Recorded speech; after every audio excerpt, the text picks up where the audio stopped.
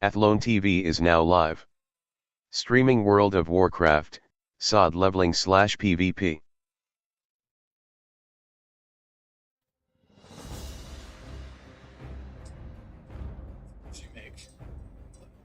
Make a lot. How much? Per month? I think it's like kind of tacky to say like exactly how much money you make. I mean, it's tacky to be on OnlyFans. But That's fine. I mean, everyone's entitled to an opinion. That's like bad vibes right there. Oh my god. disagreement is bad vibes. But So both of you do OnlyFans. How much do you make? I make a lot. How much per month? I think it's like kind of tacky to say like exactly how much money you make. I mean, it's tacky to be on OnlyFans.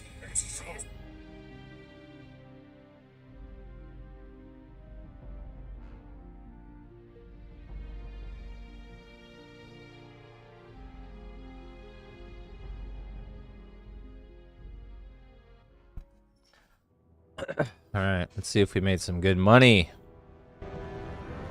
'Cause that's what we need to do.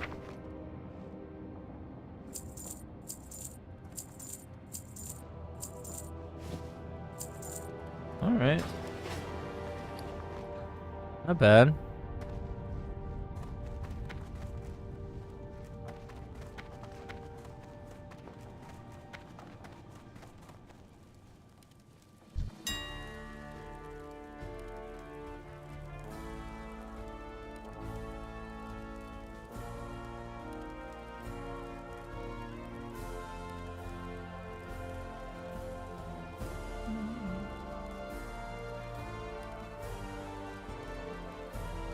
Uh,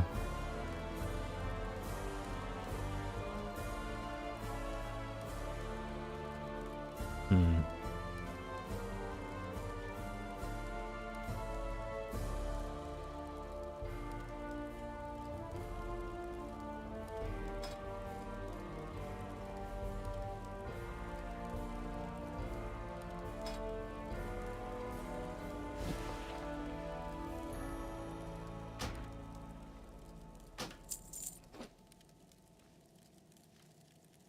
It's only good for that one belt.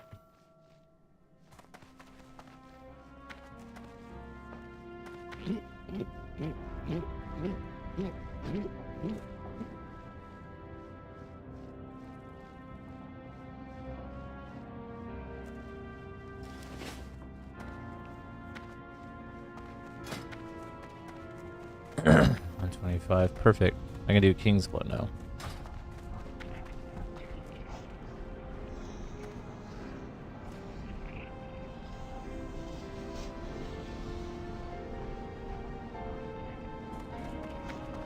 Oh.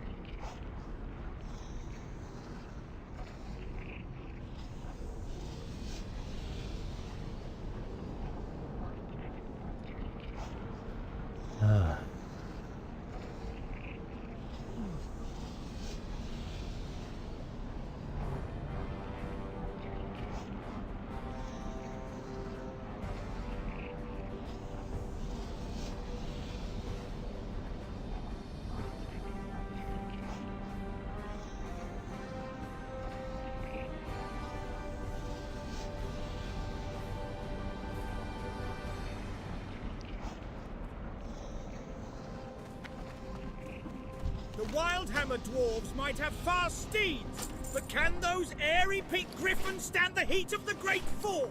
I think not.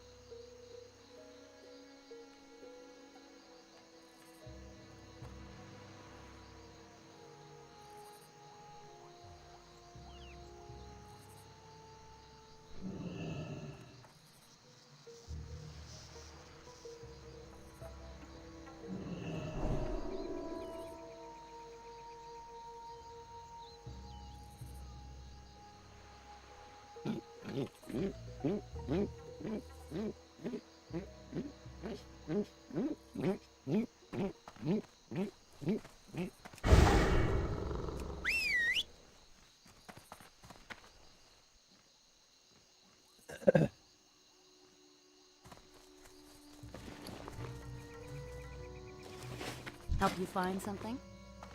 Farewell.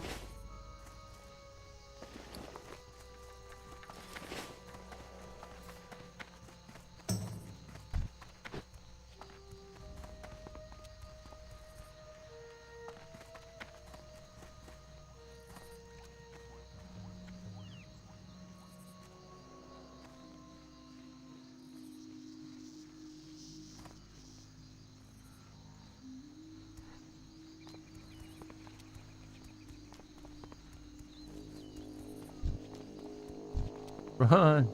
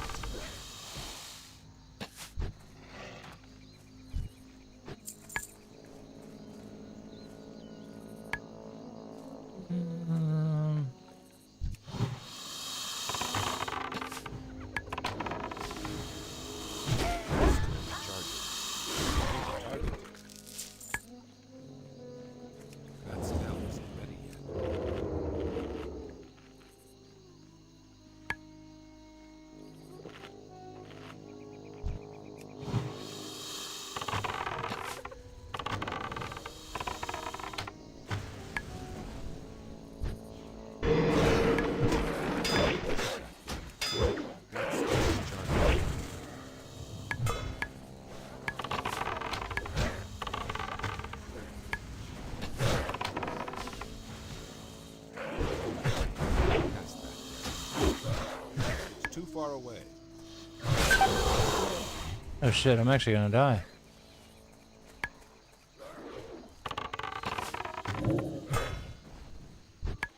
That isn't ready yet. That's still recharging.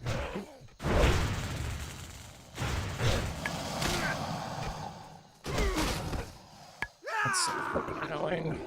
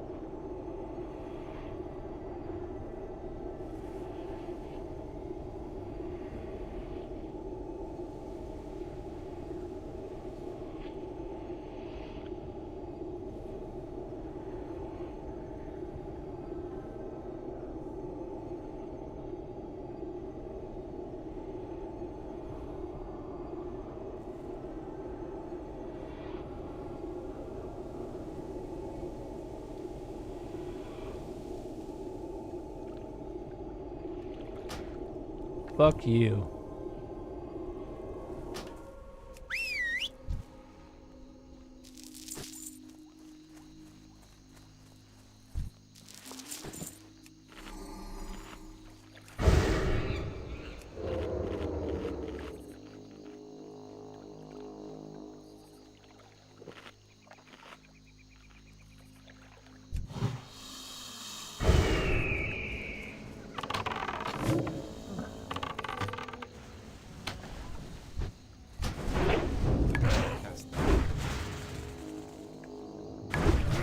That's still recharging.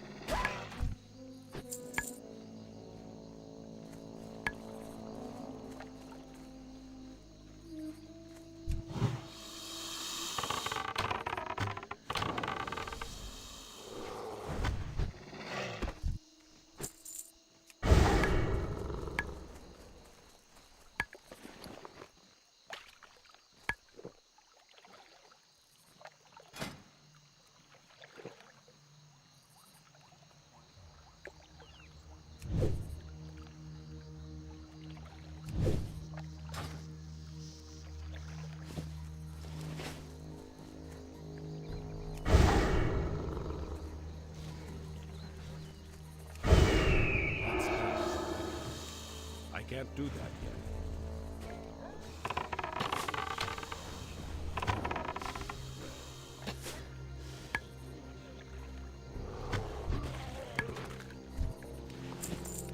No, no, no, no, no.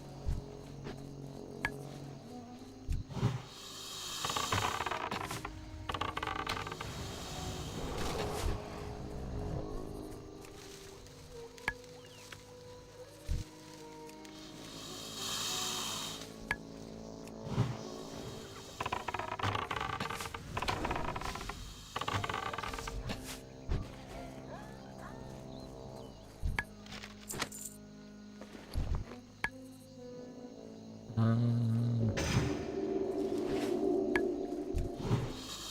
out of range.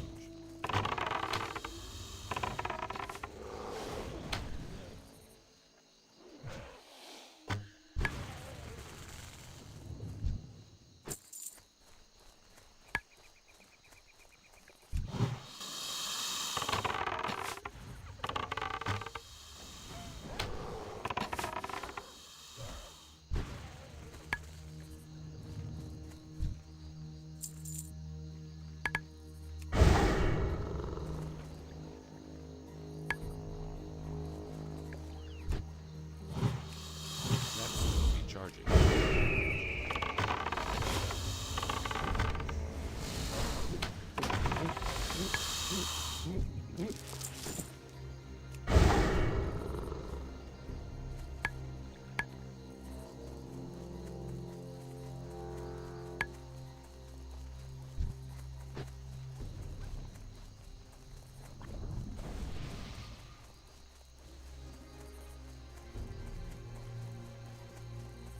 It's too far away.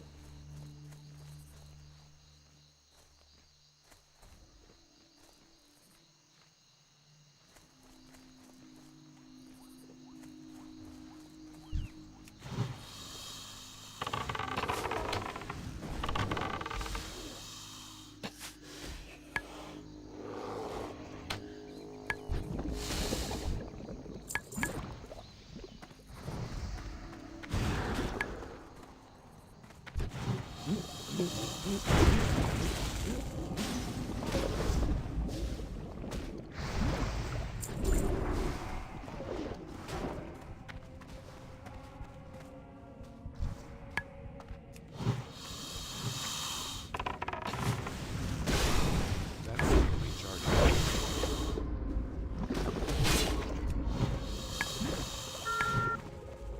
That spell isn't ready yet.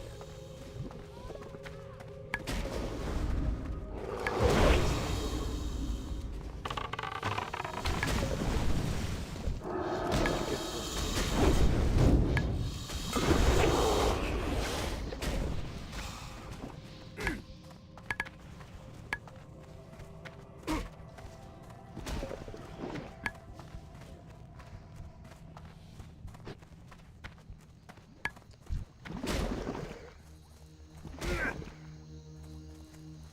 That spell isn't ready yet.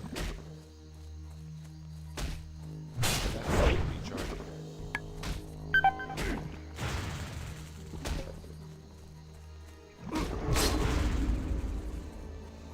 I can't cast that yet.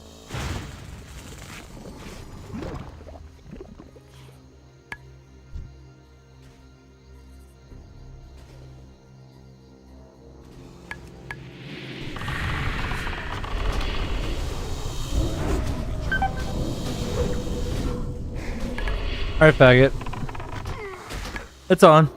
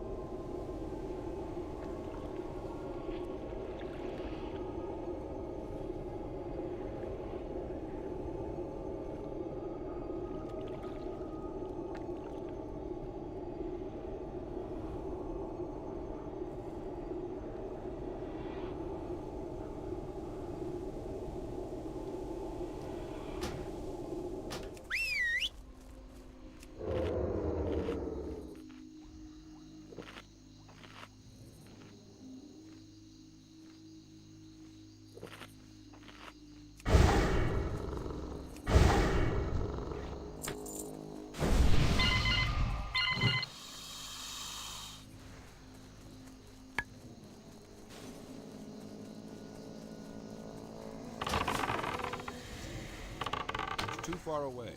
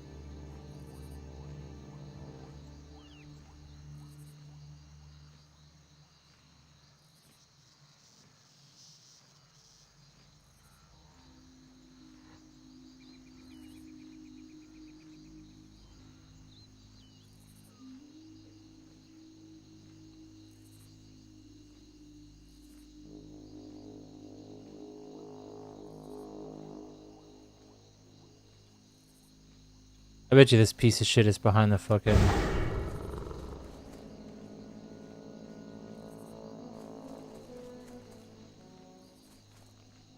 He is.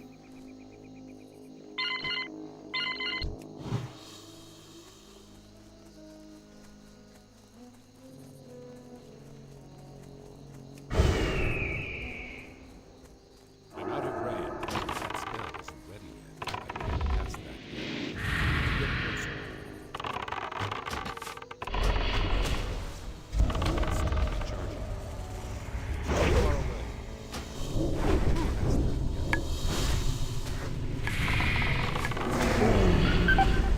Fucking wreck, kid.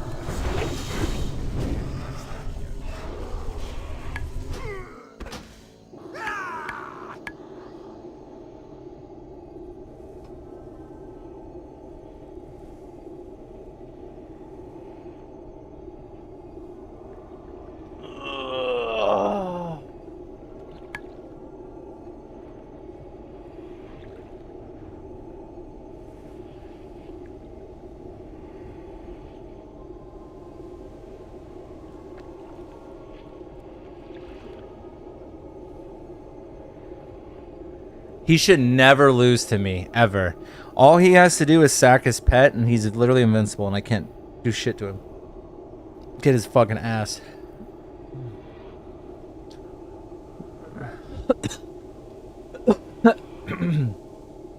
Absolutely fucking ass. Motherfucker's using fucking hellstones and shit. That's okay, I'm pissing him off. Every time I kill him, he's using up soul shards. Dying on a warlock is very unforgiving.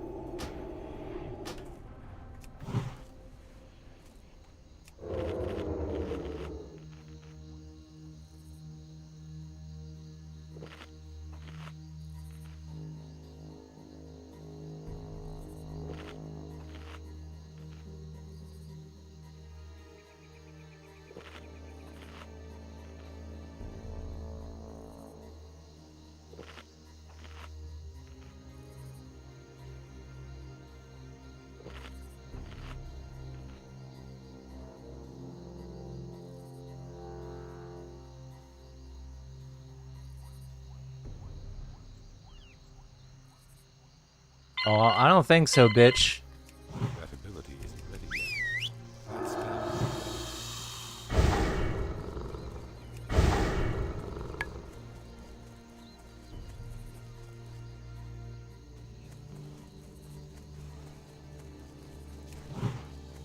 I'm out of range.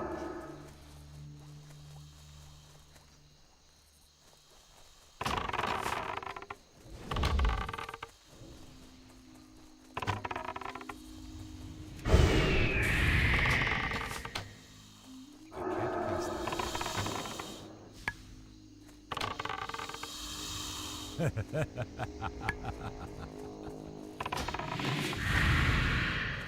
need to get closer.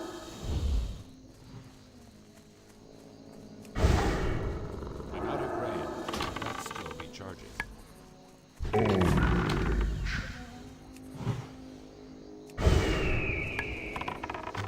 Hey, don't ever fucking gank me again, bitch. I'll corpse camp your ass all day. Fucking pussy.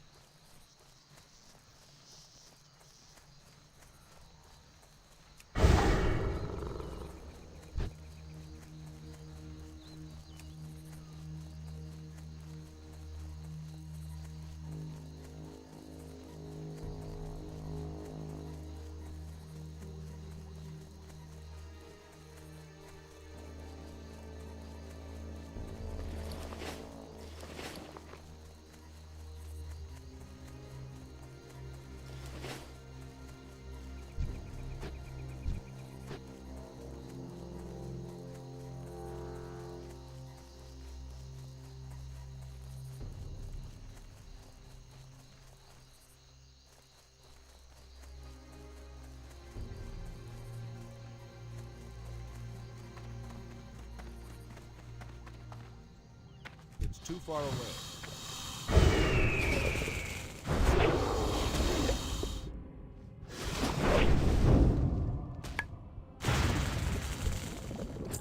I'm out of range.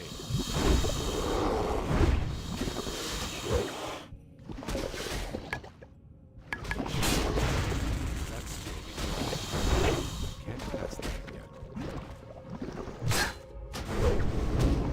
That spell.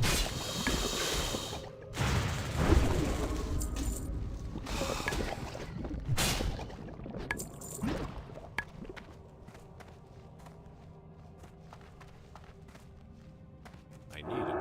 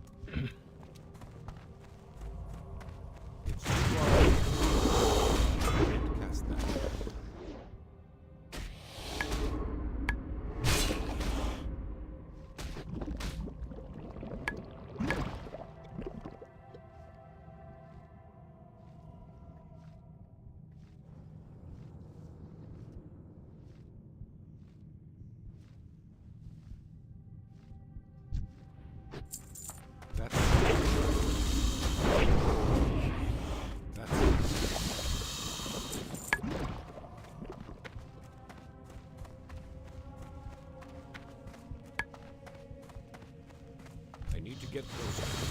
Can't cast it.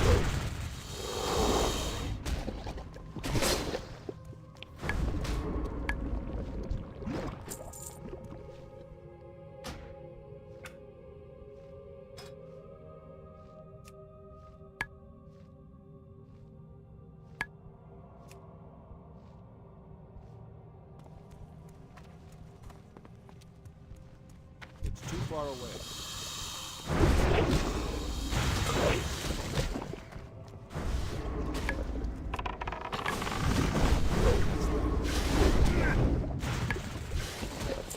That's still reaching. I can't cast that. I need to get closer.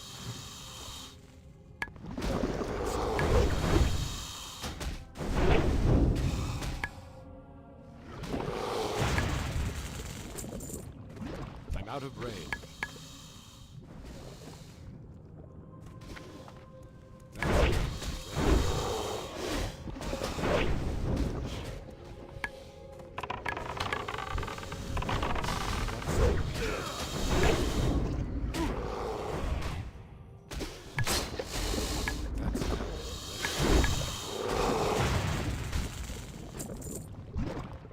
I can't cast that.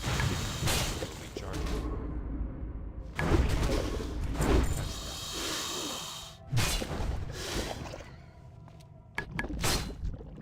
Inventory is full.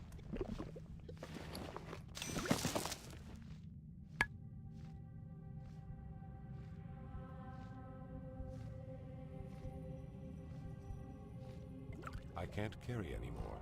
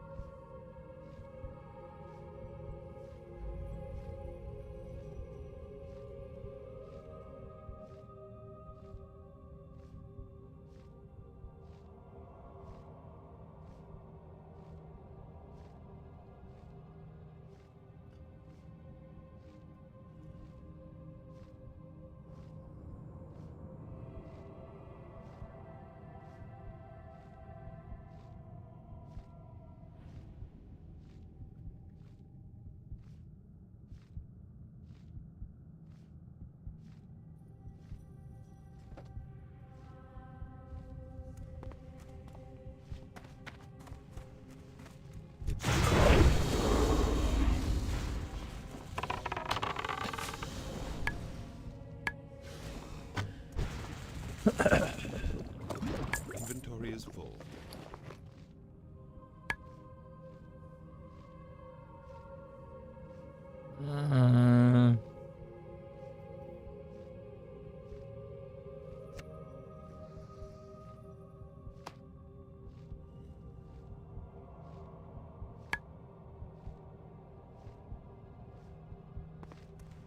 I can't carry anymore.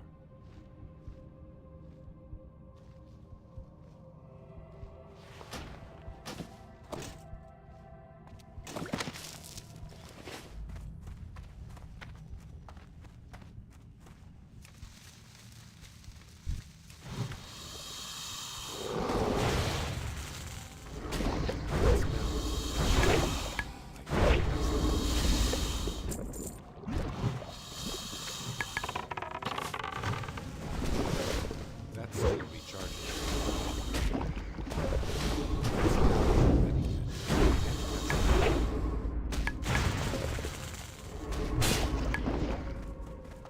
That's down. Inventory is full.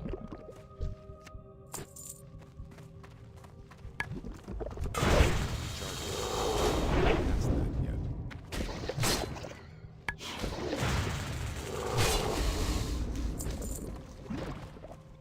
I need to get closer. That's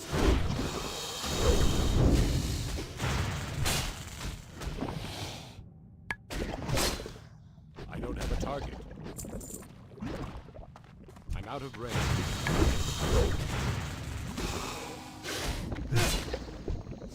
I can't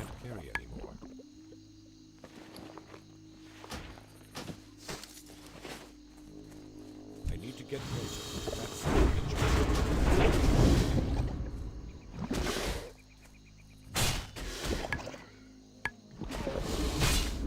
It's too far away. That's recharging.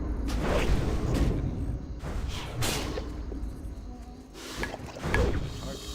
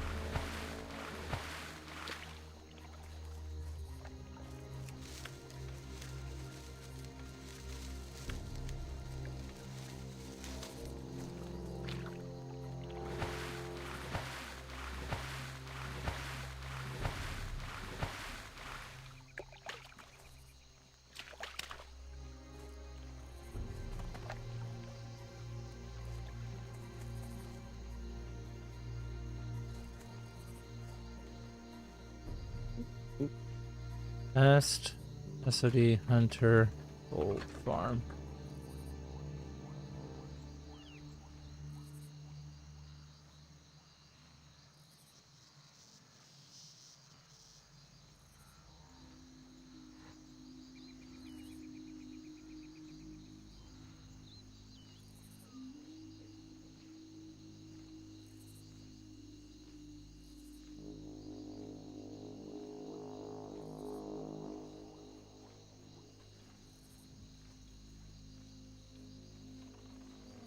Hey guys, and welcome back to another season of Discovery gold making video. In this one, I'm going to be showing you a hyper spawn that you can make some really good steady gold from.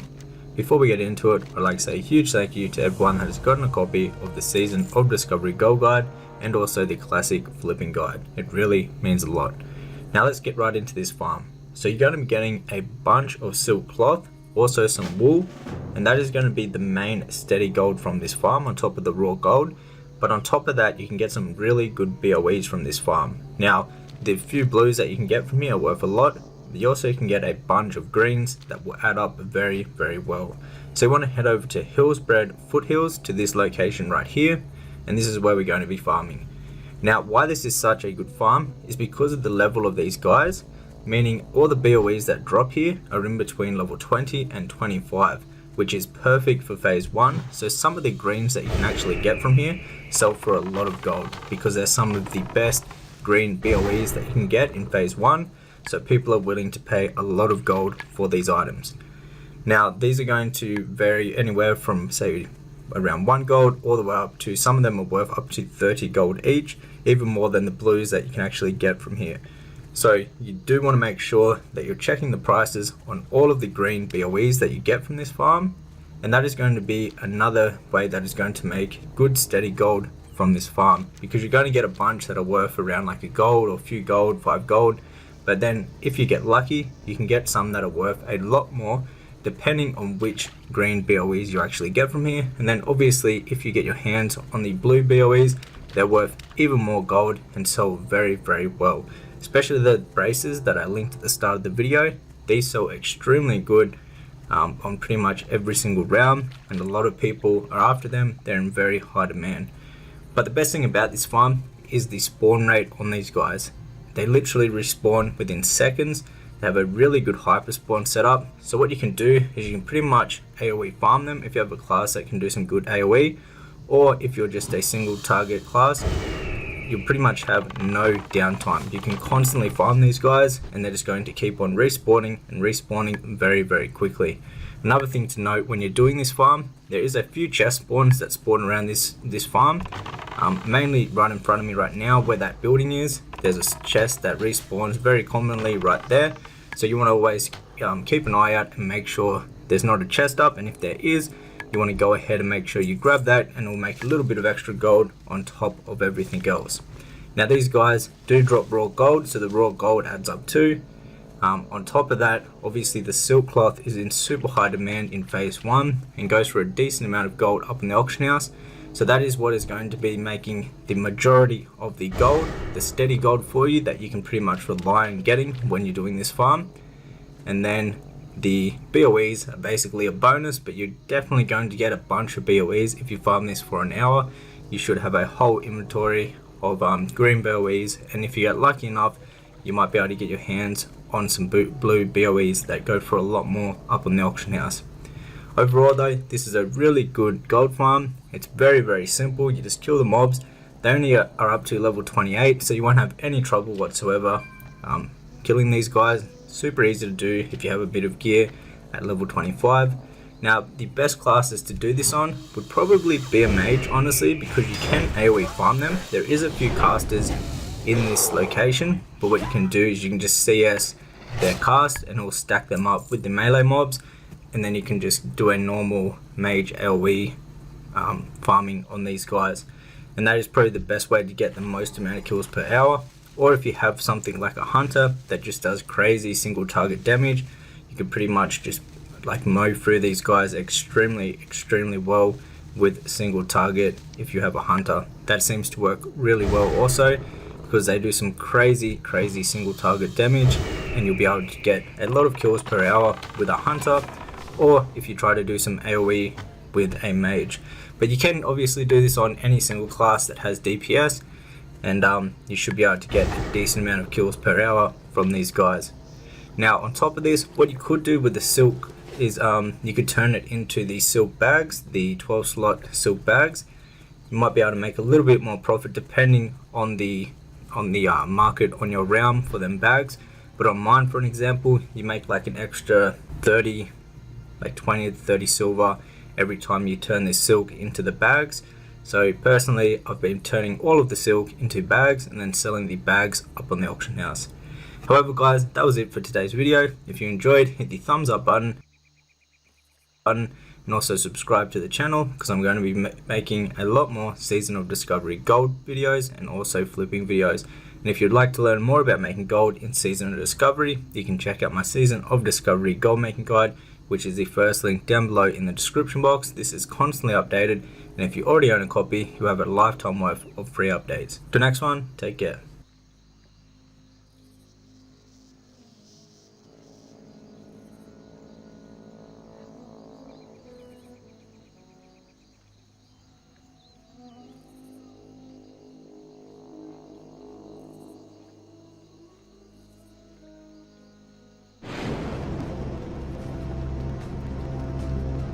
Excuse the gloom, but none may know of this meeting.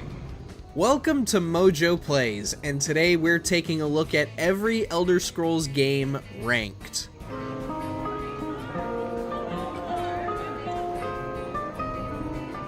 While we will be ranking the mainline Elder Scrolls games, we will not be including expansions, as those are simply packs of additional content. We also will not be including the card game spin-off, The Elder Scrolls Legends. Which adventure in Tamriel was your favorite? Let us know down in the comments.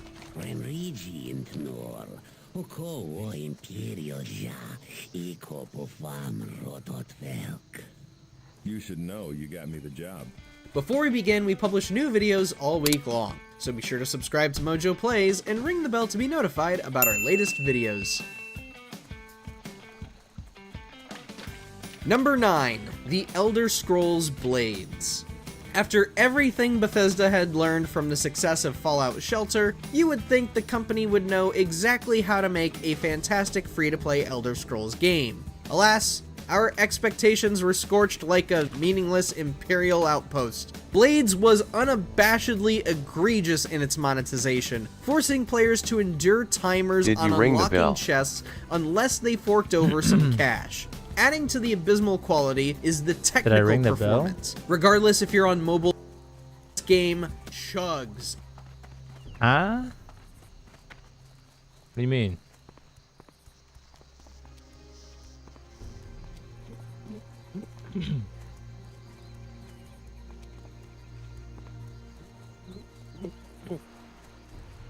Trying to find trying to think what would be a better way to make gold at the moment. Herbalism, skinning, or mining engineering. Because I see the bombs YouTuber are saying... asked you to ring the bell. Oh. No. Definitely did not ring the bell. Even when there isn't a whole lot happening, we would much rather get launched by a giant. Number 8, The Elder Scrolls Arena.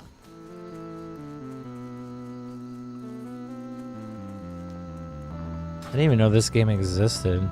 Elder Scrolls Arena. Whereas Blades is just a bad game, we cannot say the same for the very first Elder Scrolls game. Arena I think you need to fish on G2G Island. Game, but you have to look at it through the lens of how RPGs were designed in the 90s to truly appreciate it. G2G. I mean, can you think of any RPGs today that require you to flail your mouse like a madman in order to swing your sword?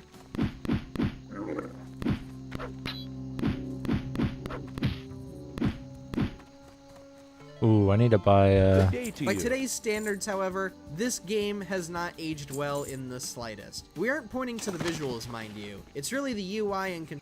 You play Hunter. What do I need these for? I know I needed them for my rune quest. Do I even need them anymore at this point? Can I just get rid of them?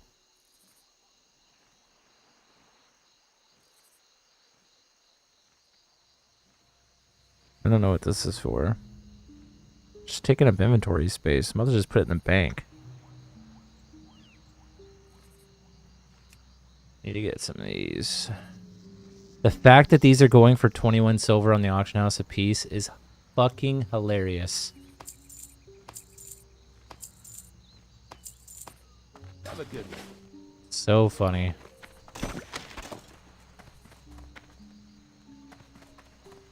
Controls that make it feel like a chore to play. Again, what other RPG makes you flail your mouse around like a madman just to swing your sword? Trust us, we're glad this title is still widely available to play on modern hardware, but do we want to play it to completion? Not really, no.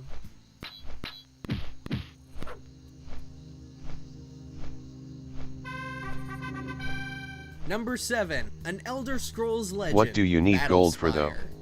What? Man flesh? You talk? Well, to really enjoy Battlespire, you have to be in somewhat of a... I like to be able to afford the bis shoulders and pants, and those are like 600 gold a piece, but I ain't spending that kind of gold. That's fucking retarded. I know somebody on my server that literally has bis everything. They have the bis shoulders. ID keep it. I don't know, maybe later phase you still need to tame wyverns.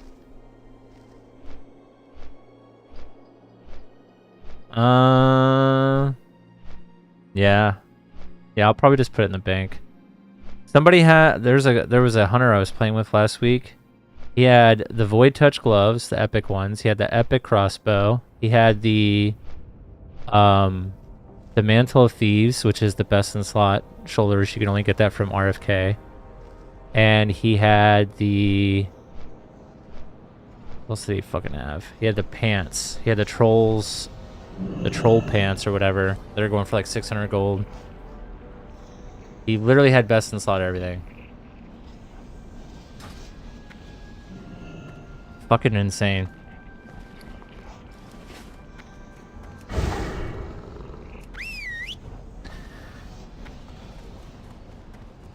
I'm on the fence about leveling a shaman or a druid. I'm leaning more towards shaman.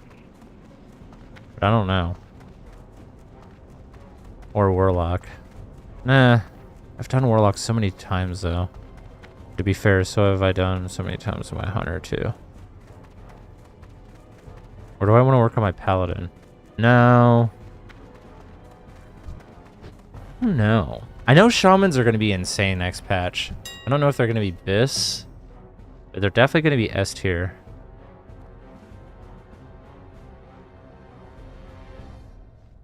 Hunters are going to be fucking insane, too. So. For sure.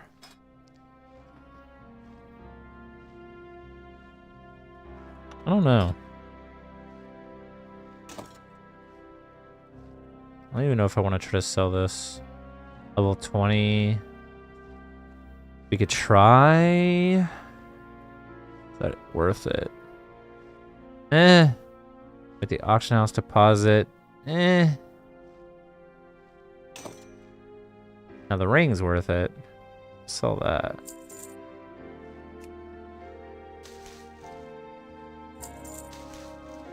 What is this going for today? This is the big ticket here. Oh, that went down a little bit in price. Bruiseweed. The other big ticket is the Grave Moss and the King's Blood. Oh my god, King's Blood is lower than fucking... Oh my god. Oh, someone's ruining it.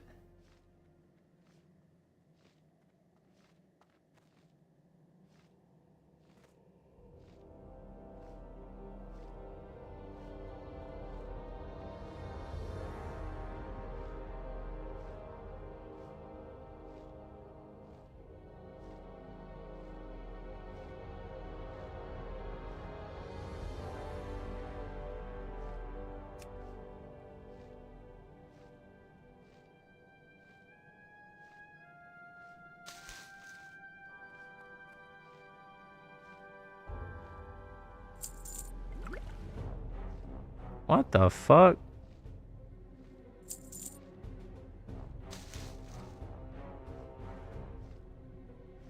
With your classic experience, what do you think the next hunter pet will be in Phase 2?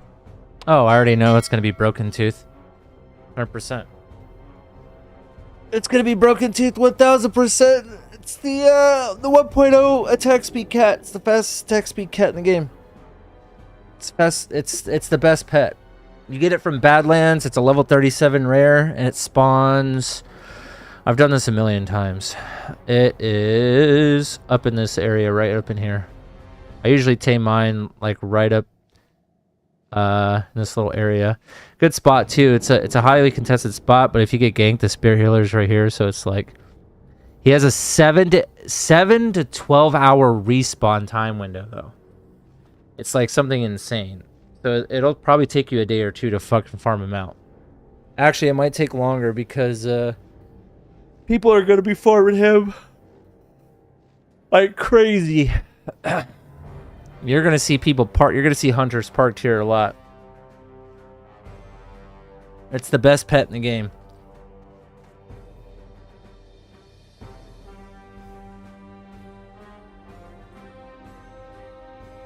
At level 60, I have a feeling the best pet, because of the way the runes are working right now with Beast Mastery and stuff, I have a feeling that in ZG... Jesus, no way in hell I'm getting that. Yeah, I get it all the time. It's easier than you think. In ZG, there is a boss that has a pet. It's called his name is Hakar, and it's a wind serpent. It has the highest lightning breath in the game. It's a level 6 lightning breath. It's the only way you can get the max lightning breath in the game. I have a feeling that thing's gonna I have slap. 7 alts, bro. Every alt I get, I care less and less. I don't even care about my main anymore. That's WoW for you, man. That usually happens like that. Usually happens like that. Yeah, I know everything there is to know pretty much about Hunter, Paladin, Warlock. I've played them the most in Classic, those 3.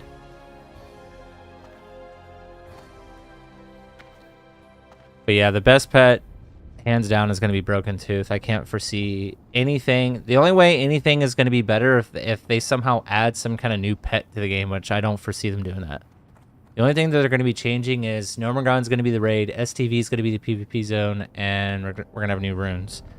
So I don't foresee anything touching Broken Tooth. That 1.0 attack speed, like, that's so fast. The cat attacks so fast, like, he doesn't do crazy big numbers. I seen some videos saying don't use kill command with the wyvern. What's up with that? Well, because what does wyverns do? Lightning breath? If so, then the reason why is because it doesn't benefit from it. Why is my game bugged? I can't even show you my fucking rune. The reason why isn't kill command showing up on here?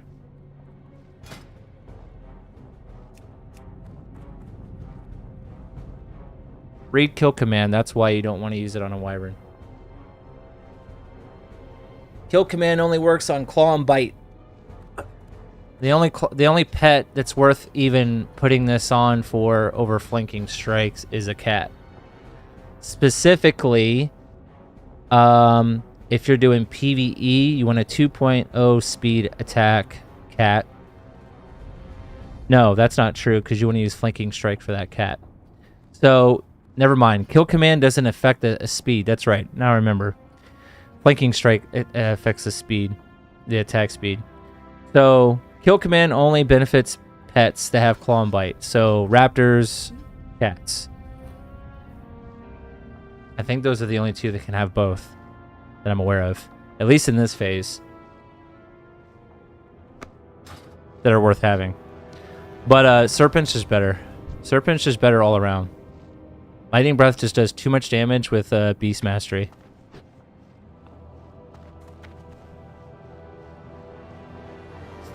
Way too much damage.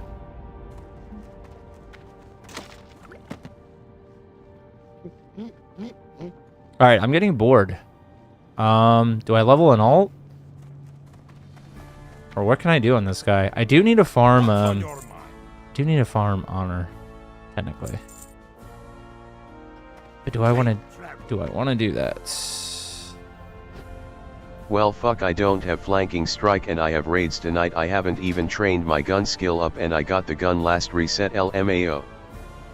Oh shit. It doesn't take long to train it. Let's go shoot shit. Oh, I need to go to the bank.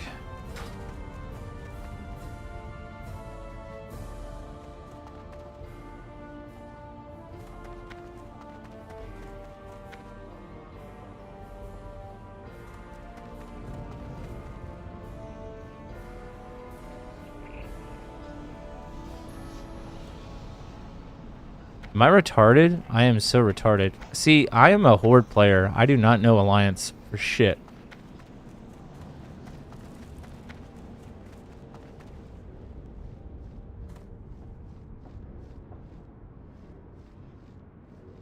Dude, I'm on the fence. Man, dude. No, I need to just bite the bullet and just stay in leatherwork or getting fucking herbalism. I keep wanting to go to NG mining, but I don't know if it's short term worth it, long term it's not. Oh, I saved these gloves. I forgot about that. I could go fish. I don't need this shit anymore.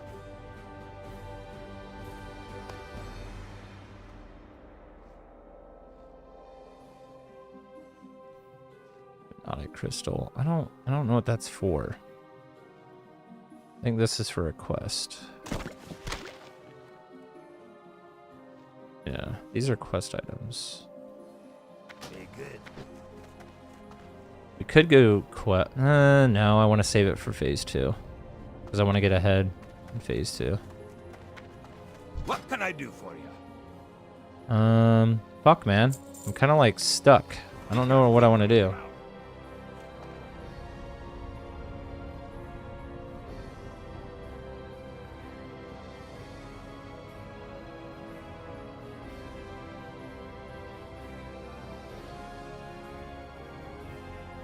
Fucking rogue bid me up to 50 on that shit.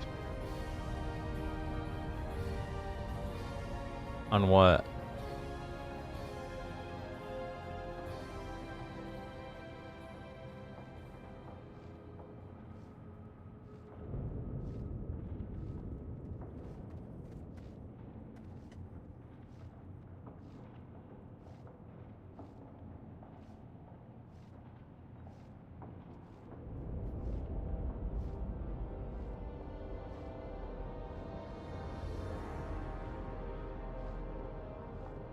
Gun BFD.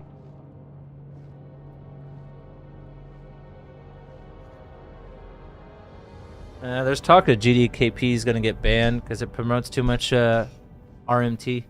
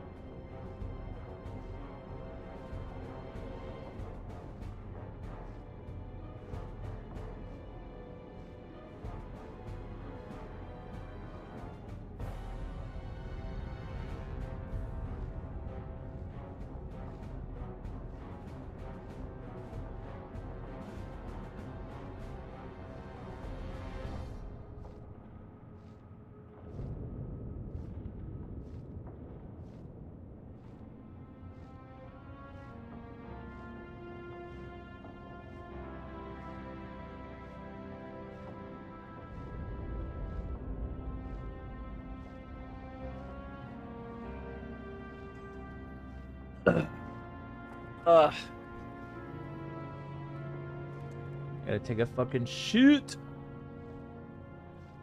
Hang on, be right back.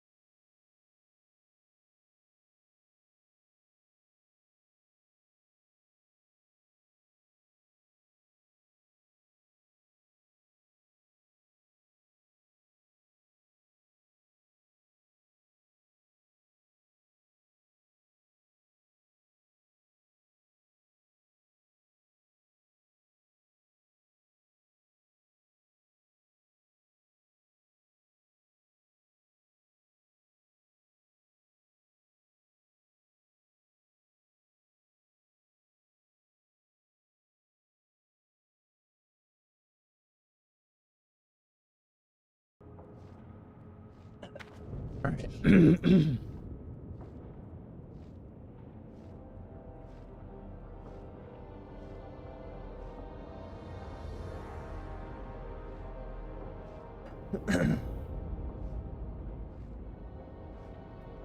All right. I need a new monster.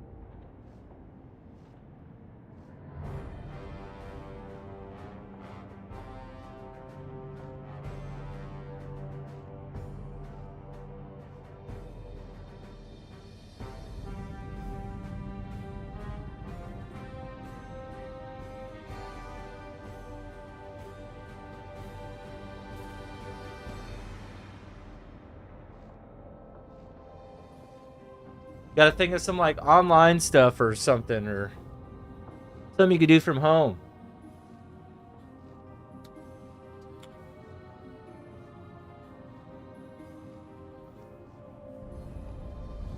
All right. All right, what do we want to do?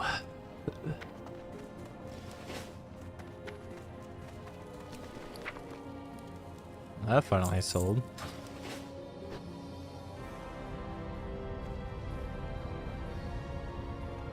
Ugh.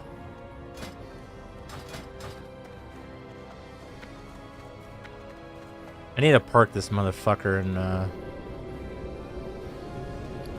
PV. I need a PvP.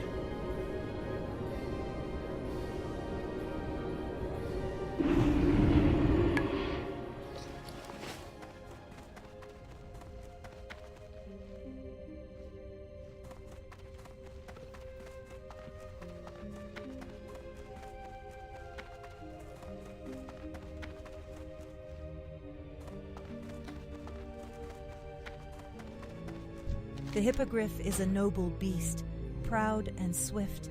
They are an honor to train and can quickly take their rider a great distance.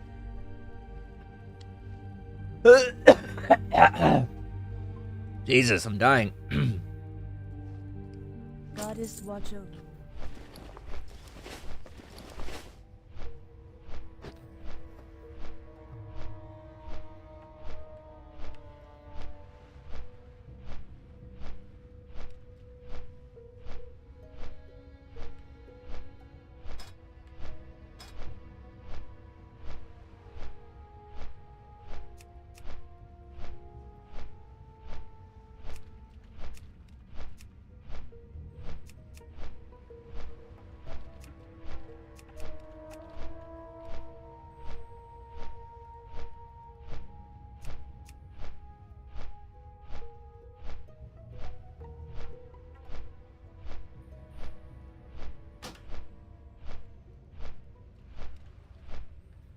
Doubt I'm gonna find any fucking pre-mades.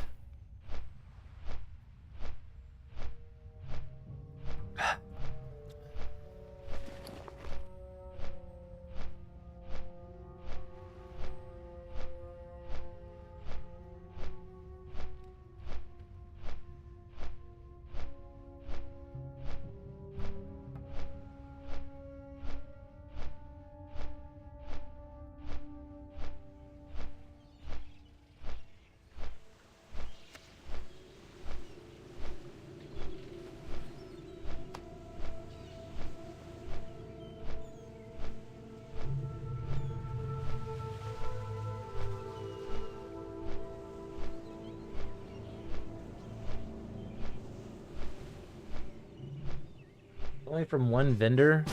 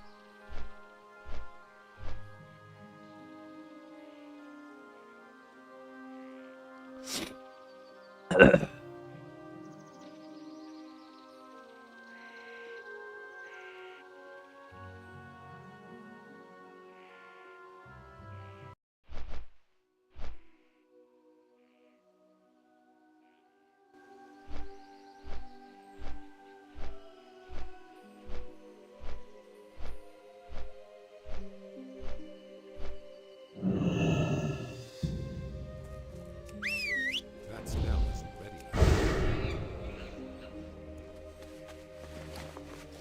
Alright, we gotta hurry up. Who's queued for War Song already?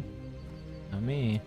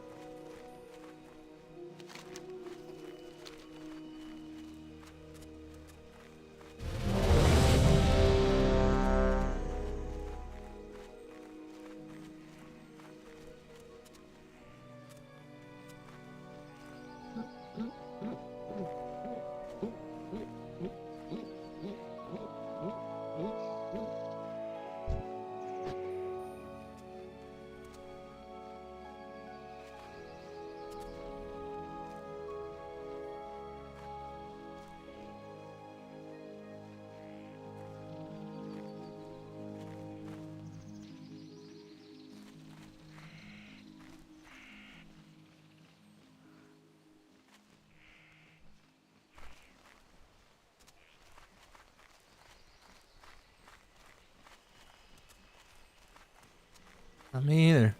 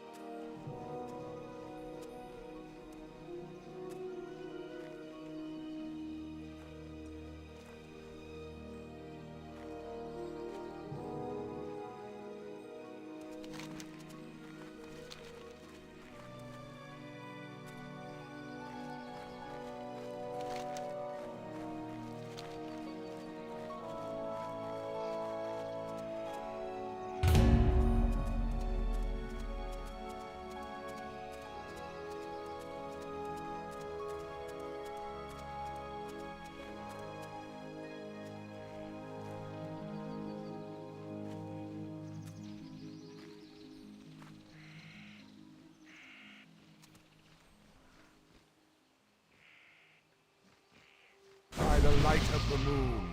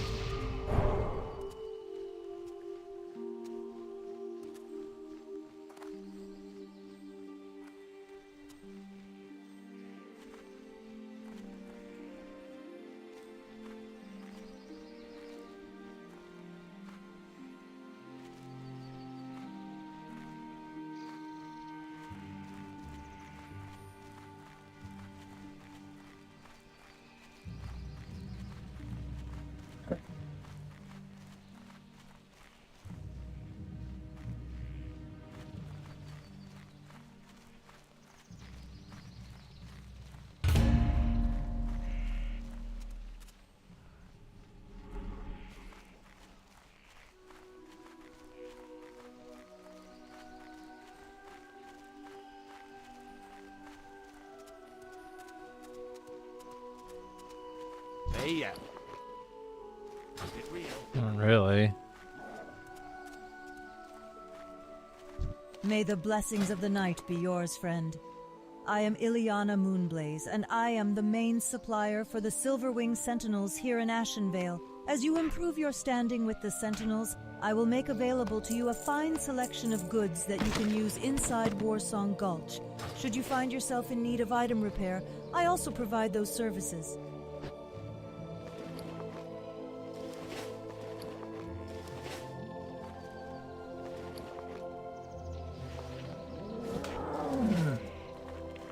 May the blessings of the night be yours, friend. I am Ileana Moonblaze, and I am the main supplier for the Silverwing Sentinels here in Ashenvale. As you improve your standing with the Sentinels, I will make available to you a fine selection of goods that you can use inside Warsong Gulch. Should you find yourself in need of item repair, I also provide those services.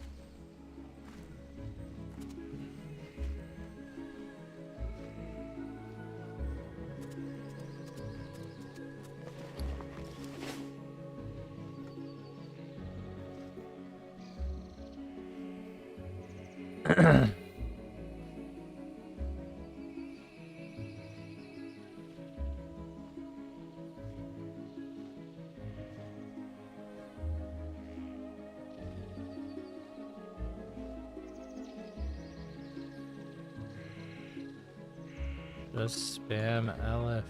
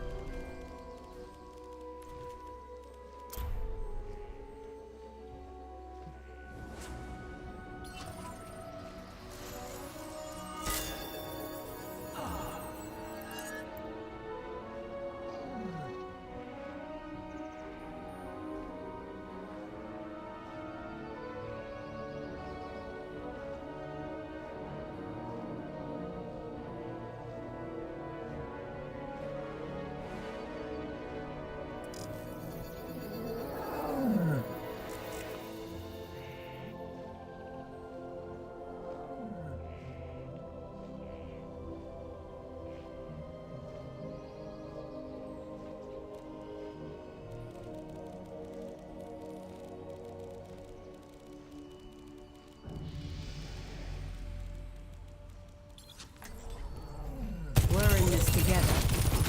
All of us. Double kill. Disrupting. Efficient design at work. Doesn't get better than that.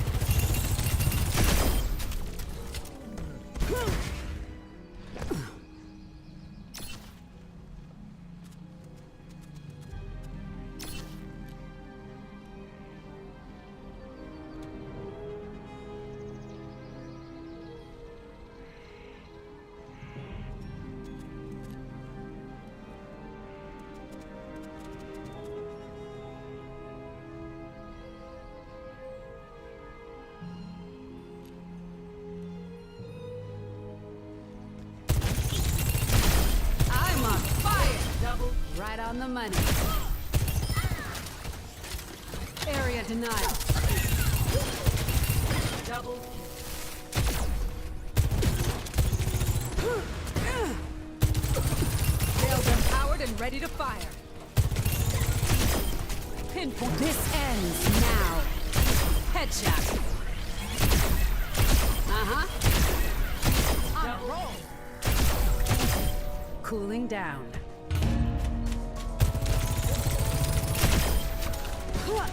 Dodge this. Outfought. Did they buff this class? Railgun charge. Double kill. Feels way stronger now.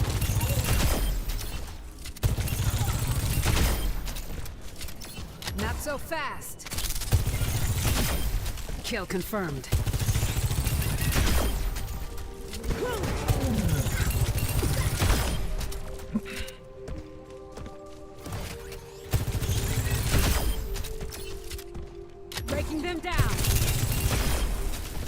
Coming through.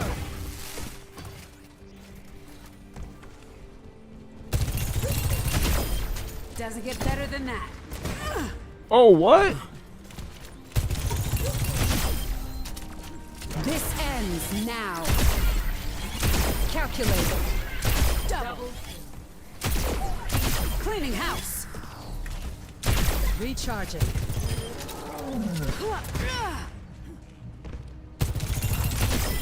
It really was the honor of a lifetime.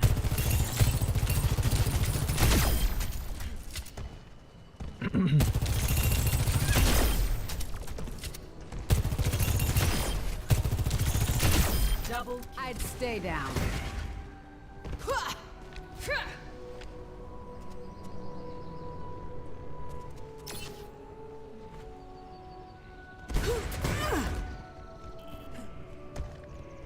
You're falling apart. Efficient design at work. This ends now. Who's next? That's two.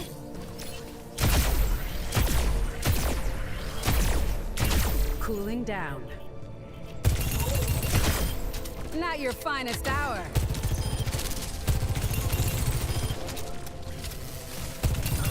Railgun powered and ready to fire.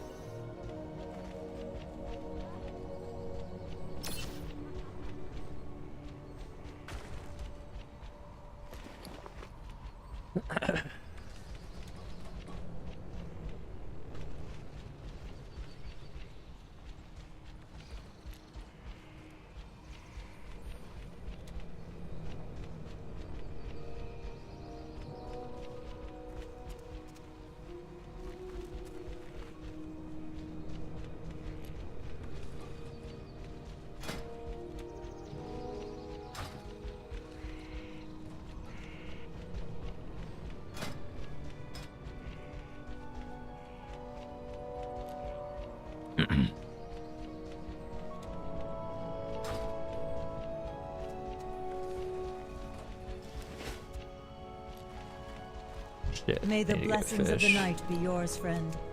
I am Ileana Moonblaze, and I am the main supplier for the Silverwing Sentinels here in Ashenvale. As you improve your standing with the Sentinels, I will make available to you a fine selection of goods that you can use inside Warsong Gulch. Should you find yourself in need of item repair, I also provide those services. Good luck.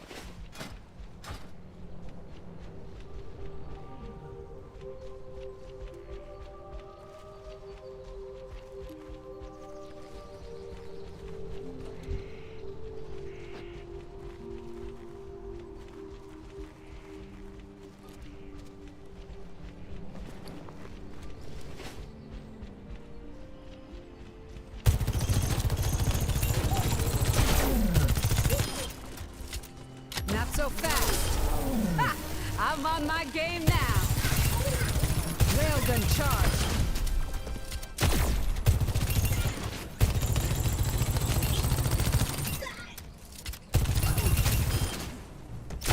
Double pinpoint accuracy.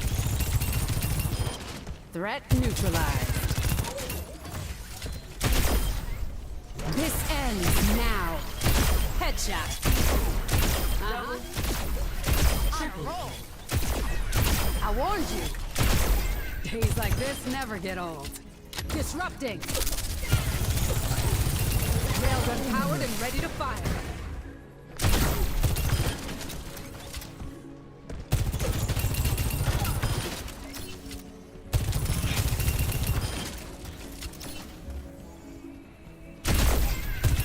So it's no longer a one-shot headshot anymore? So they nerfed that. You're falling apart.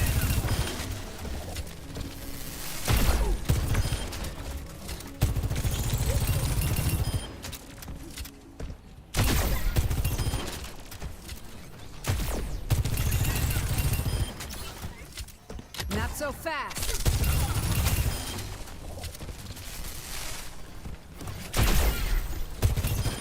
This ends now.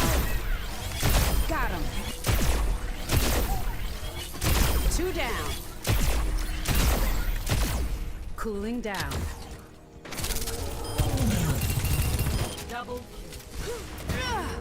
Oh shit. Railgun powered and ready to fire.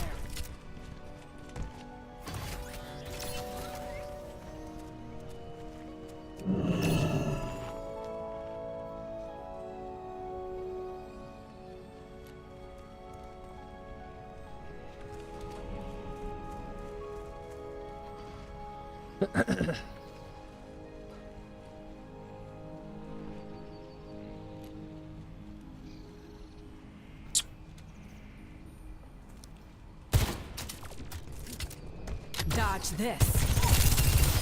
I'm on fire.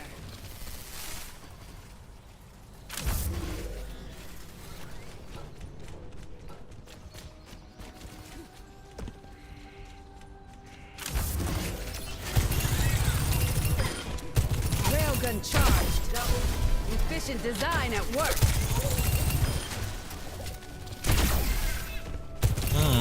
Okay.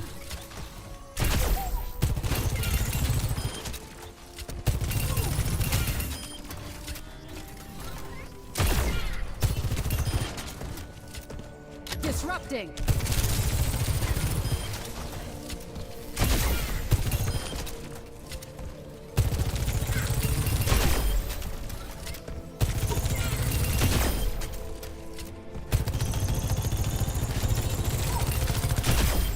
Next time, think twice.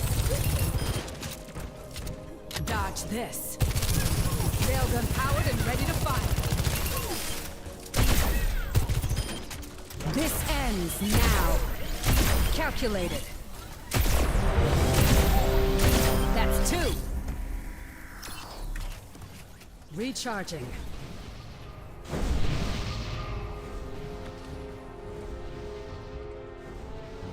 Fucking pre-made, man.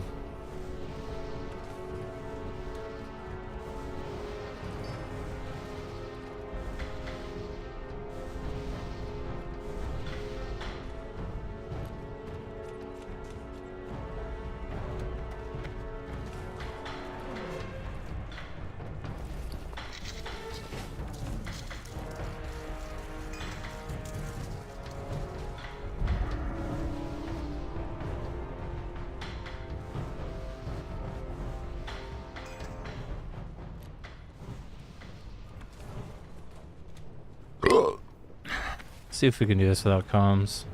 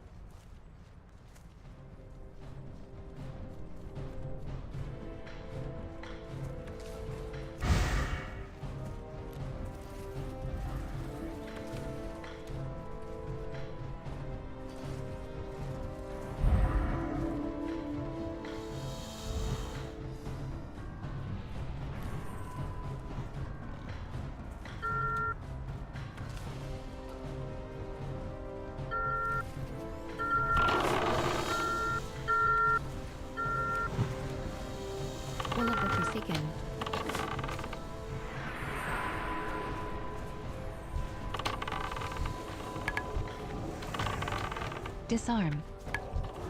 It's too far away.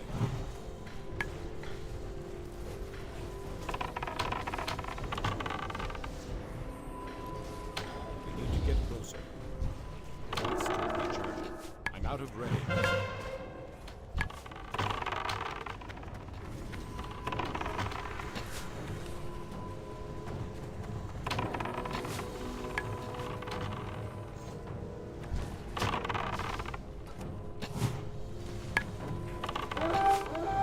In range. Money burn. Stop recharging. Money burn.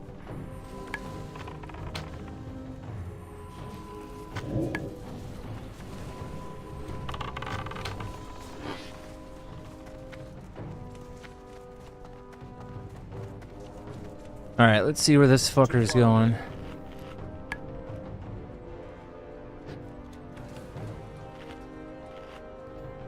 He...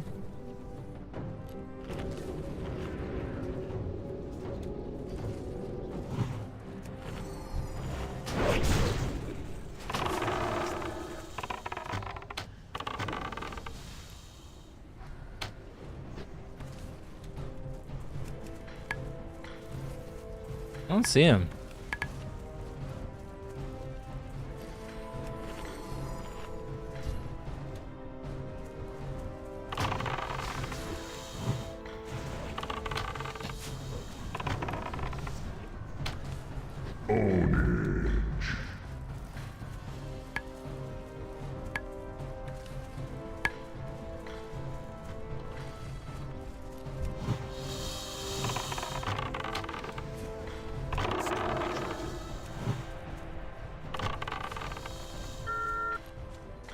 We need to get closer.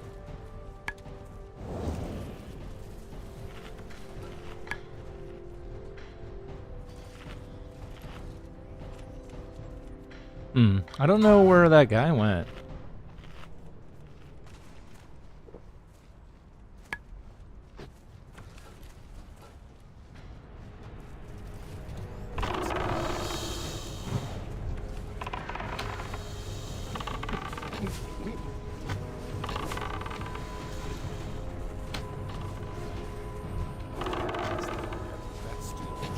Why is our fucking rogue in the middle of the map, dude?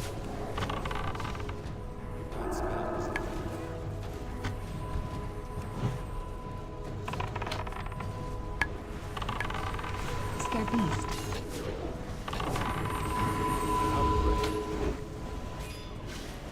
Money burn.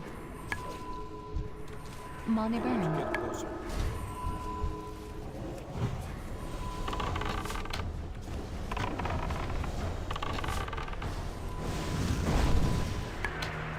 Money burn.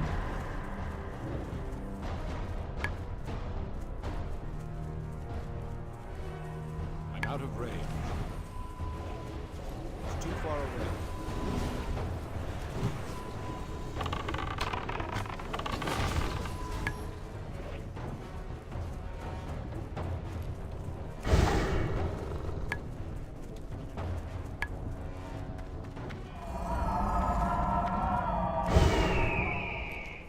They need to get closer.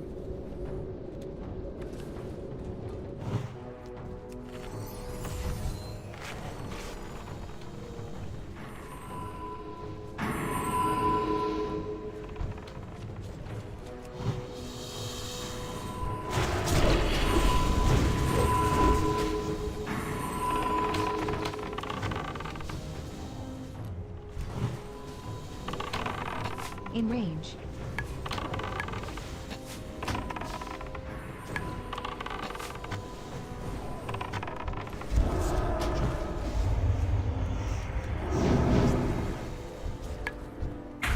Out of range. That's that yet. In range.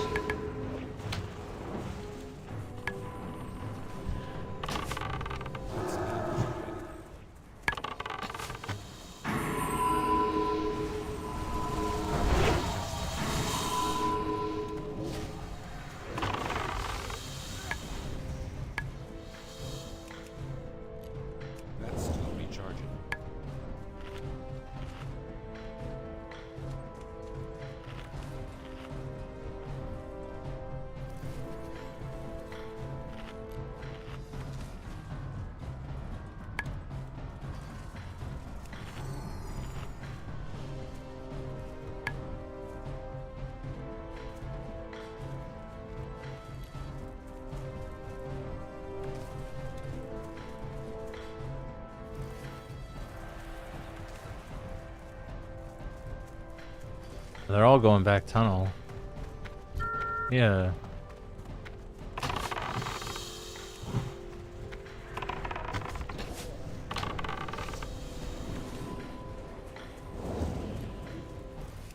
It's too far away.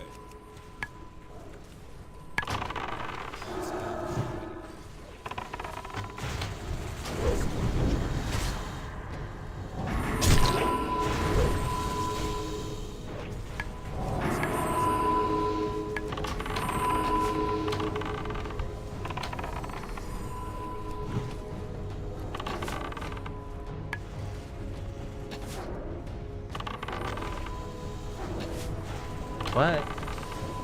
Hi.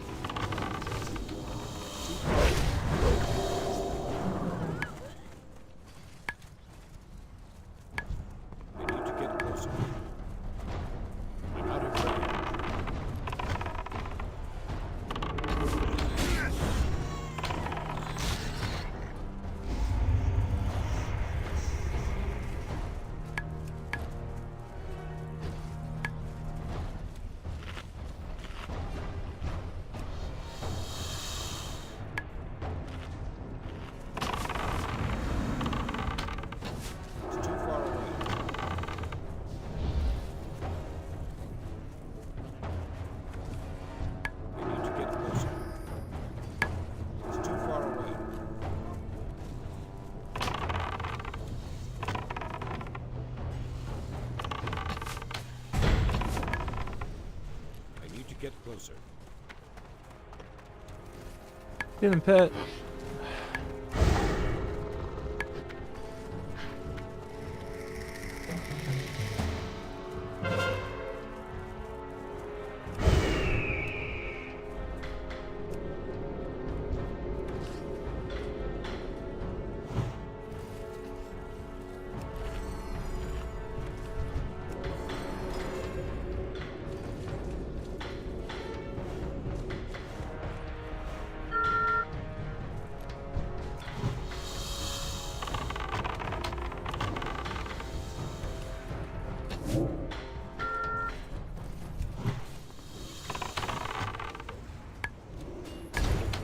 War stone.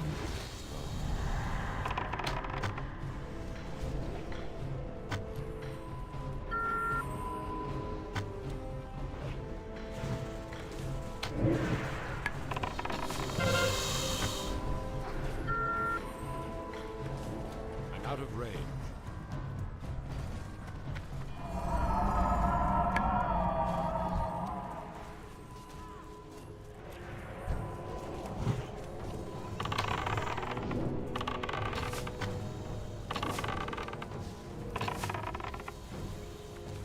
It's too far away.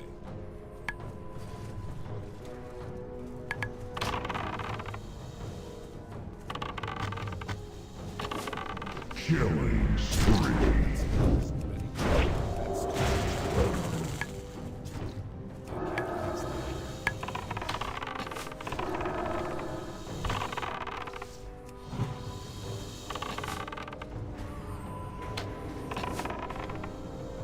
I'm out of range.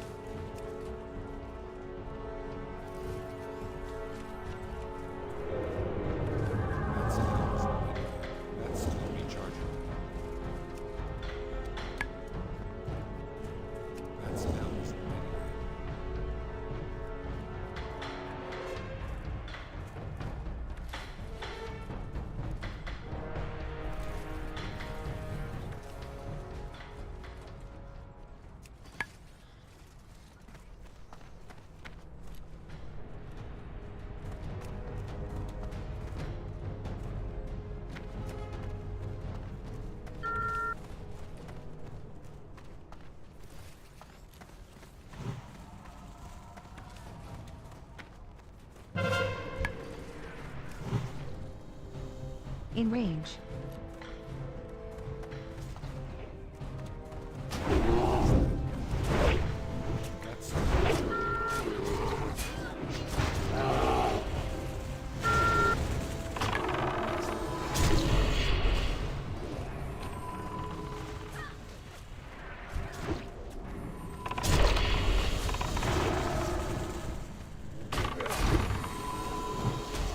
More stone.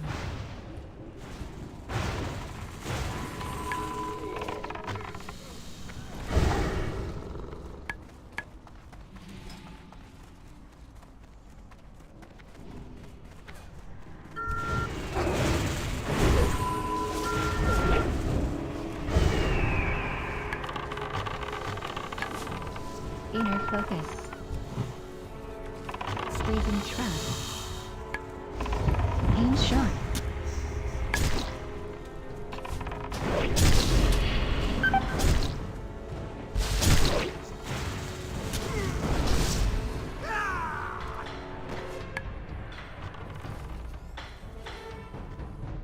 Aim shot.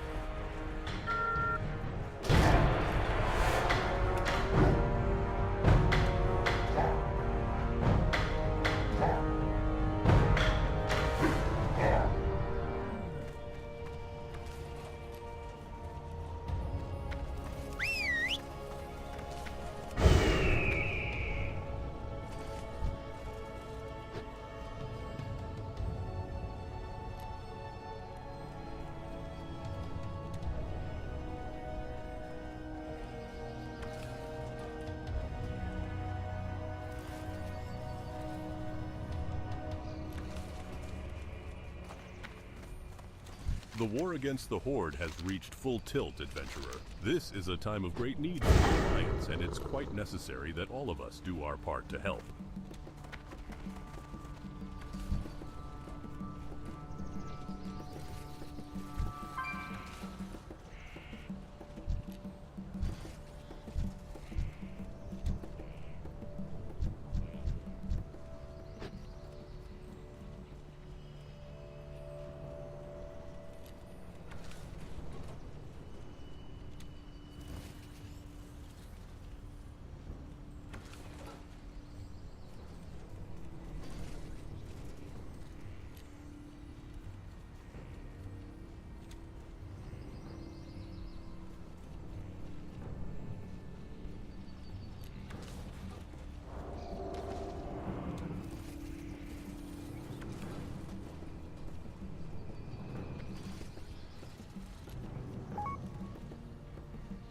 Jesus fucking Christ, man. How many times I gotta say it?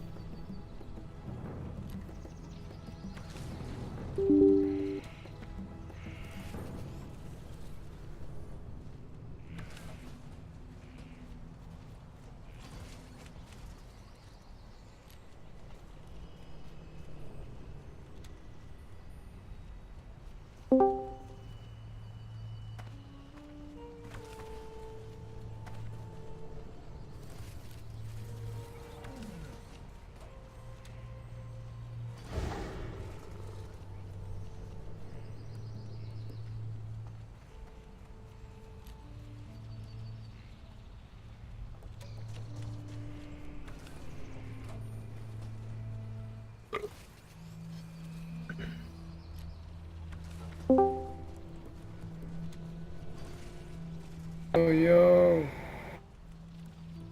Just missing 2? Yeah, it looks like it. 8 out of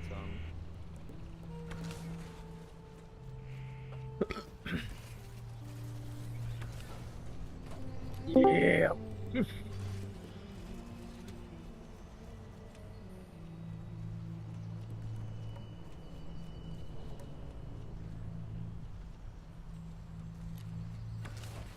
Cleavage, maybe? I don't know.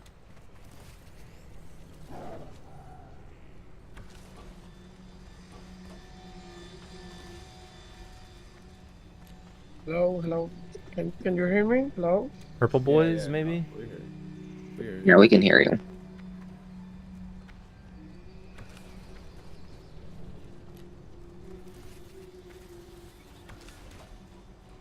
I was Qs. I didn't realize I was late. I'll QS.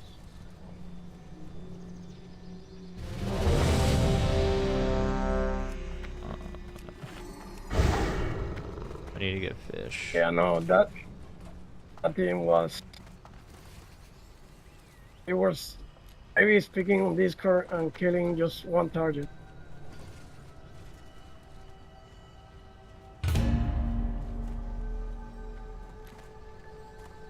Even the pets. I mean, they clearly were in Discord. They were focusing our healers one at a time, like all targeting. Yeah, they had Yeah. for sure. It was so obvious that they were communicating. Feel free to browse. What are we missing? We got 8 out of 10.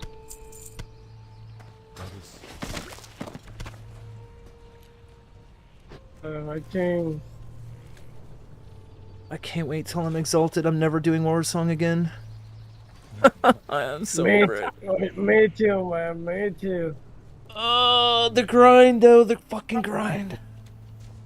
Yeah, honestly. I think War Song would be more fun at 60, but at low levels, it's fucking awful.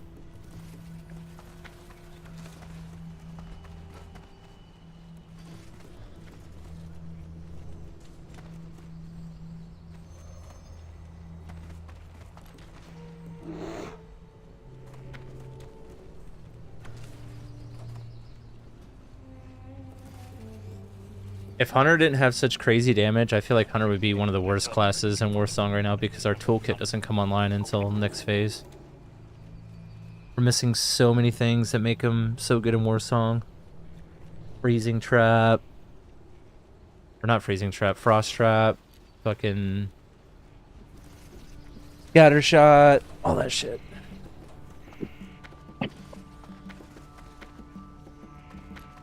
Yeah.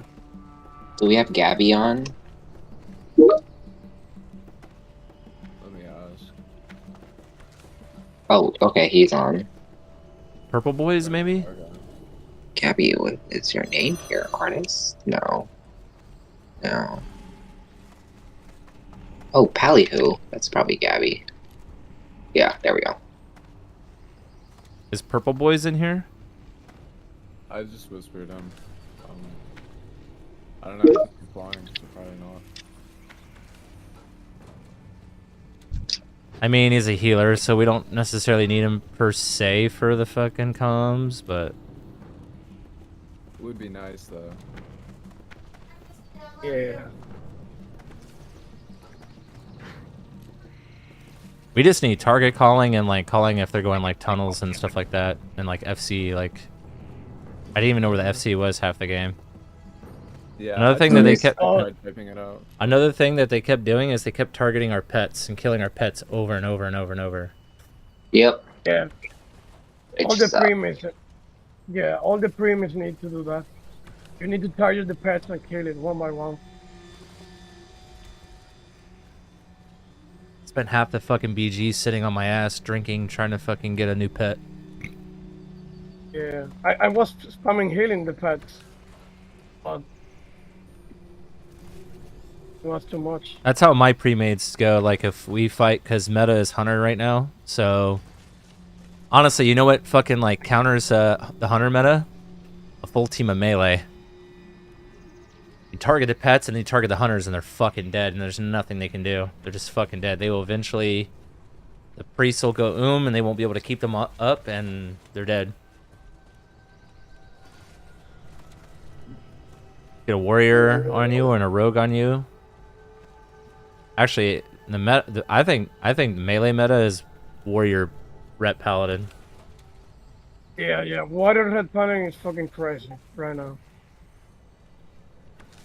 I think hunter is overall better, but that's what counters hunters is those two classes with the Avenger shield and charge hamstring. You're just not gonna get away from him. You're just fucking dead. Yeah, it all really depends. I was playing with a warrior called Giovanni. I don't know if you guys have played with him in pre-made. Fucking beast, like beast warrior. He charged someone, a hunter, and I just dispel Every shield that they put on the target, I just dispel, and he 2 seconds to drop someone. I mean, He's a fully fucking bis warrior with a priest pocket healing him is gonna be scary as fuck. even dispelling. I was like, this is crazy. Honestly, the better A shield- healer for a warrior is a paladin because they can give him freedom, and then he's just an unstoppable force. Yeah. But you need gear. You can't. You have to have basically bis gear. Then the warrior comes online. Yeah. War is all about. Definitely the most gear dependent class in the game. Yeah.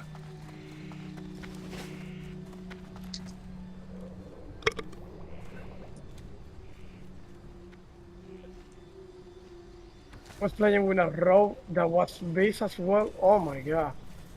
I can't believe no one has turned in the fucking buff yet. It sucks. I lost my fucking boon. Here there. Thought for sure someone was gonna turn it in. Yeah. Tried so hard not to die, so I didn't lose it.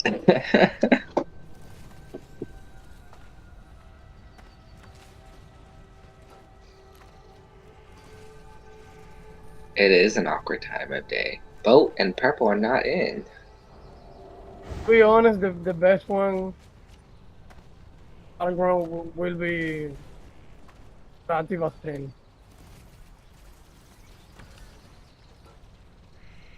I think Rativa 10.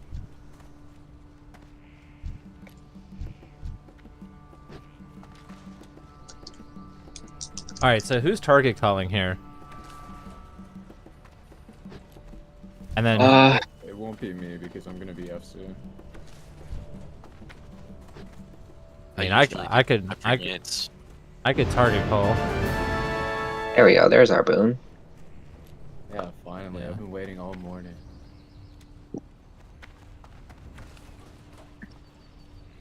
I would target call, but I've not touched 25 PvP at all. That was literally my first Warsong Gulch, so I could target call. That's fine. after getting gear. Usually you want your usually you want your front line to be target calling, but they need to have experience. Yeah. Yeah, when you Whoever our frontline warrior is, silly goose, but it's fine. If you don't feel comfortable doing it, I can target call. as a healer I can, man. I'm doing so many shit. Our queue's up. Hopefully it's not a pre-mate, so we don't have to sweat. Thank God it's not. Bug. We should just steamroll these kids. They do have 3 priests, though. Dang. They have 2 warriors, 4 priests. Oh my God, this is gonna be annoying. They have 1 hunter. They have no damage, but they have a lot of defense. So they have a shaman, 2 druids, a hunter, 2 warriors, and 4 fucking priests. Now they're all on different servers for the most part, so it's definitely a pug. But yeah. The priest. The priest.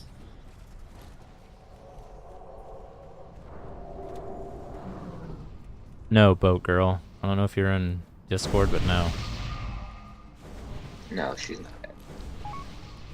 No, they're in Discord. No, they are. Because she responded, or he or she or whoever responded to me.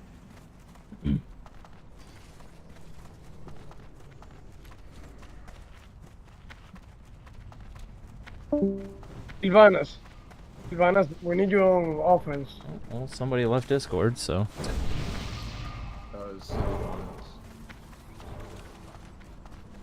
We'll probably do that. No problem. We got it though.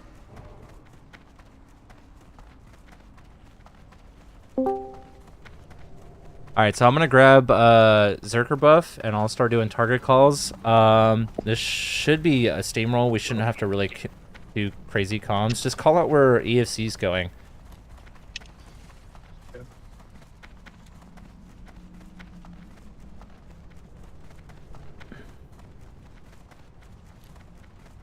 One healer should be going with our EFC though, in my opinion.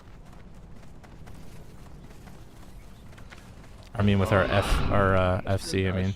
I should be fine getting flag. I'll just call out which way I'm going and y'all can meet me mode. Do you know all the nerdy jumps? I do know all the nerdy jumps. That, I like that. Yeah, this shit's so fun, man.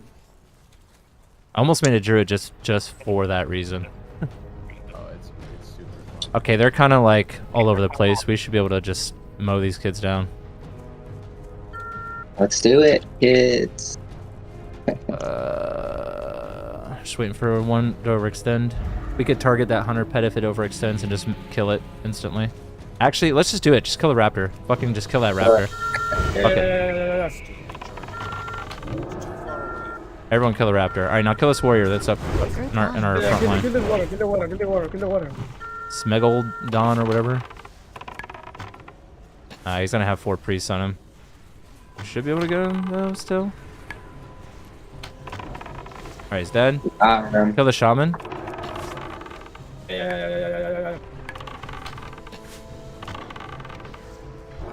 Kill the hunter pet again. Alright, dead. Nice. The hunter's worthless now. Now I'll kill the druid right here. Going right forward. Oh, he's AFK. I'm just gonna kill him. Kill the... Killing the priest. DEN. Dip. I'm on the hunter. Rocker. Dead. Alright, it doesn't matter who we kill at this point. Just target whoever's closest. This guy's backpedaling.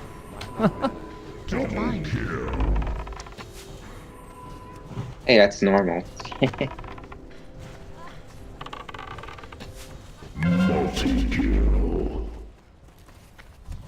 Do we need one to go back to look where the EFC went?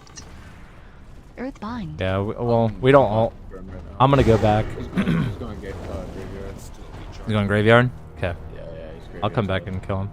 Just keep spawn killing them, guys. We all don't need to go back for this guy. He's by himself. He's getting no hope. He might just stay up there in the graveyard. Is he gonna drop like a noob? Oh, let's see. Let's see.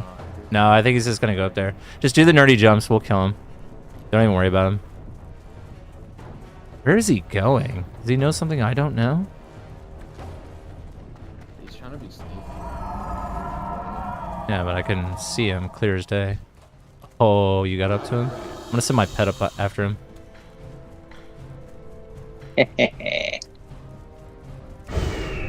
Damn, that priest was a try-hard. Dude, in our last game, they used BAP. I don't know if you guys noticed. Yeah, they were super sweaty. The kids from Crusader Strike are the sweaty nerds that all fuck Asmongold's dick and fucking follow all the streamers and shit. It's the streamer server.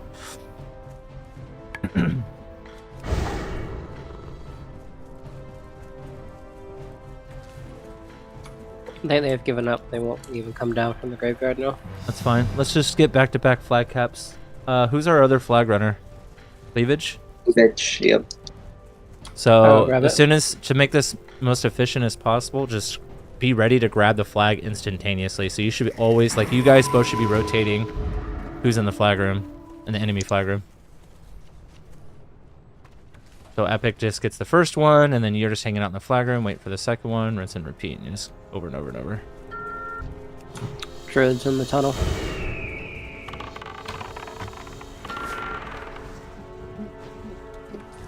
They have a level 24. My gosh. That's cringe. Let the raping begin.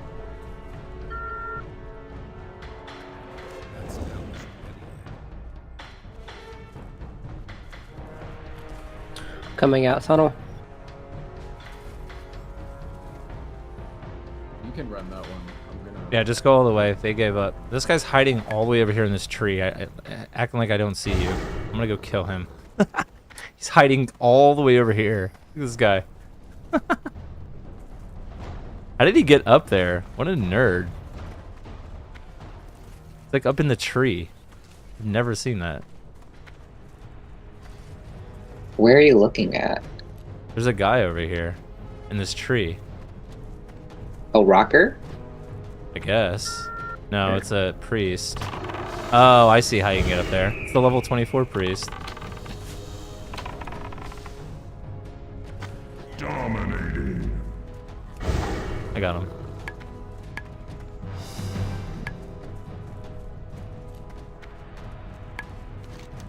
Alright, so Epic, you should be grabbing the last one, and then this should be GG.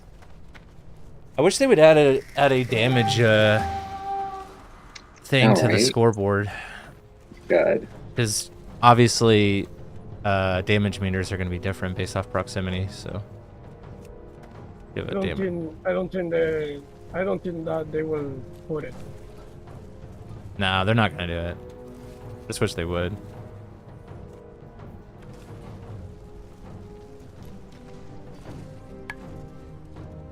It's like the only thing that's good about retail scoreboard.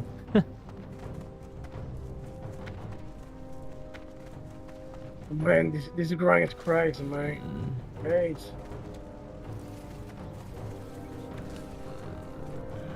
I think some people that have done characters get salty. I'm like, what?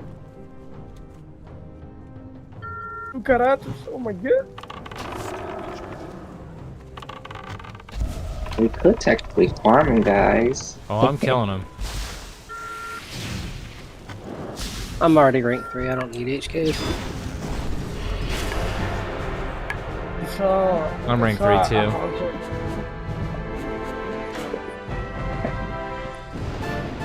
Ah, new boon. Perfect.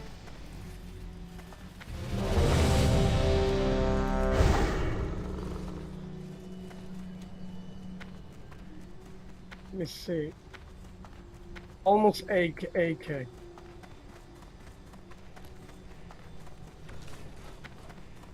Into what, Exalted? I need a fucking add-on that tells me when the Ashenville event is coming up.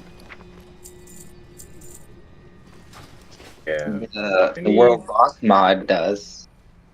One of them does. I think it's Nova World Buffs. Yeah, it is. Nova World Buff, so clutch. I have it, but it does. Well, it. You gotta get the SoD one. It lets you know, like, right before it happens, not, like, the percentage of it. If you click, you have to open your map, and if you click on Ashenvale, it'll actually show percentages for you. Yeah. Oh, does it really? Yeah, if you pull up the zone, it'll have like should have 2 little like castles, blue and red, and it says percentages. Oh yeah, I do have that.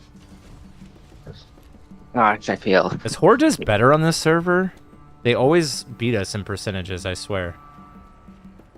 Are they just doing more? Ryan stopped farming ages ago because they don't need this shit anymore.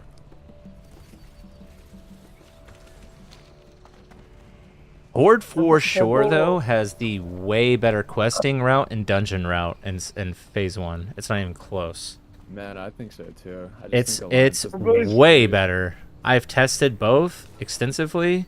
Darkshore is like okay, it's pretty good for the Alliance side, but you literally like even the starting zones are just better. The flight paths are better. Everything's better on Horde side. Orc racial is busted. Yeah, Orc racial, what does it give? I think Orc BM Hunter is the best in the game. 10% strength?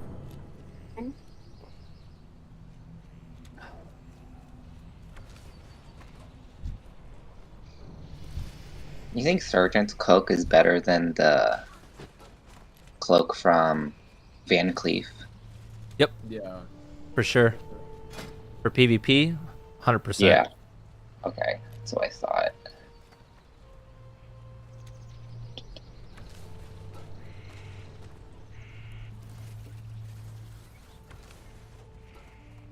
The amount of raw stats you get on it, it's just it's too good. Oh yeah. Plus, I think you're getting more armor too. I think. I don't remember. I got rid of my Van Cleef cloak. The one for Wailing Caverns is good too. Any of the 3 are good. It doesn't really matter. It's pretty negligible. It's not like a dramatic increase, but if you're trying to like absolutely min-max to the fucking, you know, trying to be super sweaty about it, then yeah, I would say Sergeant is a little bit better. But it's so negligible, it's whatever. It's not gonna like make or break, you know what I mean? Yeah. And also having a +3 weapon chant too, or 3 int, kind of debatable. Yeah.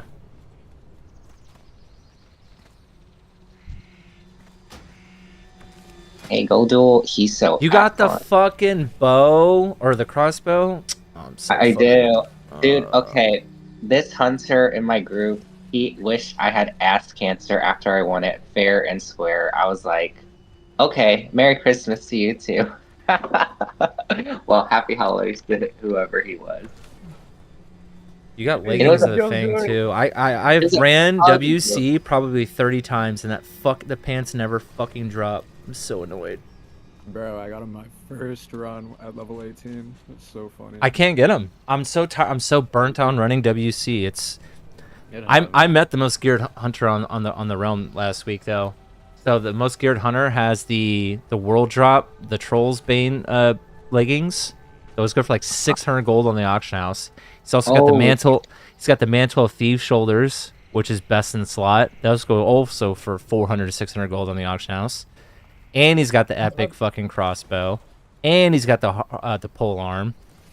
And he's got the best rings. He has the ring you get from BFD from the trash. That thing goes. That thing also goes for fucking like stupid amount of gold. And he's got the void touch leather gloves. And he's got 3-piece. It's really awesome, but that's like a lot of gold to min-max at level 2. Yeah, but he didn't buy it. Someone gave it to him. I see. I'm like, are you fucking kidding me? Go crazy, but like, wow. He like by far, there's no one more geared than him. Like, I had leather working, but I dropped it because I don't care that much to get void touch leather gloves. Man, this fucking crazy, man. Let's do the array and get your best gear. I know you have to get your profession in 100, which I did that, but I don't. After that, I don't fucking know what to do to get. I know I have the blue touched gloves, but Epic, do me. It's a small quest chain. You just gotta buy the potion and some consumables. Where you at? Oh shoot. I gotta see this. Ew. Good ball. Oh, I just noticed you, Dubs. I'll get you next time, man.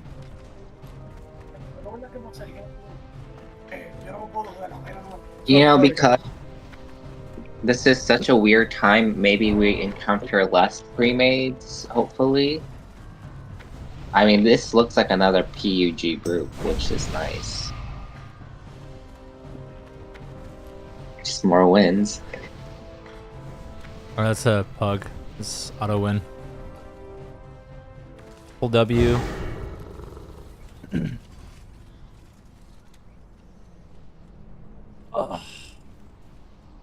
You think the opposite of what? Oh, you think that? What do you think, artist? I think more premates are gonna be playing because it's stupid to queue solo right now. I mean, I think the, it's weird that people prove are otherwise, though. Yeah, like, but the forums those are on fire that you can't play unless it's a pre-made, but people still queue because they don't have friends. It's not hard to get a part of a pre-made though. Those people that are crying about facing pre-mades, those people are cringe and they're just bad at the game. It's called this is a social video game. Literally, just type in chat looking for pre-made. I have pugged all my pre-mades and I've had 0 problems. 0. People who cry on the forums about that shit are just weirdos. I mean, like, that literally doesn't change type in the fact that chat. they still do it. Like, Well, yeah, but like, they're not going to get Games catered to go on this one. I'm confident. The classic they're team not, is they're not pretty even good. killing the bots. Like, there's plenty of bots doing worse on Gulch. So, like, we'll just get into teams where there's 3 people botting and you just win anyways. I haven't seen a bot in worse on Gulch yet. Not yet. I've done it a lot. I think it's just laziness. Maybe, I don't know. People are like crying for like solo queue fucking war song, and it's like Hey, just that being weird. Looking that for the bulletin burping board. was It's perfect. basically Dungeon Finder.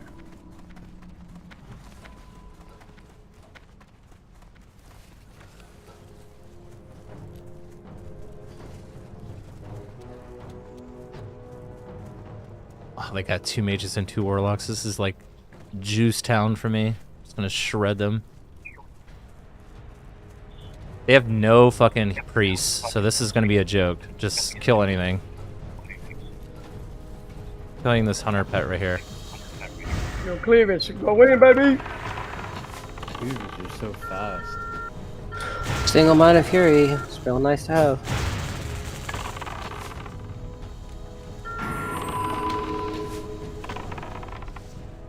I want to level an ult so I can play warrior, but I don't want to do everything all over again. I have 2 warriors already. Yeah, warrior was my main from classic to wrath classic. It was really fun. Fury warrior. Going out tunnel.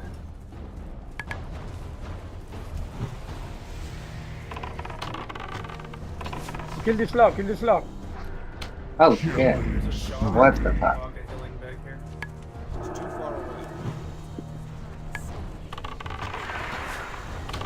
Okay, I need some heals. Fuck. I need to change my add-on. Got you, man, I got you. Thank you, bro. I'm using Plater, and I literally thought I was around allies, but no. Kill the pack, kill the pack, kill the pack. Killing spree.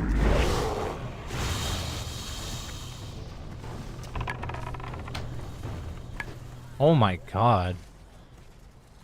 Man, what's clean, baby, clean. Capping. Clutch. Nice. Are we ready for second flag pickup? Epics are there, I think. Sweet.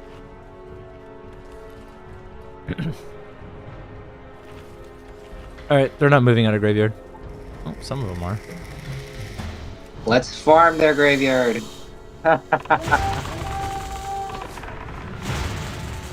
that evil? Nah, they deserve it. Gumbags. Hit a roof, guys. Let's go. Let's go to the graveyard. Let's go. I mean, we're gonna be merciful. Not gonna be like some of them. We're just gonna cap as quick as possible. Oh shit. Oh man, I fell off.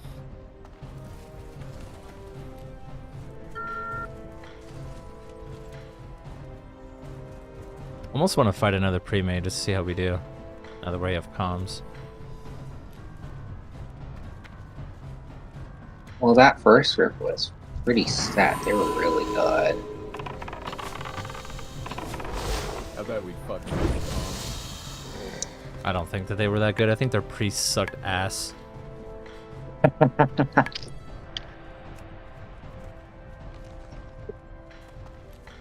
Yeah, push him off the cliff so I can kill him. More time pass and people gonna be more geared, so Arson Gold gonna be. I mean, to be fair, a lot of people are making alts too, so they may be less geared. You think? Ooh, I mean, we've seen level 24s in here already. Like Yeah, the geared ones are going to be in pre-mades.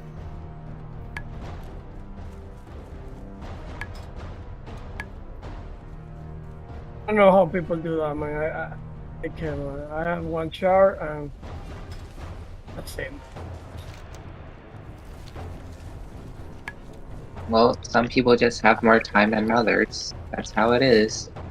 Yeah, man. I have so much time. I don't do anything, but like I can't. I don't have the attention. I'm 34, man. I'm 34.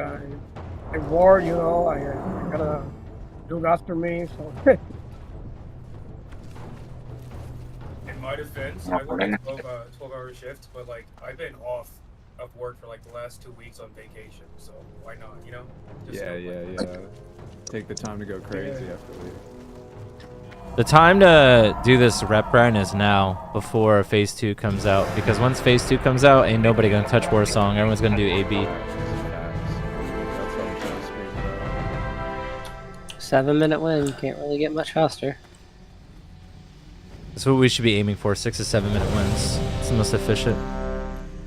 The only way I can make that faster by speed War pushing. against the Horde has reached full tilt. What the fuck? This is a time of How much rep did we get from that? quite necessary that all of us do our part. Each win, I think if you're a human, is around like 225 when you factor in turn in. Oh, that's with after turn in, right? Mm-hmm. You only get, I think it's like, as a human, I think I get like 110 per win without the turn in. Weird.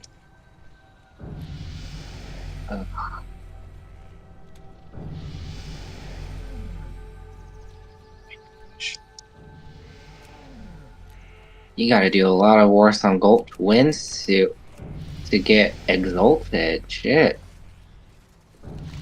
Right. If we're, like, I'm gonna be doing this for a little while. Whenever this Ashenvale event comes up, we should all do it, though, because we're all doing the rep grind, I'm assuming, right? That's the main reason why we're doing this? I'll log on my alt and do it, then I'll be back on my main. Because the Ashenvale doesn't give you any rep past revered. Yeah. Oh yeah, I forgot about that. That's so cringe. the only rep you get from it is the weekly turn in for the like the first time you kill something. And gives you 220 as a human, but after that, that's all you get. Well, you get rep for killing the guards, but it's not Nope. much. They stop that too. You don't get it past revered. You get all the rep until revered, then you get nothing else. Like you have to do Warsong Gulch. I'm honored, so Yeah, you can. I'm There's a definitely reason gonna for you do to still do it. Yeah. What's the point of being exalted? Like, do you get Because you get future really phases. good. Yeah, so you're gonna get your BIS. I'm pretty sure you get, for Hunter specifically, you get BIS pants at 60 for being exalted with Warsong, or Sentinel or Silverwing or whatever.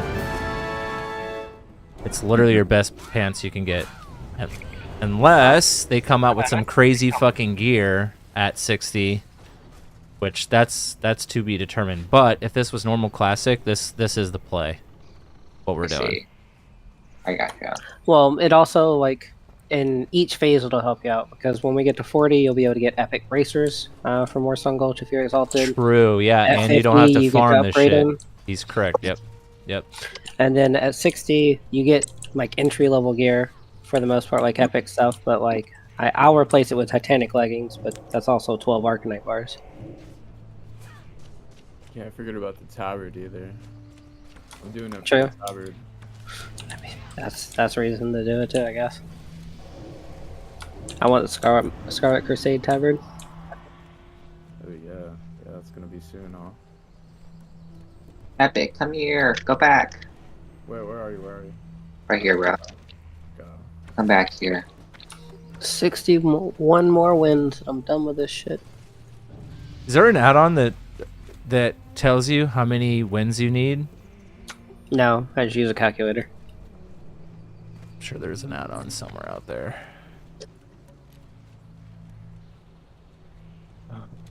At first cast was such a bitch to get off.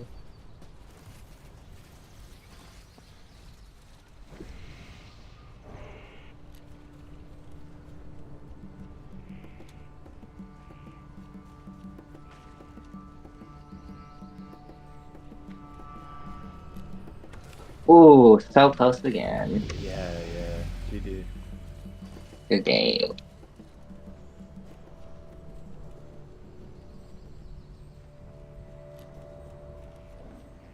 You just need that epic staff, and then you're set.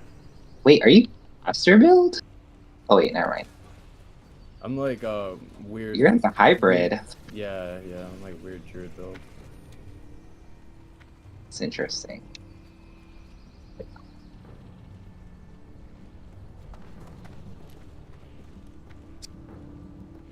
Athlon, come duel epic. Come over here. Sure. Oh, he's Yeah, dude. No, we got unfinished business. he's fucking tanky. He's probably not gonna die.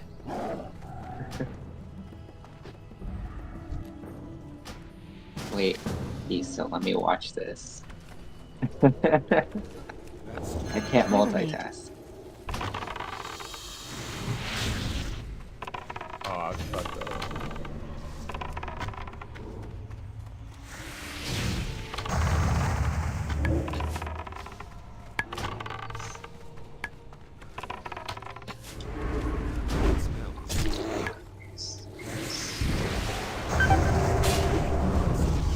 Oh, do you have the one thing, don't you? I don't have a target. What thing? Do you have that rune that heals you? That crazy? That what is it called? Wild growth? Oh. Is it wild growth I'm thinking of? What am I thinking of? You might be thinking of Living Seed. No, Druid has some kind of instant heal that's like pretty good. I think it's wild growth, but I could be wrong. That's a heal over time, though. Yeah, no, I think it is. I don't know. Check out of this, whatever I'm in. Unless I'm going like full feral.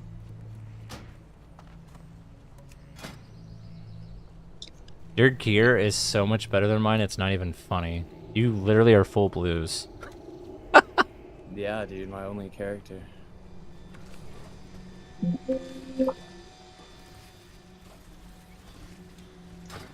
I was gonna play a priest on Horde side, under priest on my friend convinced me to play Alliance on here. I ended up going Druid. I do think Horde is overall better than Alliance. Yeah, I love Horde. It's just the I've played it for so long though. In what I'm kinda burnt. aspect though is the question? For sure PvP. Hands down. I like it's not even close. I mean, it is until fucking Burning Crusade, and then like racials get changed. Was it every man for himself is just ridiculous. Yeah, but that's not. Yeah, I mean. Yeah, but in PvE, it's definitely Alliance.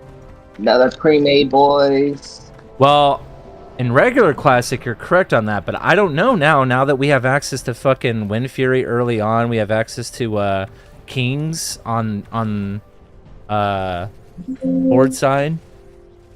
With all the things that made Alliance fucking good and raiding it, Horde has all that now. So I don't know. They don't have Delve. And they also don't have weapon skill.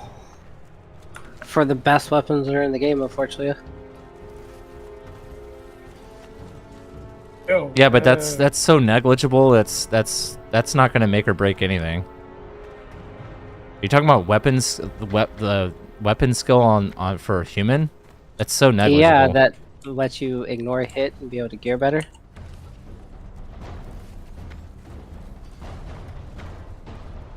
What is it? What is it called? Is it it's not expertise. What is it? It's weapon skill in Classic, and it provides you with pretty much 3% hit.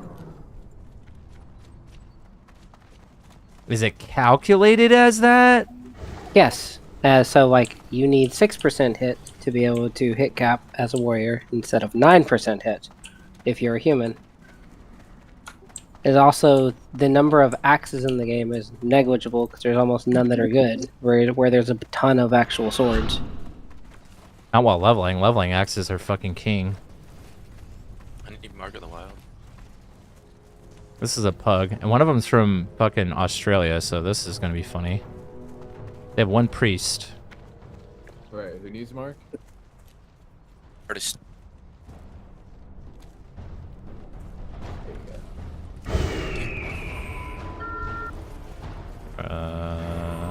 Weak.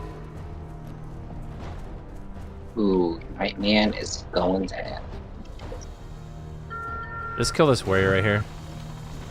Donut Meister.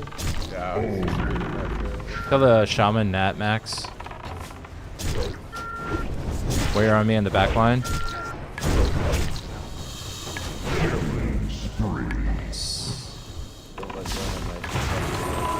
On Hunter Pet Dog, the wyvern.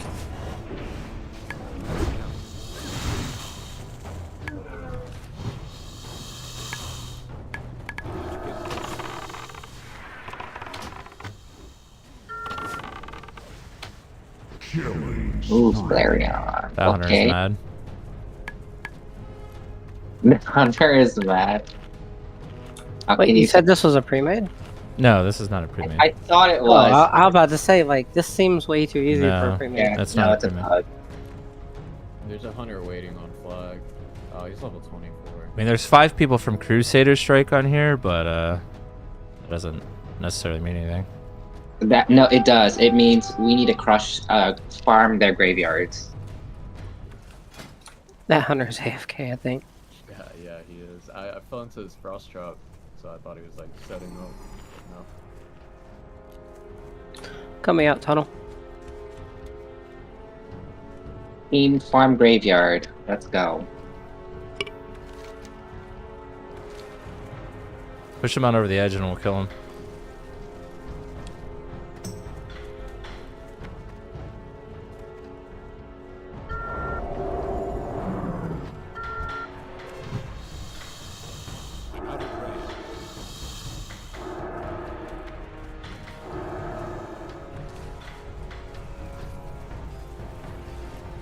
Ooh, we got this hunter who's been after me for quite some time. I need to get closer. Bye.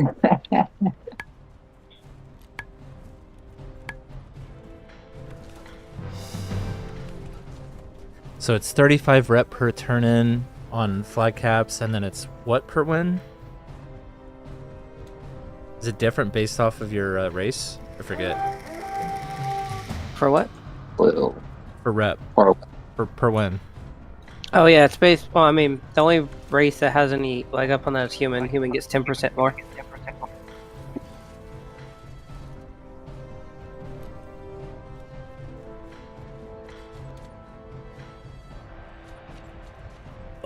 Do I work on my paladin or not? That is the question after this. Do it, bro. Don't do it. Why not? Oh, after this? Don't do it. No, I meant like after I'm done getting exalted on this guy. You're gonna go for more? My paladin was my main, and then I swapped to hunter because hunter is just so stupid. Paladins are going dumb right now too. Like just divine storming on 6 people. Yeah, but it's super fucking RNG. Sometimes it slaps people for their whole health bar, and other times it just tickles people. It's fucking annoying.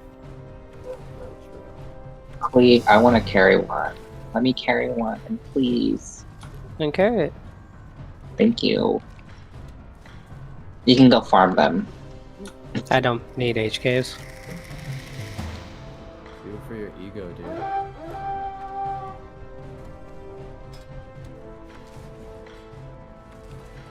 They're not even spawning anymore. They're smart.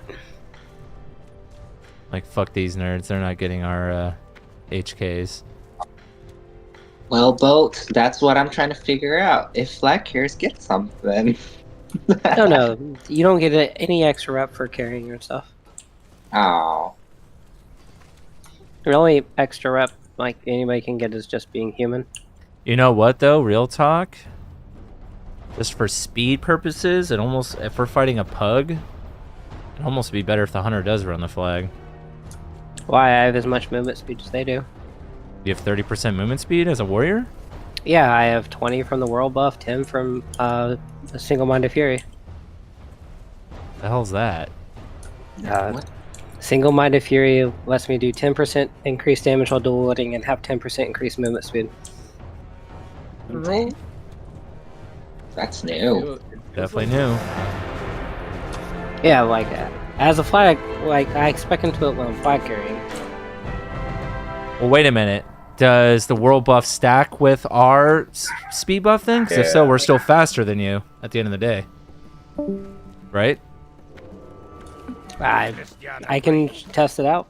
Good work, adventurer. If he has a world buff on and puts on movement speed, we'll see he runs faster. Remain intact for another day. Sure, I'd be down to test. For a pug. If I wanted to be really nerdy, I could spec in a fucking pathfinding and just run flags. So then you will never... I'll be for sure faster than you. Because it's another, what is that? Another 6% movement speed. And then if it stacks with Boon,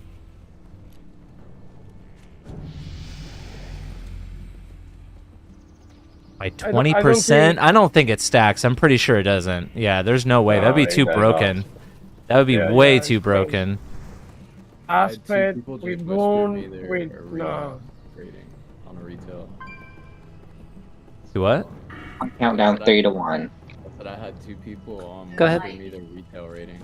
Okay, I'll count. 3, 2, 1, go, Cleve.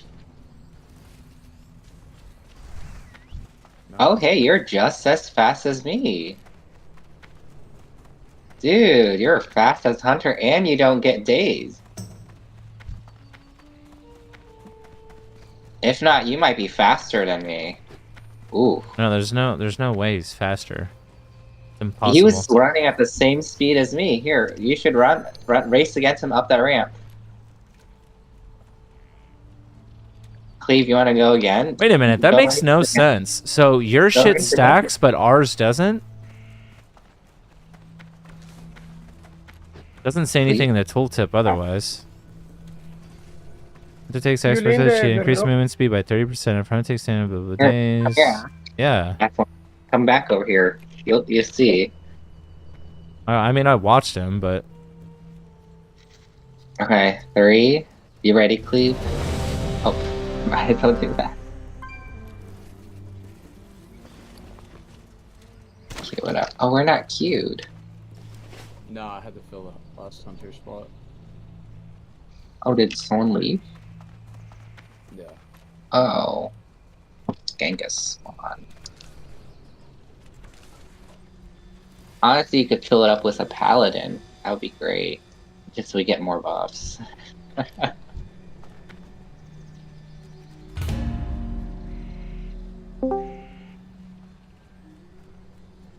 I'm assuming it's a passive cleavage because it doesn't show it on your tooltip. Yeah, it's a rune. It's a rune. So that's that. Ah, so I'm pretty confident that Aspect of Cheetah does not stack with Boon. Oh no, it doesn't. It does. It would be too. It would be too broken. That'd be 50% movement speed increase. It'd be nice. And then if you spec it, if it stacked and you could put pathfinding on, that would be another 6%, 56% movement. Yeah, that's. We wouldn't even need a mount. You would. Yeah, that's yeah.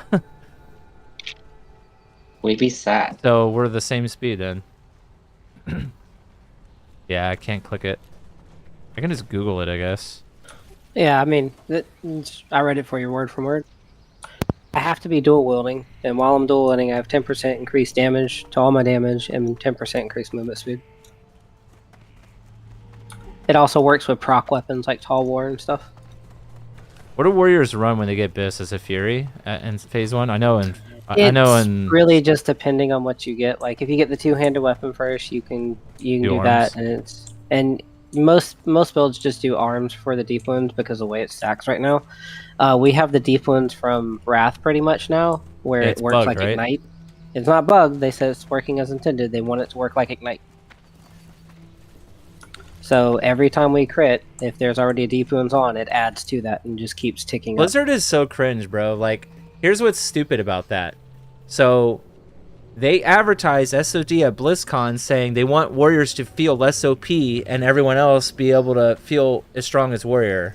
Because warrior is No. The meme was they weren't nerfing warrior. They were just bringing other people up to be more relevant. Like warrior. But now that warrior has Biss gear, no one can touch their damage again. It's so fucking retarded. They said nothing about working with the scaling. The problem with warriors has always been we scale the hardest because rage is infinitely scaling. The harder I hit, the more rage I get, which means the more I get to hit.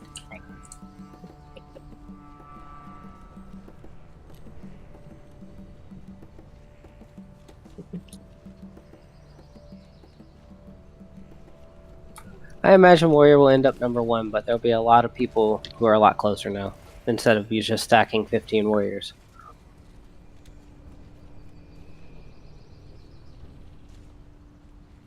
Hold on, I'm almost positive that they said that at BlizzCon. 'Cause I remember them seeing the little fucking, seeing the little Low graph. What's up, Charlie? Come here, Bubba. Bubba.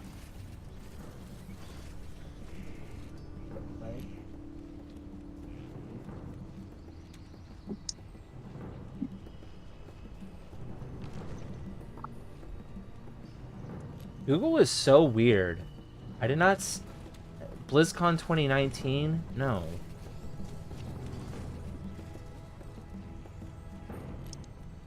$2023.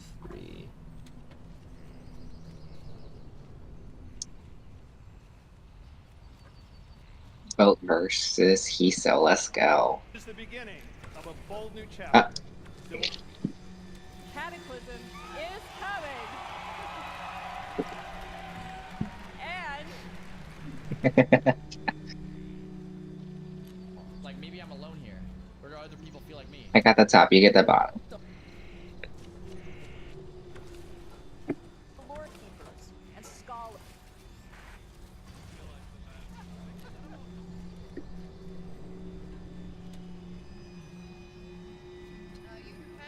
I'm so glad SoD is here for that Furlog form. I messed up an Era Classic and turned into complete quest line. Now's our second chance. BlizzCon.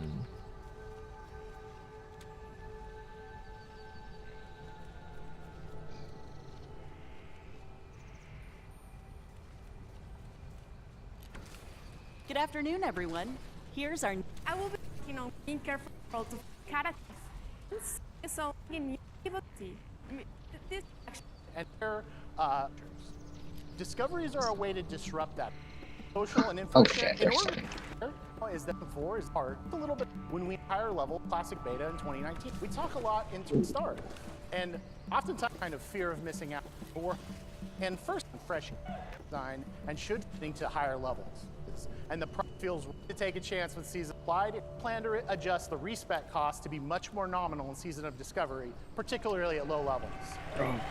Dude, I just crit too much on the app. It's fucking hard.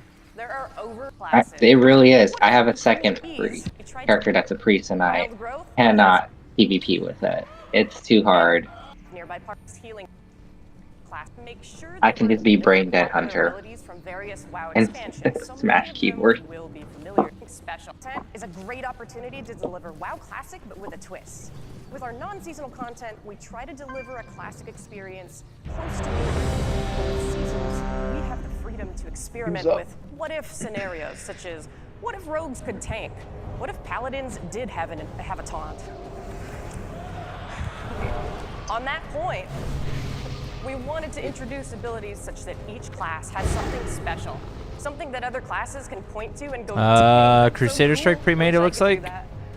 Many We of the might actually have to try. Are greatest hits remixes Mother of popular freak of abilities nature. from various WoW expansions. So many of them will be What's up, familiar baby? to you. What's up? That said, some of these familiar abilities may actually behave a little differently than you remember. Some spells and abilities you'll Let's hoping this one was quick. Ashenville's about to pop. in any WoW expansion. For these, we were It's a fucking full Crusader Strike pre-made. fit for class fantasy. Good news, though. Importantly, They don't have a shit ton of hunters. They do have 3 fucking shamans, though. 3 shamans, 3 priests, 1 warrior, 1 druid, 1 rogue, 1 hunter. WoW, but would feel out of place in classic. What So a we weird tried to comp. avoid introducing anything with a too modern feel and made 3 adjustments lava wherever it made bursts equals dead. Yeah, that's what I was gonna say. They're gonna be LE. Is that the best shaman spec right now for PvP? Is Ellie? No, but if you do something coordinated like this, it sure probably is. Lava burst is hitting pretty hard when you got a lot of spell damage. And if any of them are resto, then they're tanky as fuck.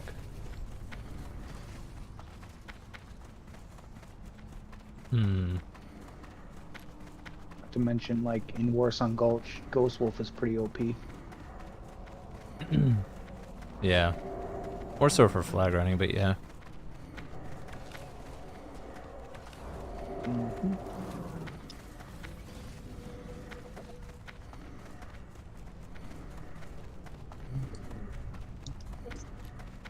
If the hunter overextends his pet, just kill it.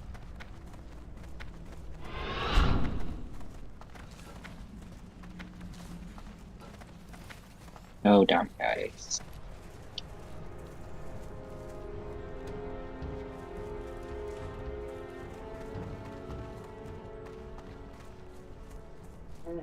Alright, they have one going far. Alright, I think Earthman is their flag runner because he's way off to the side over here. He's over here. So, I'm going to try to watch out for him. Yeah, he's just sitting over there.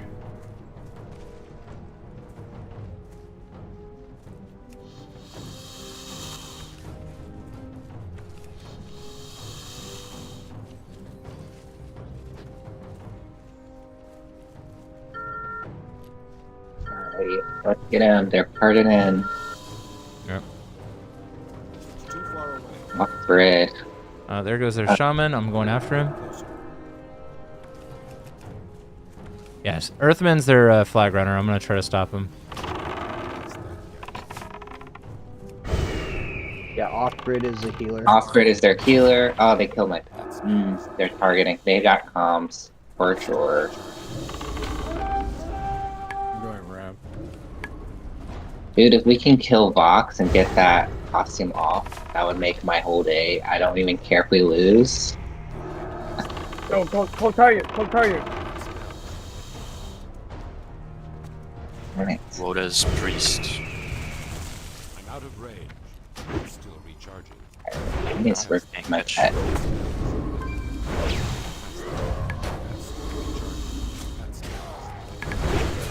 Leave, you trying to get off grid? Yeah, I'm joining you. He got feared away. That's all the reason it was. Yeah, they're coming to me, they're coming to me.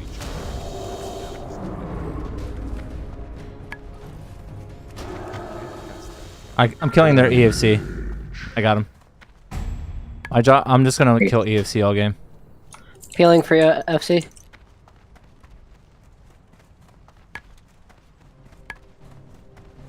Wait, did we kill from behind or? Keep going. You should be able to cap if you can get tunnel. I'm not target calling. I'm playing defense. We get cap. I'm just killing EFC over and over. Kill Vox, everybody! Yeah, if you see the rogue, just kill him because he's trolling. He should never. Yes, Rogues. he died. Yeah, rogues in team fights are troll as fuck. They should never be in team fights. They should either be defending or killing EFC. All they should be doing. So now I know who their flag runner is. So this should be easy as fuck. You guys all made my day. We got Vox. That guy was. Undead zombie. Someone else is gonna have to target call, man. We can kill Earthman here. They're shaman. Earthman, yep. Let's do that. Get on this pet. Yeah, kill a pet actually. If pets are overextended, they have a level 22 fucking pet. What? Thank goodness. Call out EFC. There's someone going to our flag room now. They're pushing our tunnel and they're pushing a ramp. I'm going back to our flag room.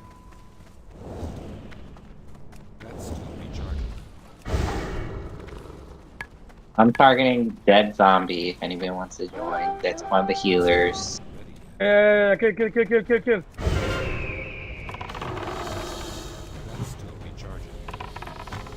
Every single mana is being used. Like, WTF.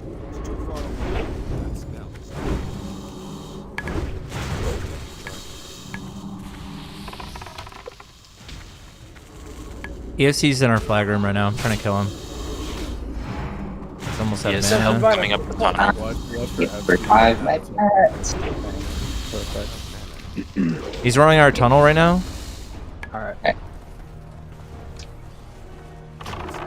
Have a FAP up coming up by relief hut towards graveyard. This is the worst pre-made ever. Alright, killed both EFC players.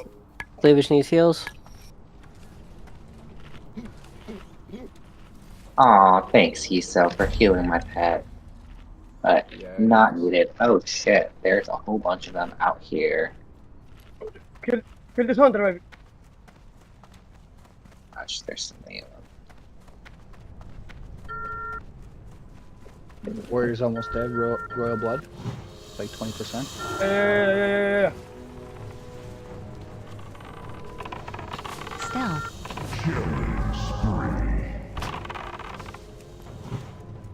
Oh, kill the bear. They're close to you guys. Two shamans are going flagrant. Yeah.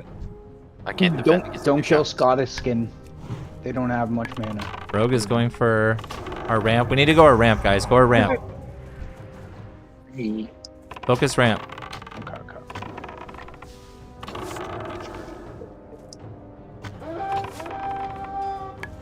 Earthbind. Earthbind. We're pushing ramp pretty hard.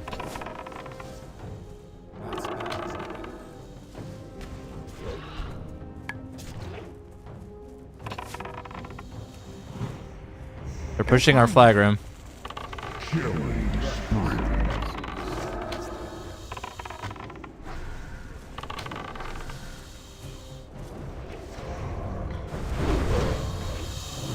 Where are we going, guys? Tunnel in our flag room.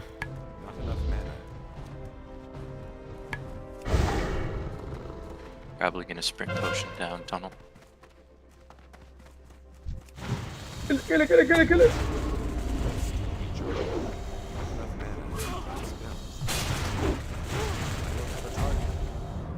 Nice. Help flag carrier, he's east side. Yeah, we're playing a little bit too defensive. We definitely need to help our flag carrier. Like not all of us need to go play defense. Yeah, flag has made it up to upper mid twice.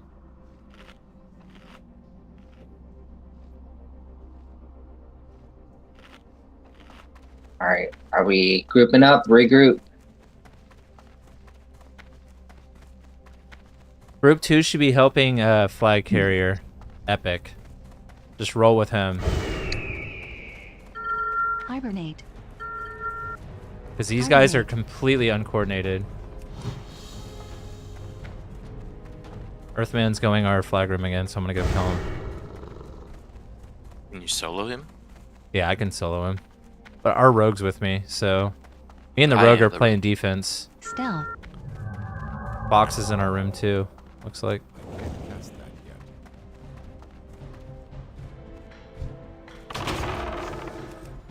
I'm gonna target their healer, dead zombie. Do you have any open DPSs? I'm gonna die. They get me here.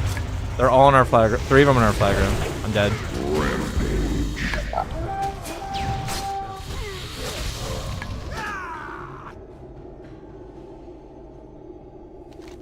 I don't know where they're going.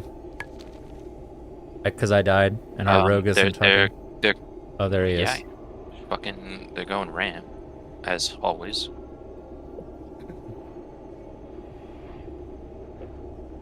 I didn't know that was you, man. My bad. Two shamans. So they're going tunnel? Kill this guy. No, they're going ramp. Ramp. Yeah, I think Alright, there's I'm going two of ramp. us going ramp right now. They're at graveyard, going ramp. 'Kay. Just rounding the corner. Yep, I see him. We'll stop him. He doesn't know how to do the jumps. It's 2 shamans. Resto and Enhance.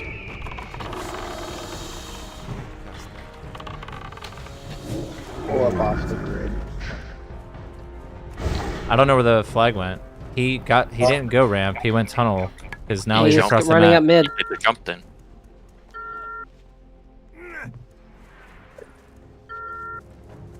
Slow him if you can. He's across the map.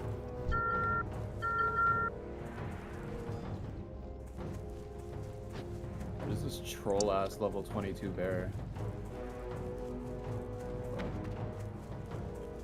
I'm pushing EFC pretty hard. If anyone can come with me. Yep. We're coming.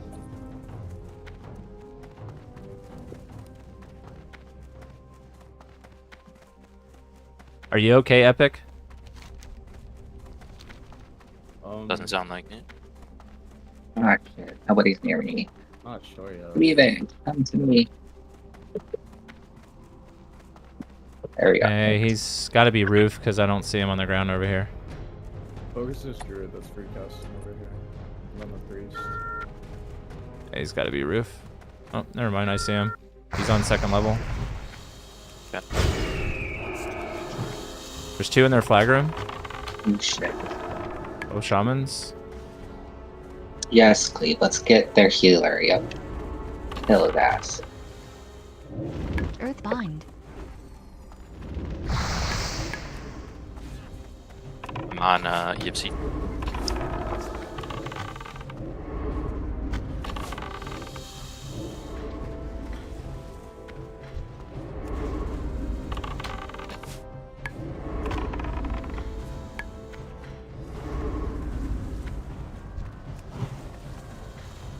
I'm joining These are you, like Cleve. these are like healing shamans or something. One's resto, one's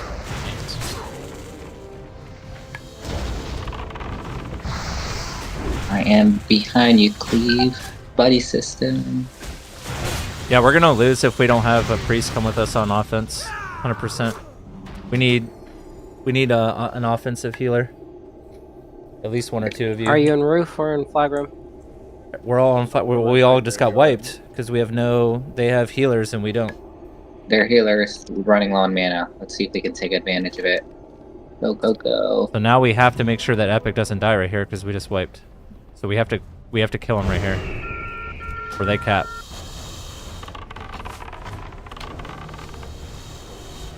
Kill the priest. Hibernate.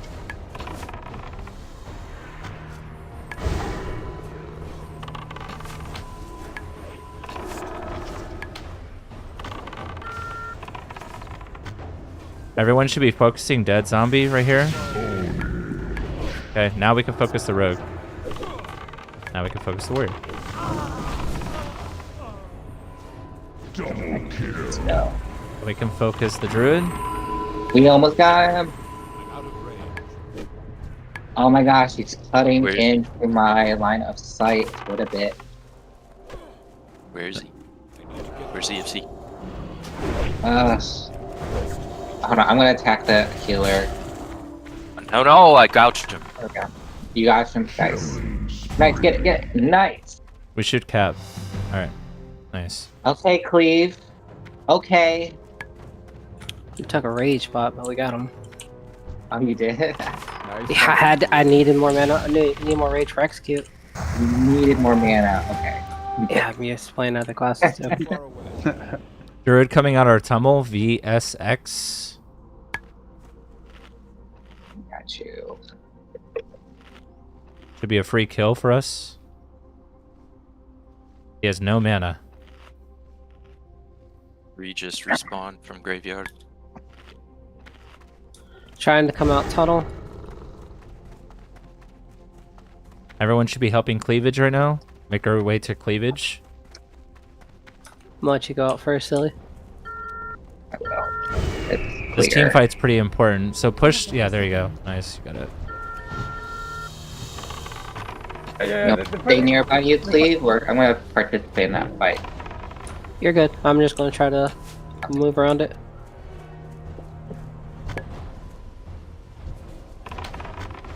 You at, Savannah? Where you at? This hunter on their team is so troll. Yeah. They're gonna push our tunnel, so get ready. Gonna pitch him from behind. Shaman going our tunnel, Earthman. They're on slow. Cleavage going up tunnel. They're all going our tunnel. Sapping priest. The frost trap there. He's frozen. But it's out.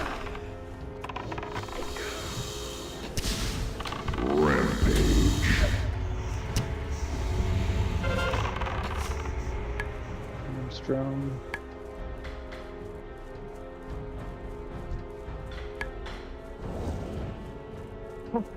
Were they taking our flag?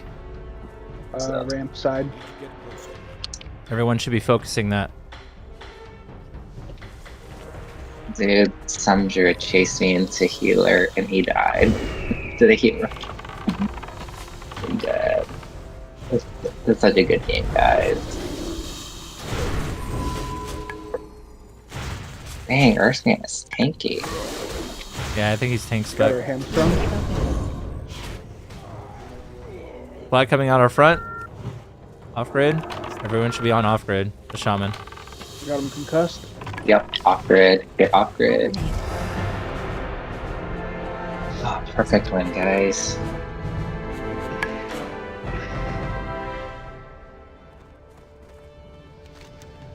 Is I think Ashenvale going Ashenvale on? is happening. Yeah, I'm gonna go there really quick. Yeah, it's happening.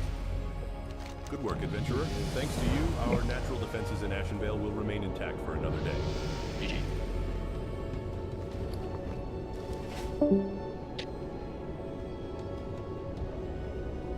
Good game, guys.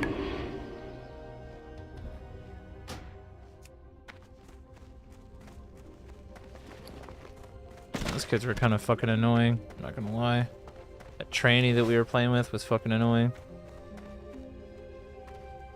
Saying a lot of dumb, useless The information. Hippogriff is a noble beast. The flood in the proud comms. and swift. They are an honor to train and can quickly take their rider a great distance. Right, I gotta pee.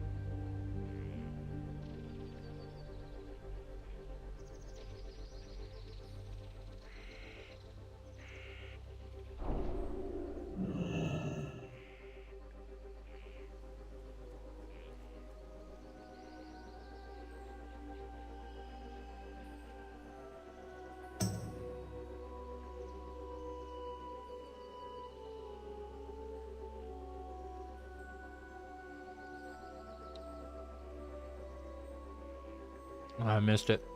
Damn.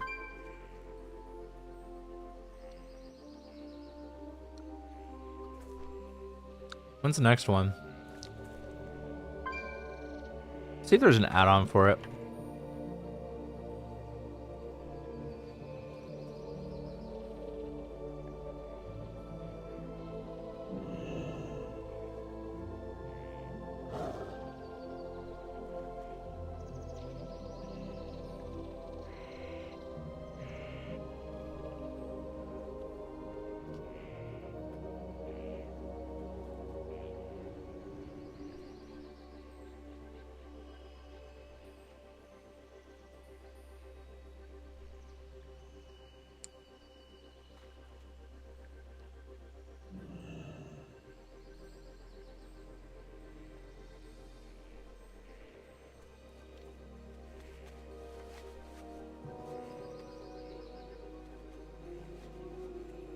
Um...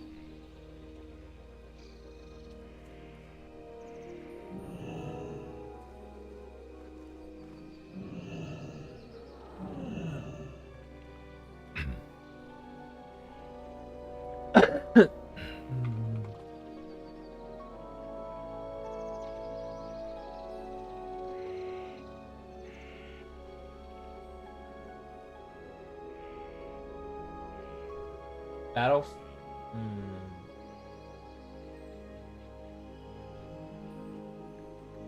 Oh.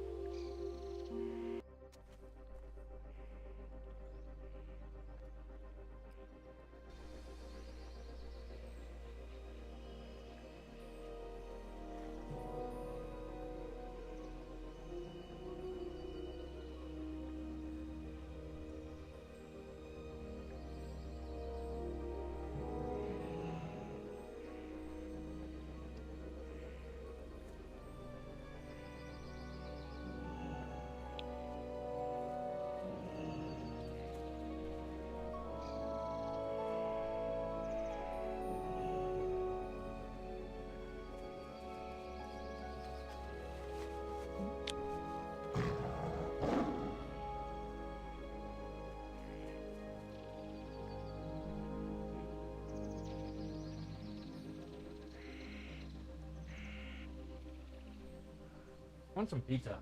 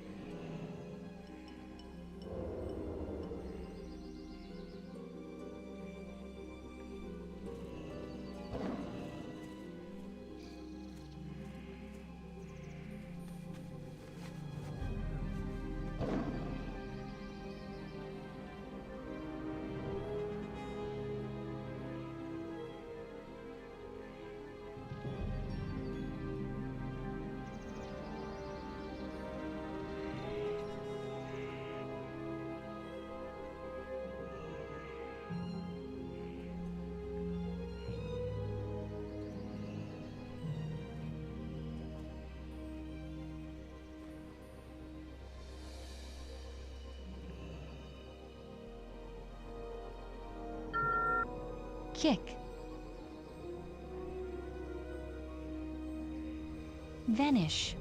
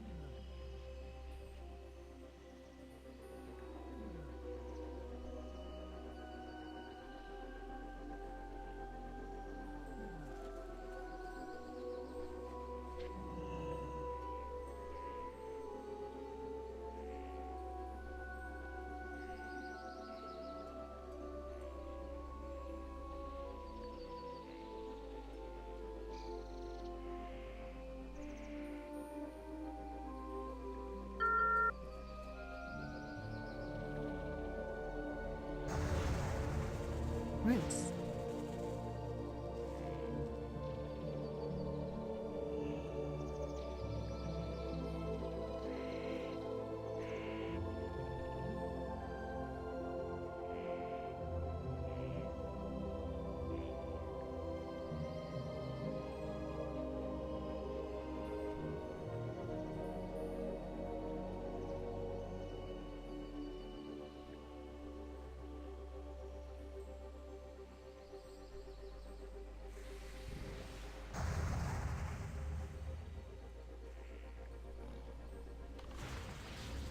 Hibernate.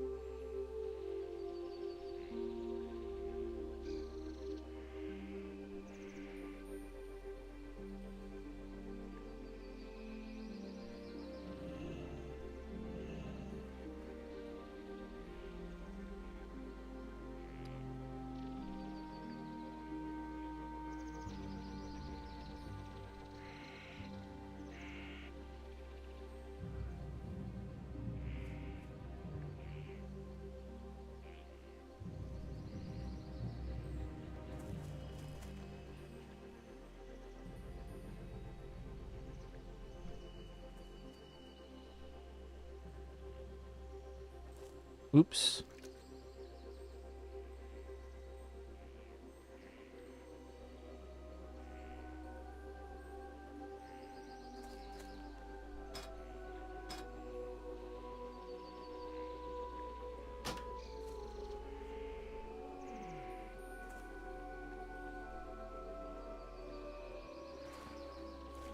Does this work? Does this work if I'm not in the zone?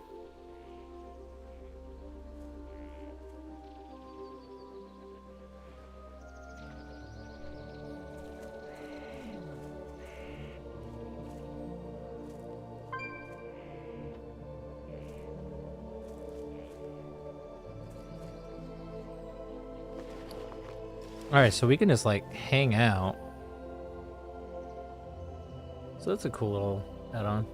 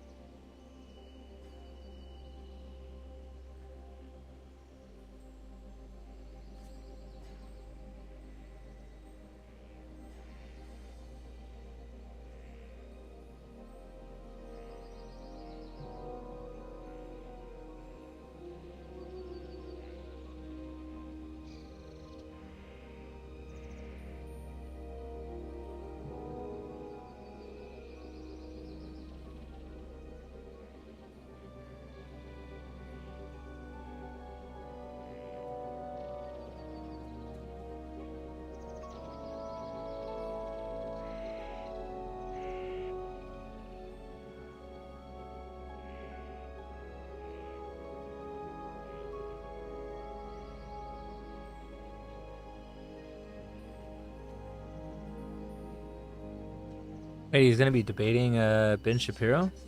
Really?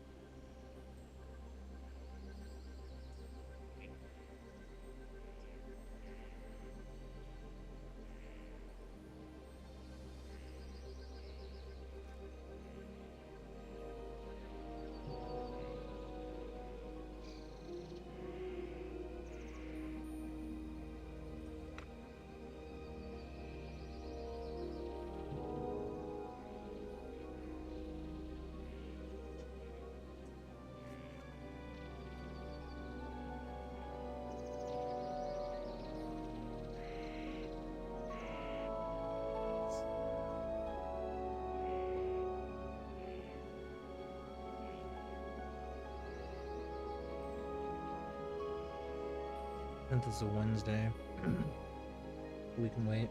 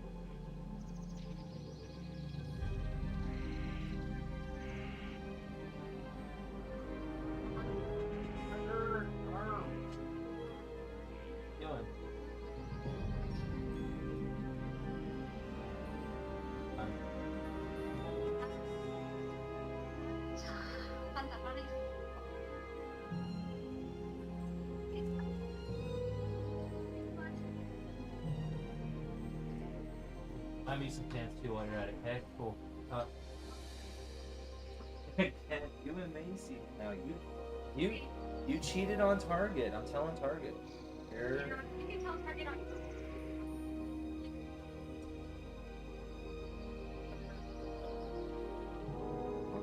Ellen in trouble. You should write that on.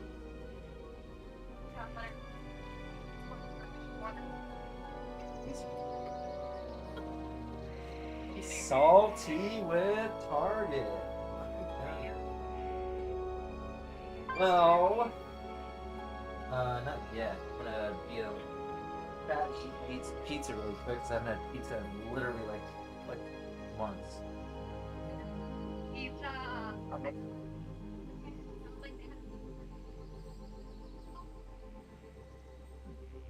Probably did. It did.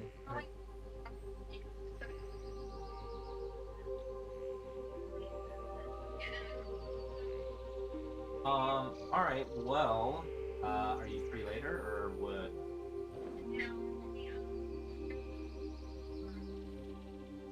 Good. Are you free tomorrow? Me and...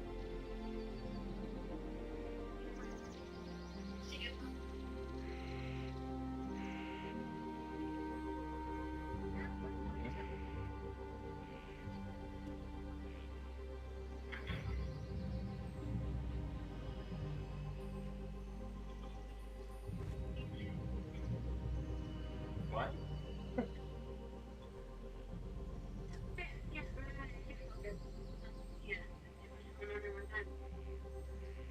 Alright. Alright, I'll let you go, but No, hit me up tomorrow. You're free. Okay? Alright, bye.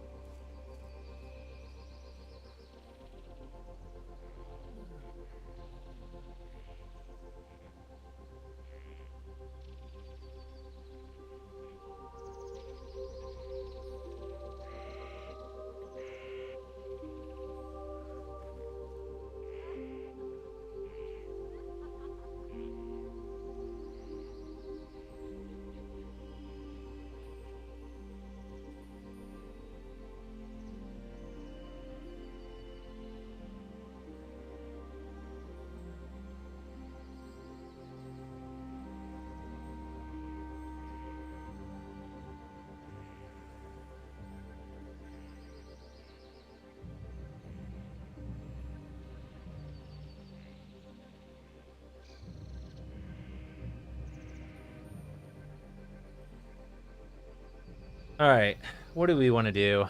Do we want to play a shaman? Do we want to play... What do we want to do? We want to play Overwatch? What do we want to do?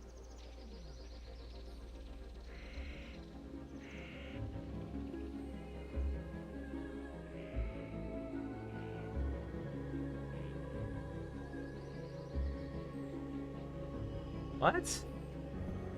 The fuck? Since when does, Bro, what?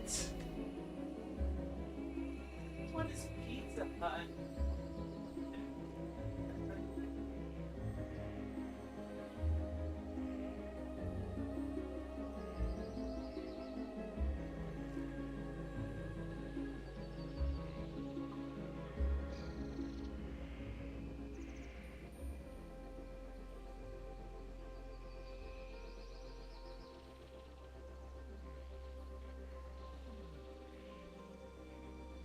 Like Pizza Hut or anything like that. They take fucking garbage. Our bonds.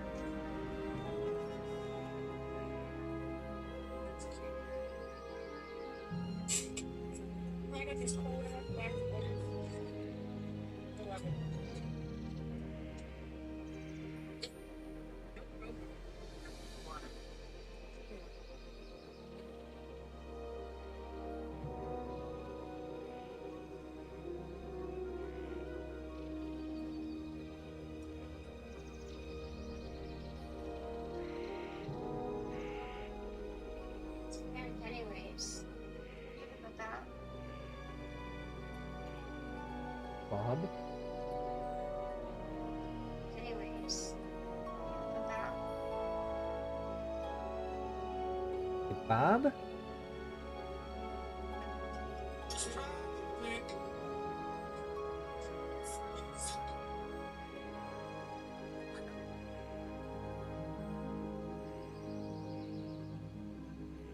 Your order is out for delivery.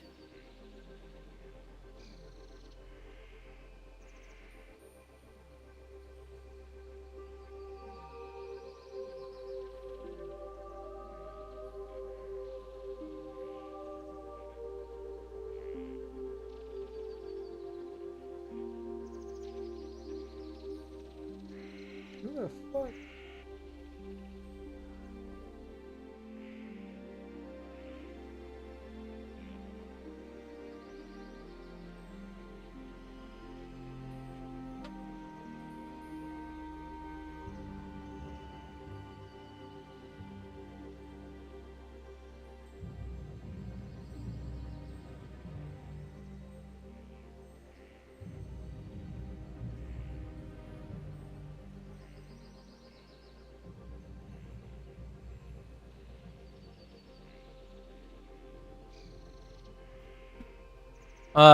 What do we do? What do we do? What do we do?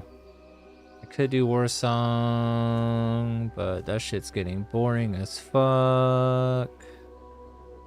But I should be doing it. I don't know.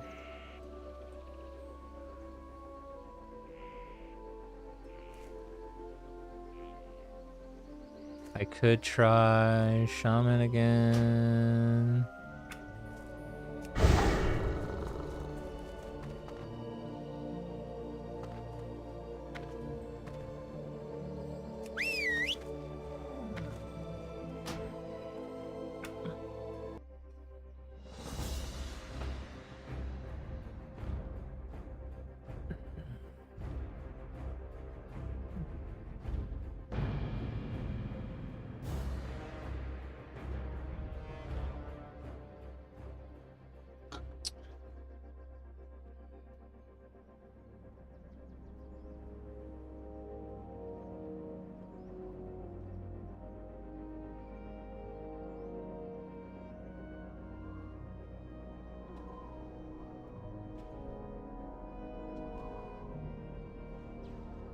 Oh, it doesn't track it if you're not in the zone, huh?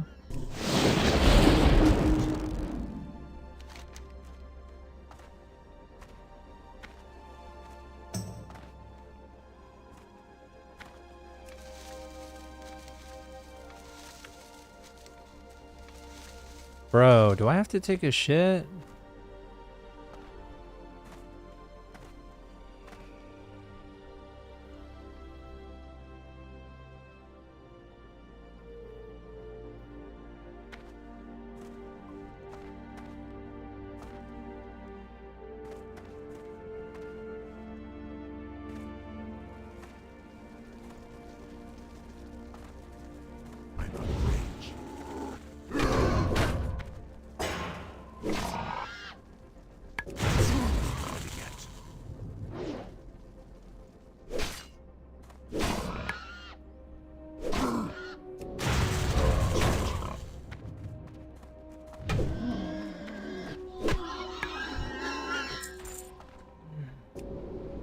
Oh, hello, Bubba. Hey, buddy. What's the matter, bud?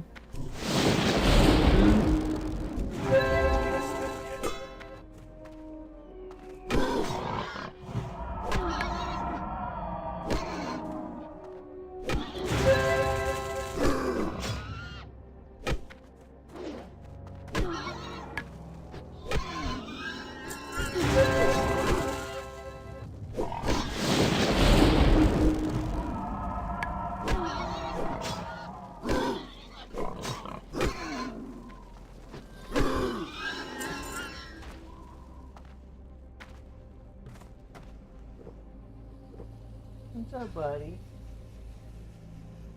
Charlie? Charlie.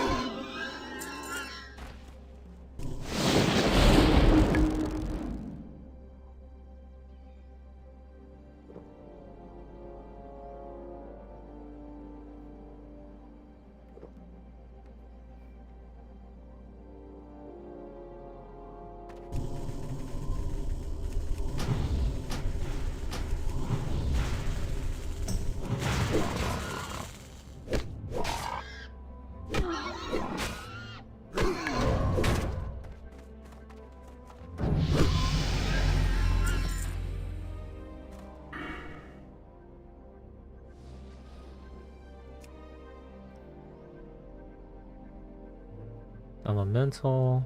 Enhancement. Presto. So let's see what it's got for enhancement.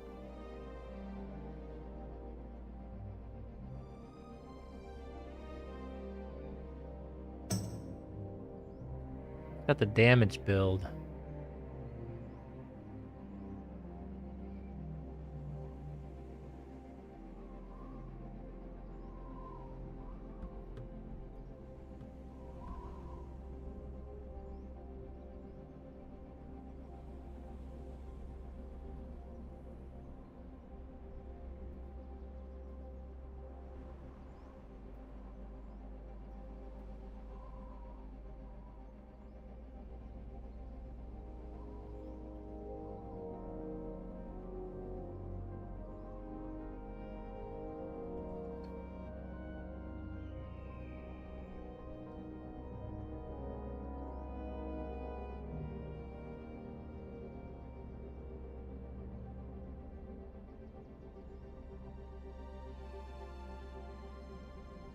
To tank in dungeon or raids, use it's optimized to maintain your opponent's aggro and reduce incoming damage.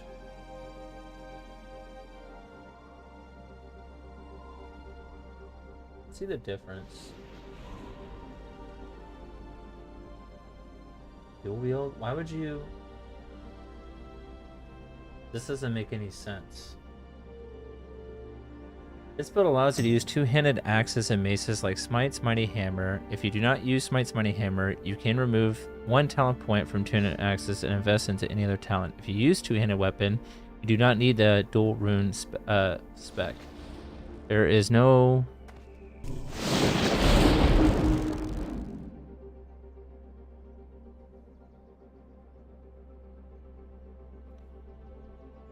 There's no really good alternative chest rune, though. By using the chest rune shield mastery, you could switch to a one-handed shield situations and help out as an off-tank. Yeah, that's the only difference, and I don't see the fucking point in it. So... Or... Option B... You could do this build. Shield Mastery, Molten Blast, Way of Earth. And then...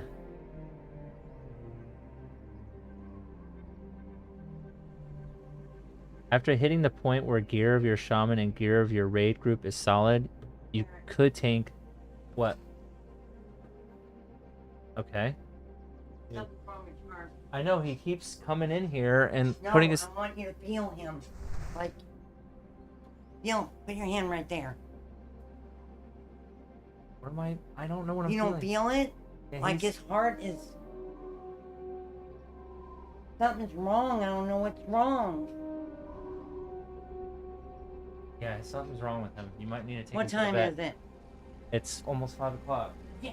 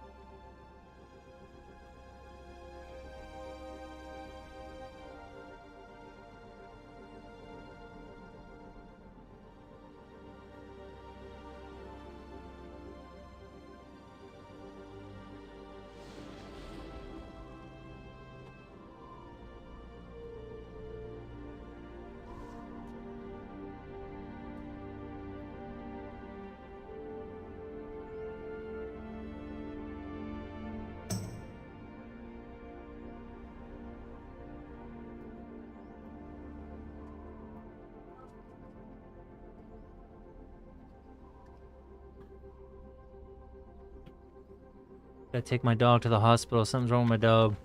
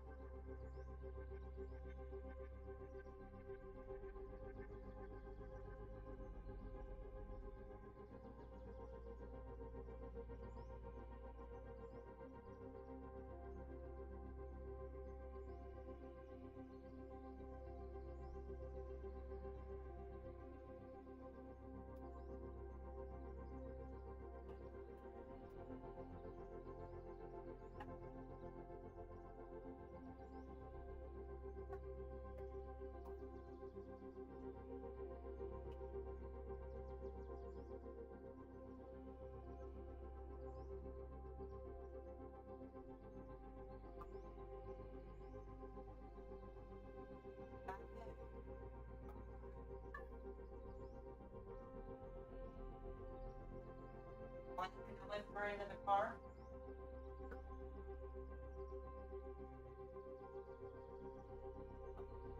When you're around somebody that can help.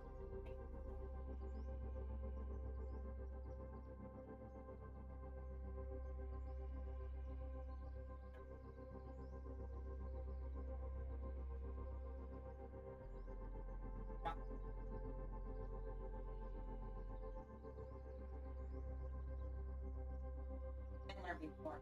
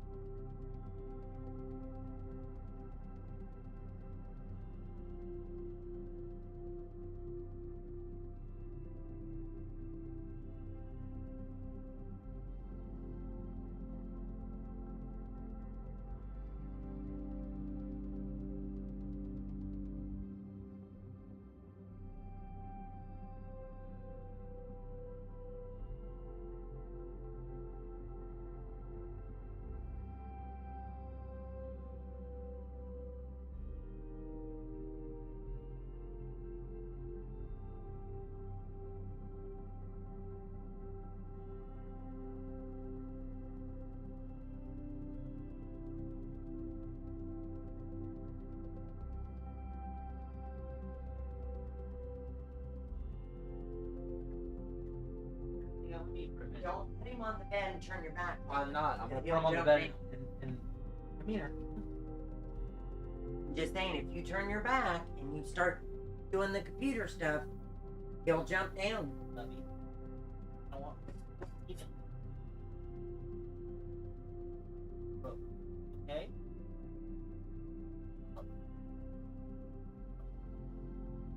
You okay? Hey.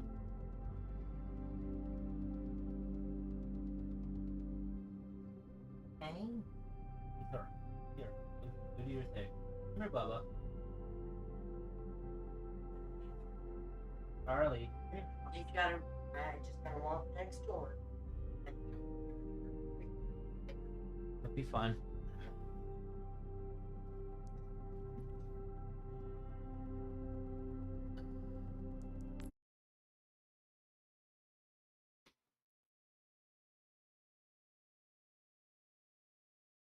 Oh.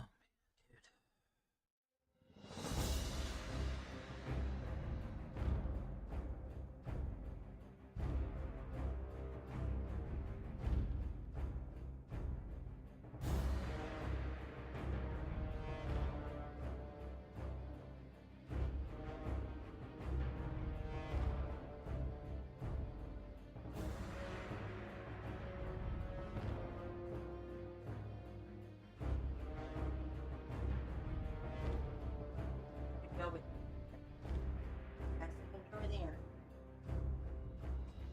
Come here, Bubba. Charlie, come here. I'll be right back, bud. I'm just going next door.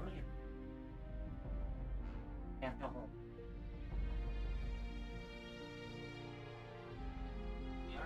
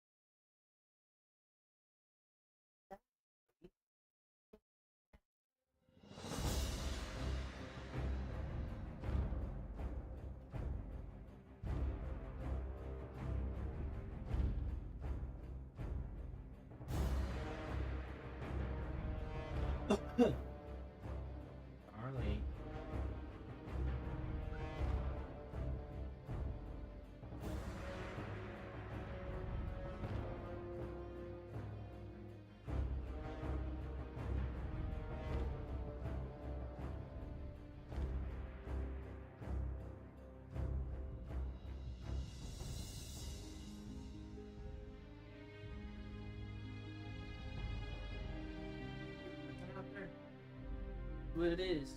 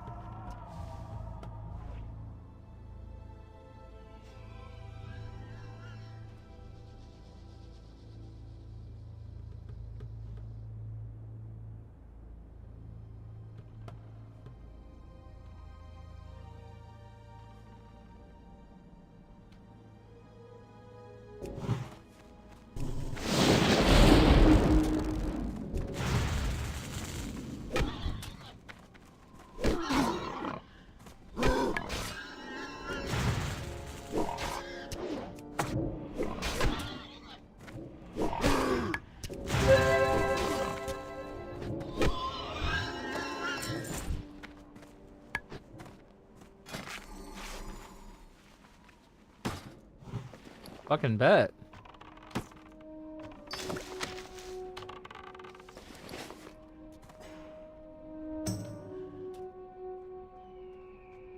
Main hand. That's technically better.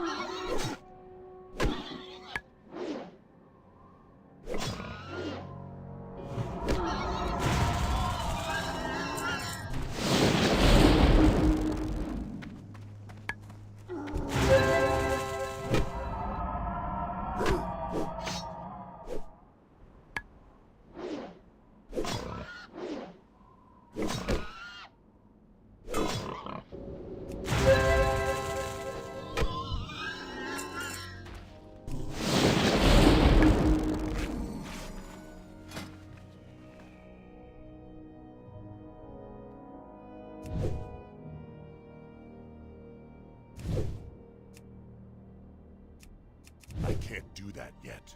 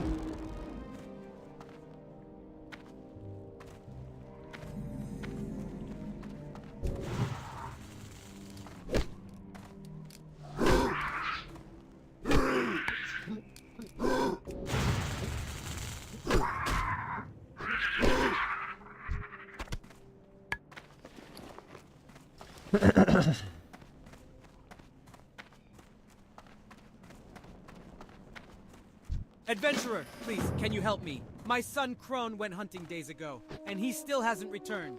He went west toward the Barrens to hunt crocolisks along South Fury River. I fear the worst. As strong as he was, his stubborn pride has always brought him into trouble. I warned him that the crocolisks were powerful and vicious. He grew angry and stormed off. If you can't find him, at least bring me a sign of his fate. Even if you have to open up the stomach of every crocolisk along the South Fury's banks.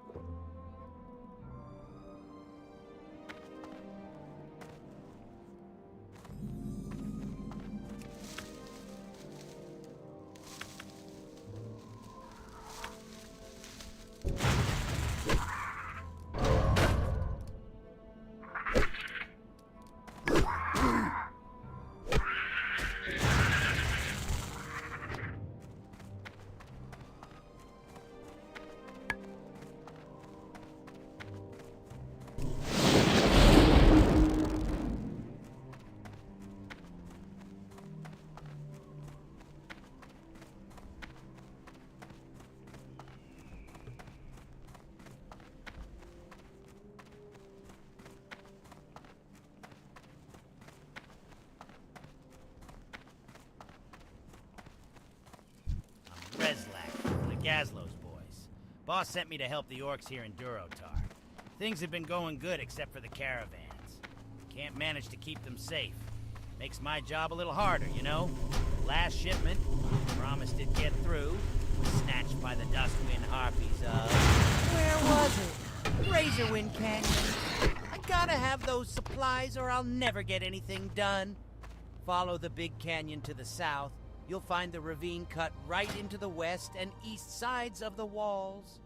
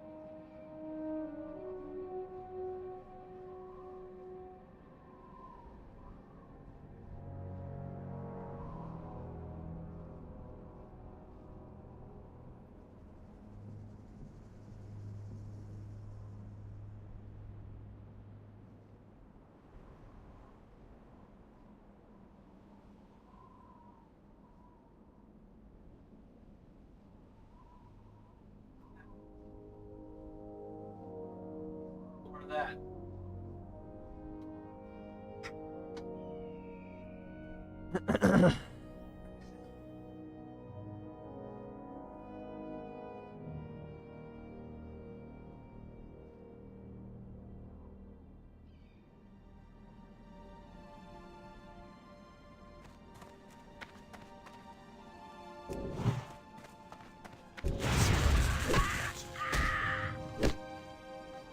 Victory or death. Charging.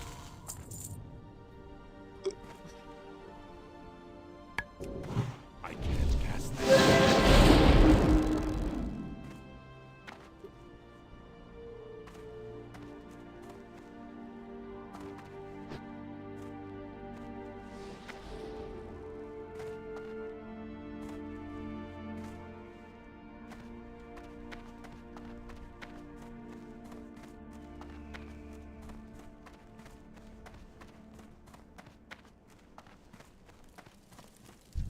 Hey, now isn't that just the thing?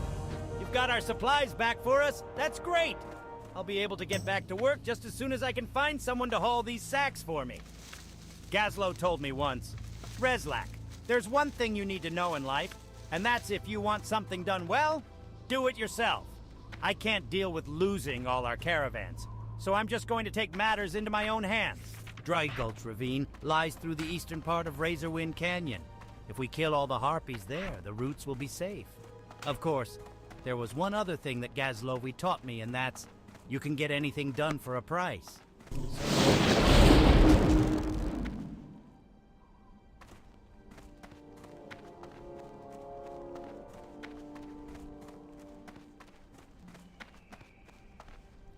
The Way of the Earth is the play.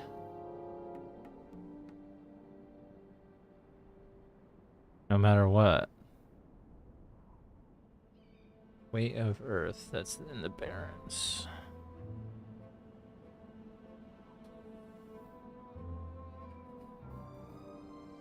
We got Shield Mastery. Molten Blast.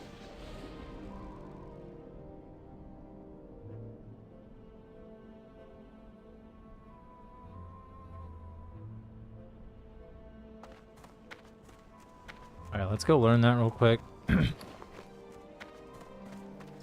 to go back to town anyways, so I gotta sell shit.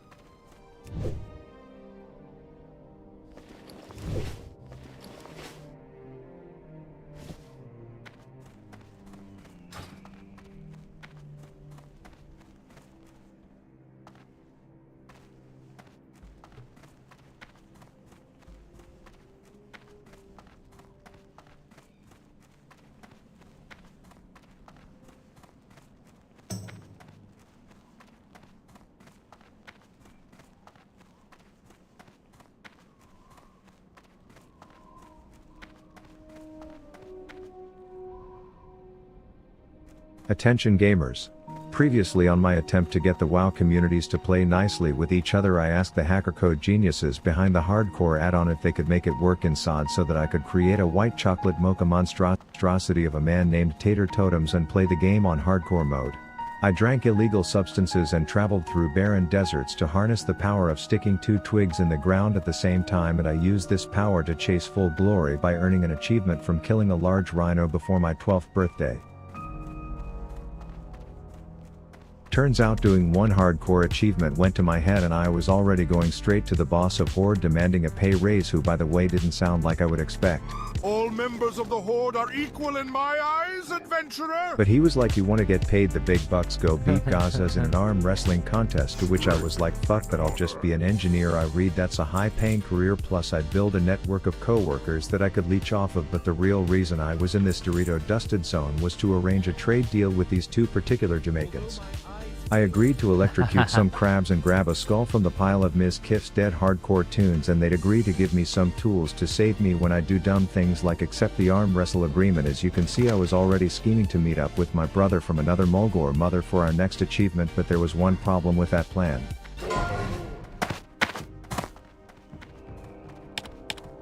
But this is where I also realized that my rule to not equip gear from quests was unclear when it came to items. After some discussion we agreed that it's too hard to police that and using quest items is allowed, but also you are a pussy if you do use them, and with that, I was ready. Pussy. I fought my way deep through Skull Rock's intestines until I found the shit I was searching for. I had to make sure my glory would be uninterrupted by shooing away a crazy cat lady, as this was something I had to do alone.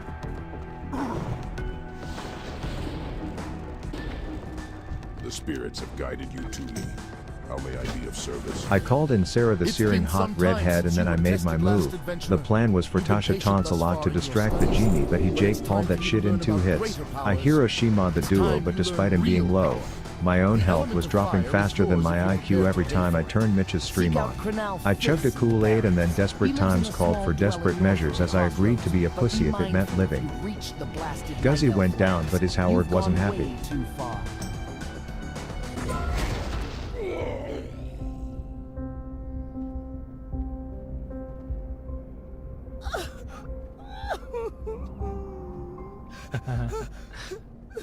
Seeing as Rav the Avatar died to utter bullshit, this was the first death I've had in hardcore where I could have played it better.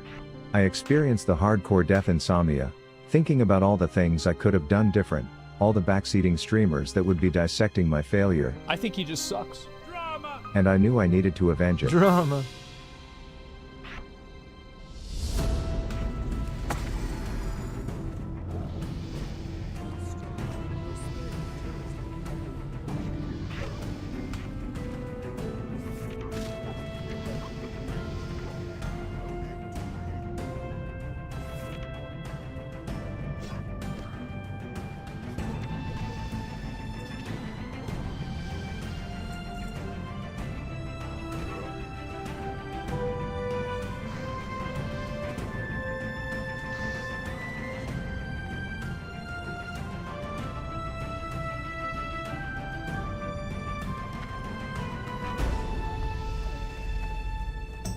And so there's nothing quite like spending 4 hours just to retry the same thing that just got you killed, but this time would be different. You can't get help in hardcore, but there's nothing that says you can't dance in front of priests until they give you their buffs, and after outsmarting the system a few times there was just one more thing to do.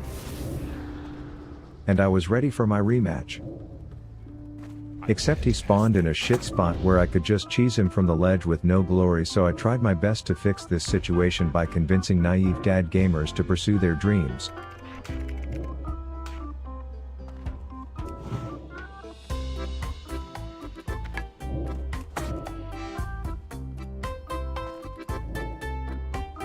It's definitely an add-on. And after repeating this enough, I got him right where I wanted him, and this time I had a plan.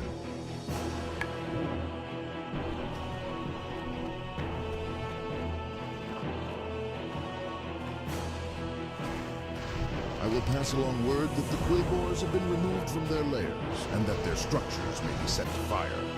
The removal of the Razormane from Durotar brings us closer to fully securing the borders of our new homeland.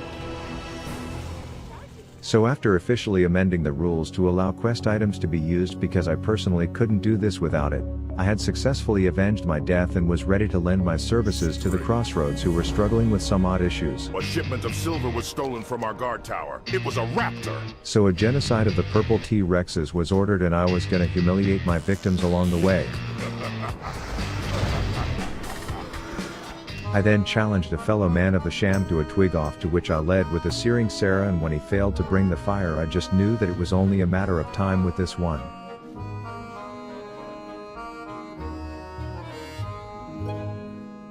But he wasn't hardcore, Need so flame it's chuck okay. ability See, to look, get he the failed rune. miserably again in front of me like 30 seconds later. And on that note, I know it may be Go difficult Frozen. to tell who is playing hardcore and who is not, so I found the best way to communicate this with other players who invite you is to simply tell them that you are hard and then immediately follow them around uncomfortably close.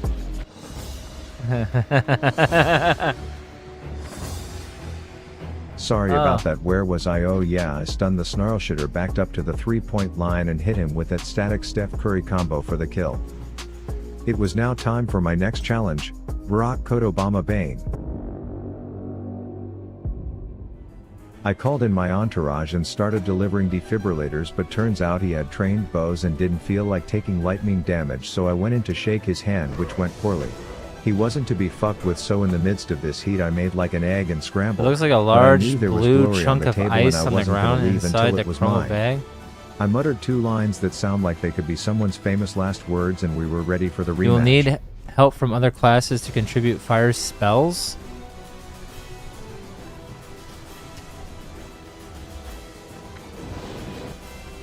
I need help from other classes?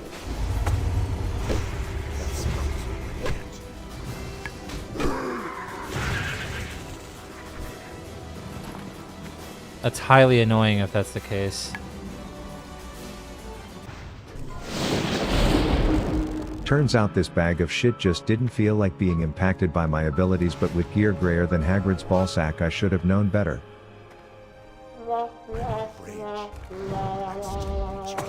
8 hours later. A little sleep deprivation later and it was like it never even happened, but here's where I also learned that desk popping a random Baron's Casper gave me a rune that instantly turns this tater into tanker, and what better way to test this out than to take on the chasms of rage fire. We took these pulls slow as shit because the only green thing our group had was my experience level on Shaman, but that's why we were here, to get those fat upgrades. And the first one we were so happy for Hosey that we all hit him with that move. Strength and honor. But then I don't know if the warrior team at Blizzard gives the best break room blowies or what, but the theme of this run quickly turned into You've got mail, mail, mail, mail, mail, you've got mail, mail. and by the end I wasn't even happy for fucking Hosey anymore. He got so kitted that by the end he was just Leroying into 4 packs, leaving me the tank, forced to call in Henry the Hiroshima bomber off the bench just to get me threat, but piss monkey asshole loot RNG aside. We went in You as need to boys and unfreeze we it by came out attacking it as with men. 4 fire Well, mainly spells Hosey. that leave the And then debuff to add at the injury to same insult, time. he decided to demonstrate what Are all you his new fucking gear kidding can me? do in a duel, and let me remind you that this is also one of the dueling champs from the Hardcore Makgora tournament, so you are probably thinking this will be a blowout. But that's where you're wrong. Bro, are you fucking kidding me right now?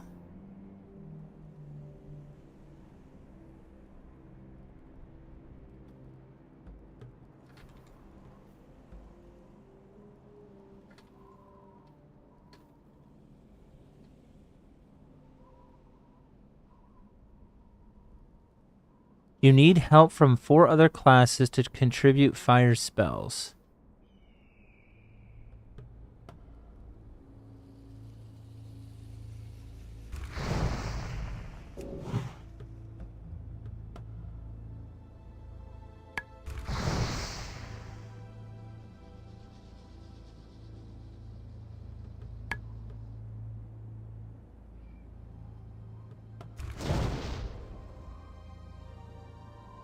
Oh, I see it.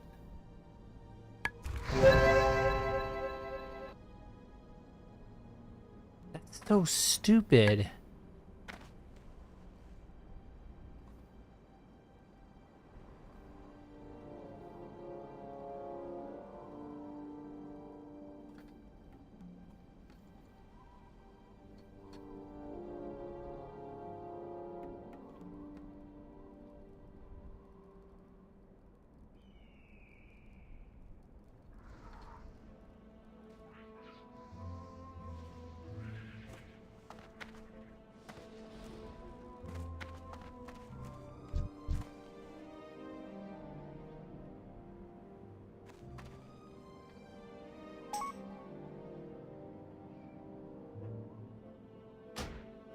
They can't join our group.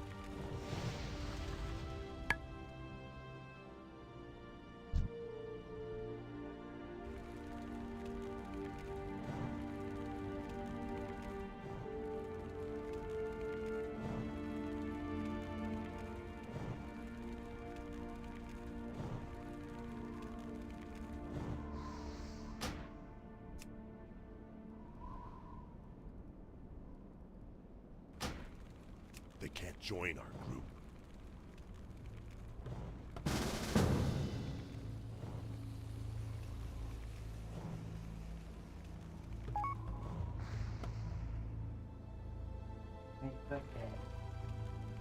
Okay.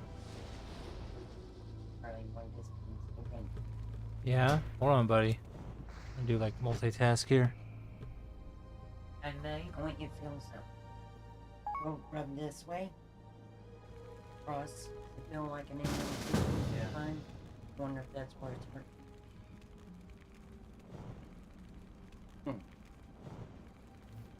Always take care of me, buddy. Always. And that's why if anything ever happened to me, Eric, you know who it is, right? You're the only family member that'll take care of me.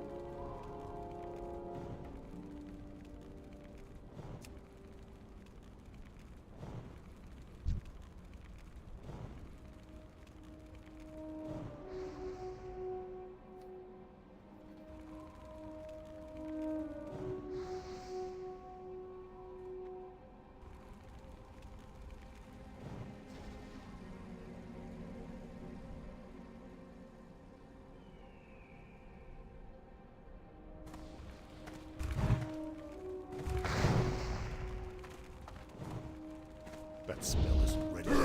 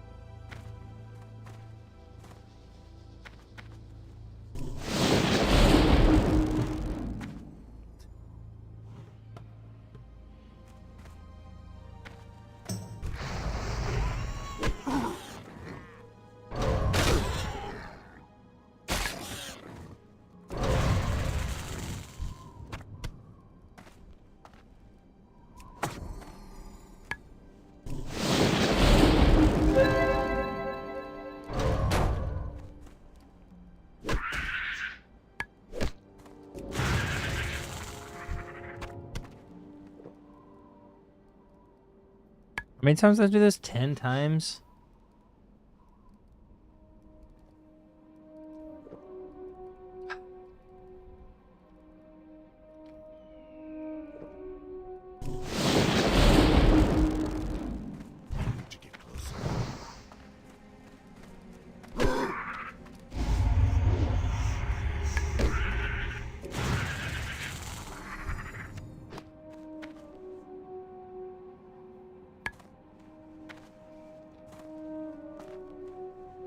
$25 mana, 55 mana.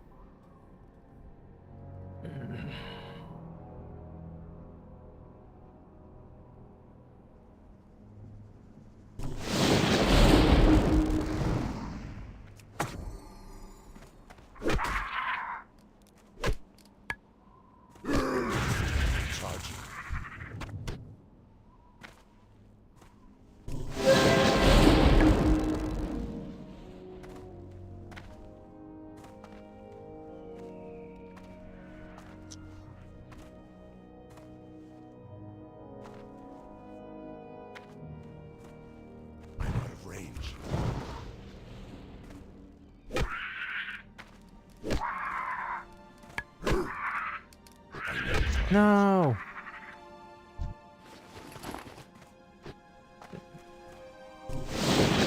Too strong.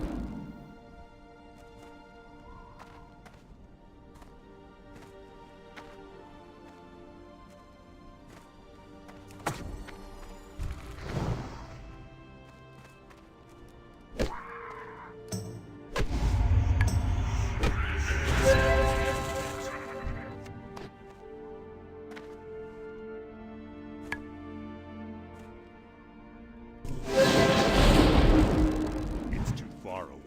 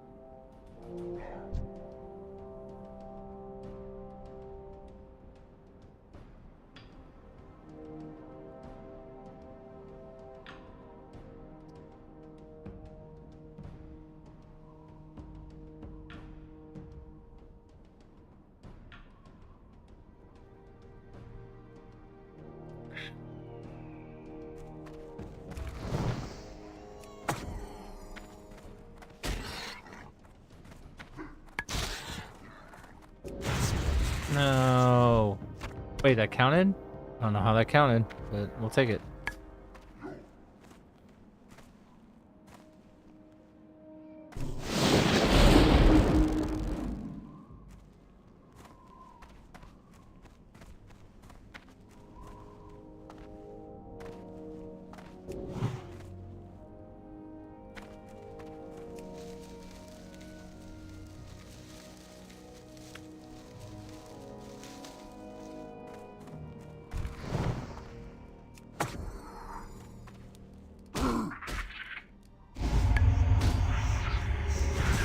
Charging. I can't cast that yet.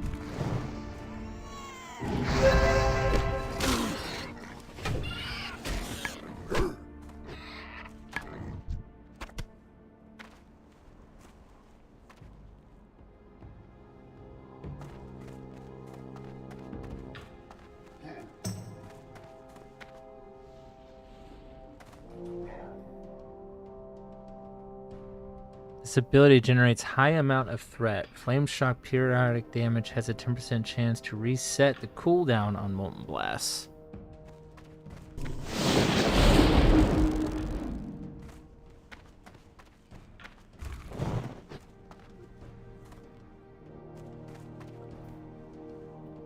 That spell isn't ready yet. Mana does this cost?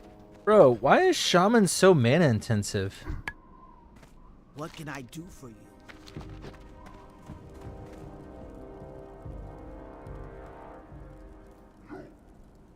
Alright, so we got Shield Mastery, we got Molten Blast, now we need Way of the Earth.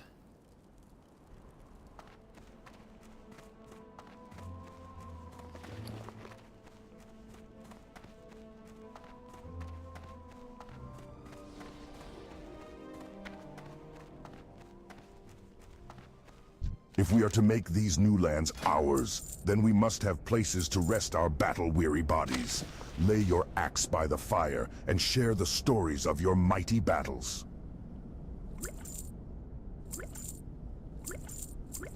Strength.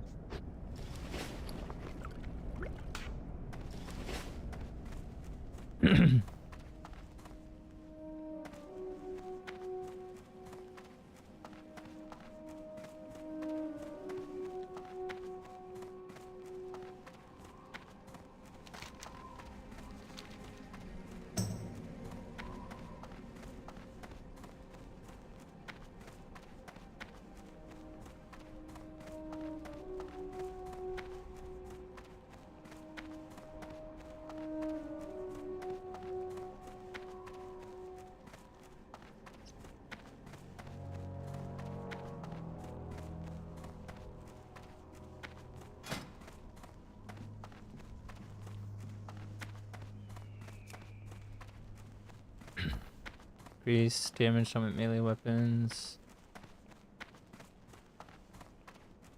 Increase attack power with melee weapons. Increase the amount of damage that can be blocked with a shield. So strength is really important. Increase attack power with ranged weapons. Improves chance to score a critical hit with all weapons. Increases armor and chance to dodge from attacks. Okay. Increase health points. So strength number 1, stamina, agility number 2, and then intellect, spirit. Strength is number 1.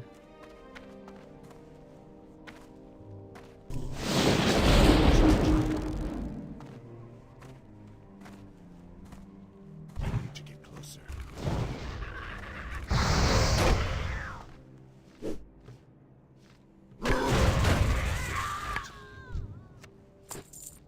Let's see, not ready yet.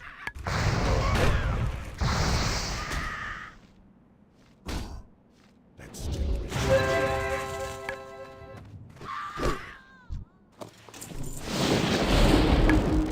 Fucking already though.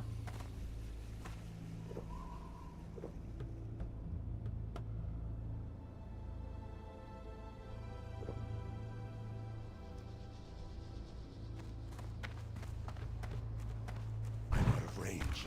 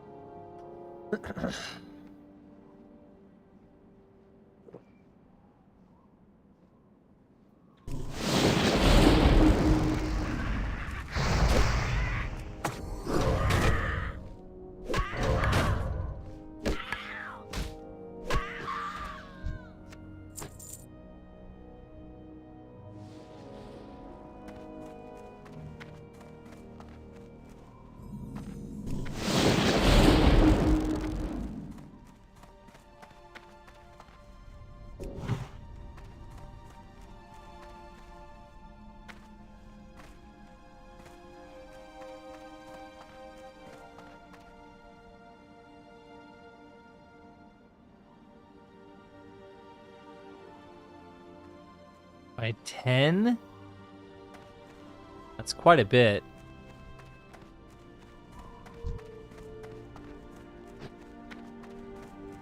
Holy fuck me, man. Everyone, their mom's out here.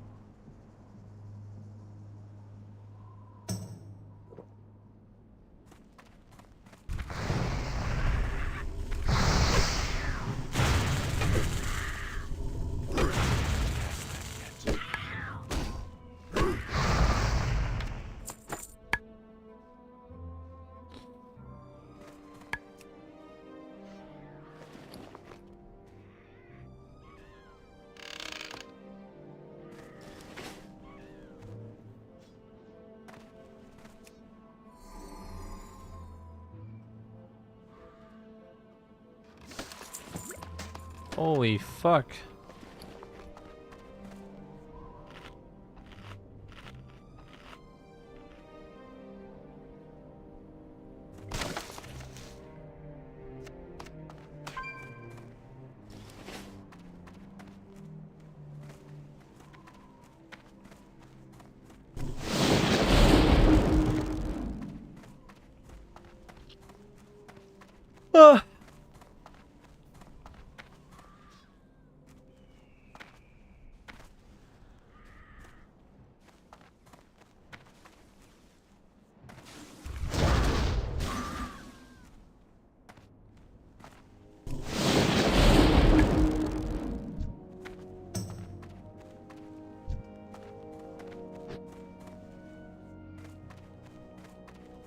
Holy shit, man.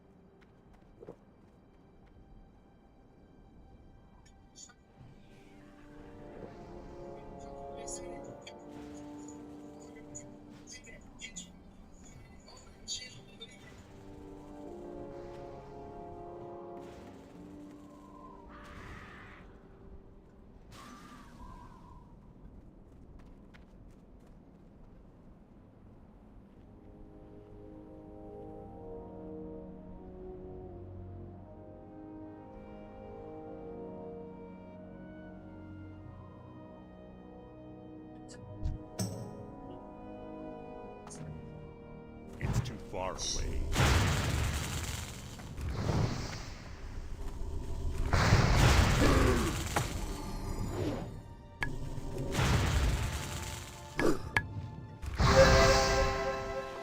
That spell isn't ready yet.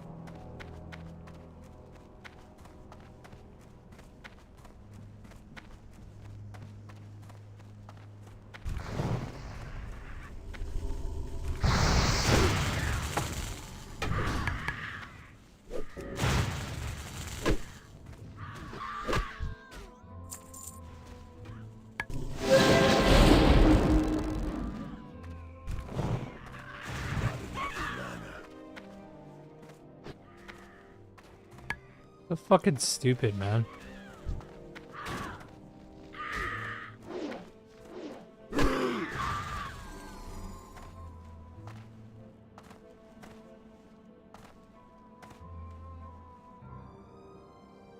Oh man! Oh fuck! Oh.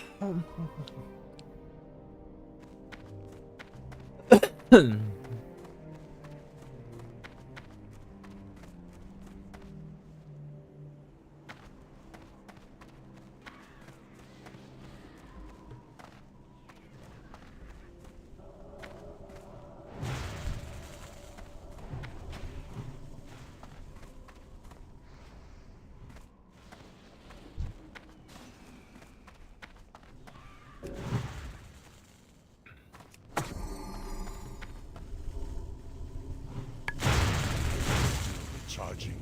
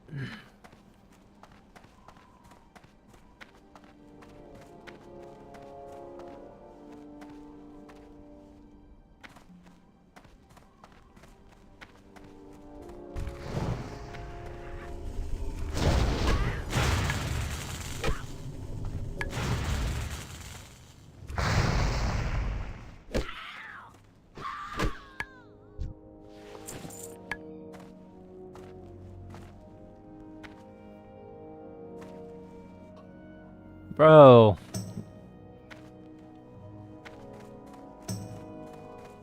Where are these fucking harpies at, man?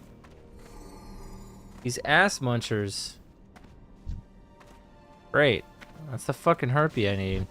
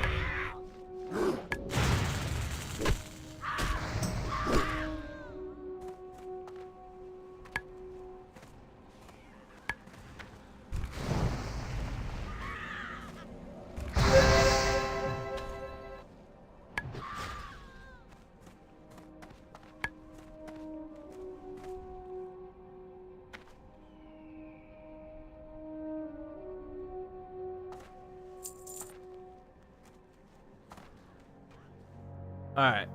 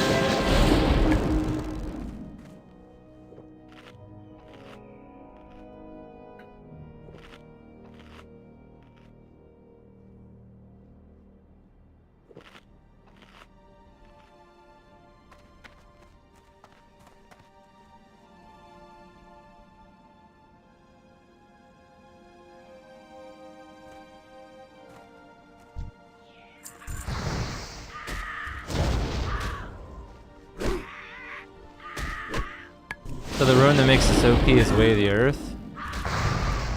Basically.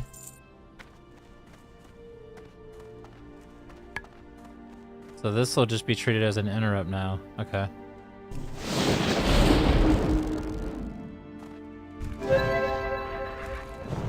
Of course you resist it. Why would you not?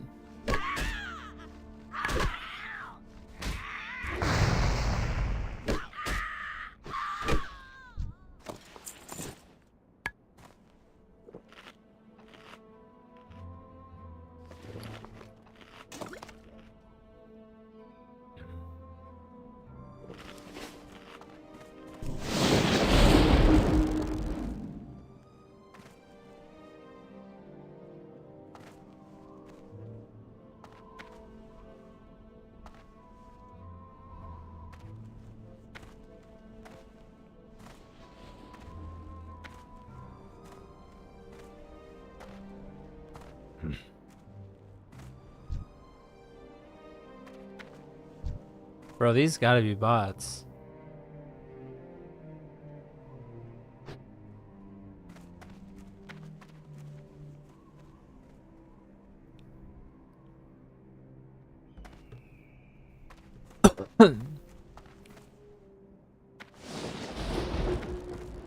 What the fuck?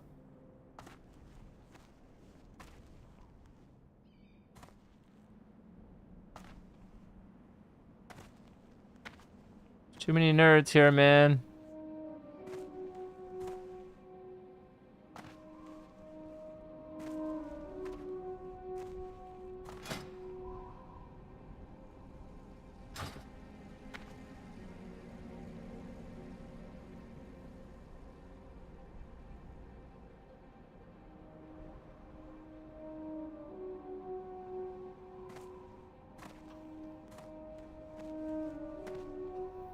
Ugh.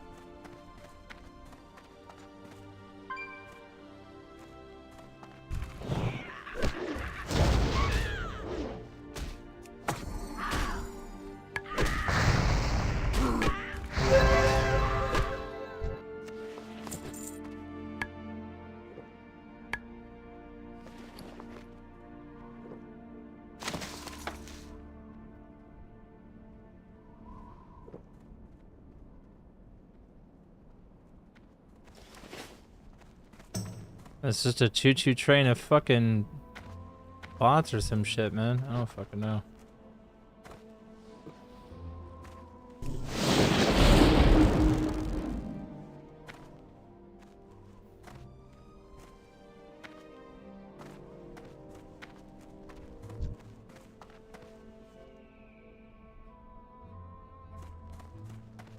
That's definitely a bot.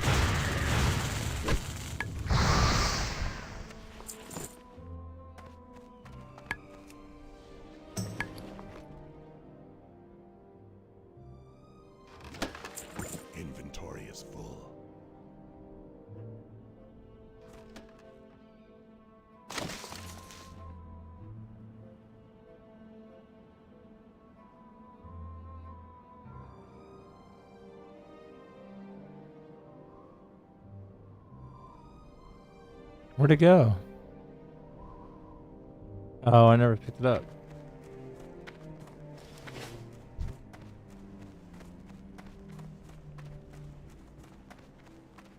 Is it the bot too?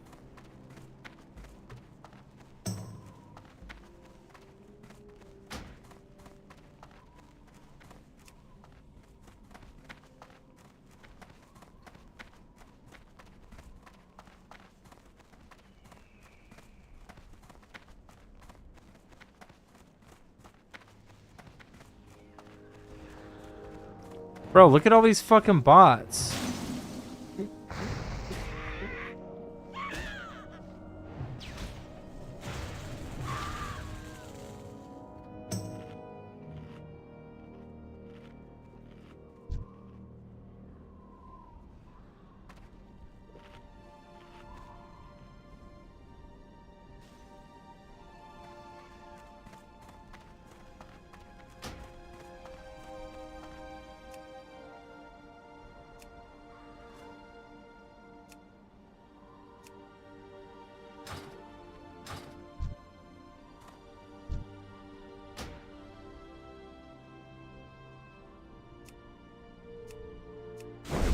Return the favor.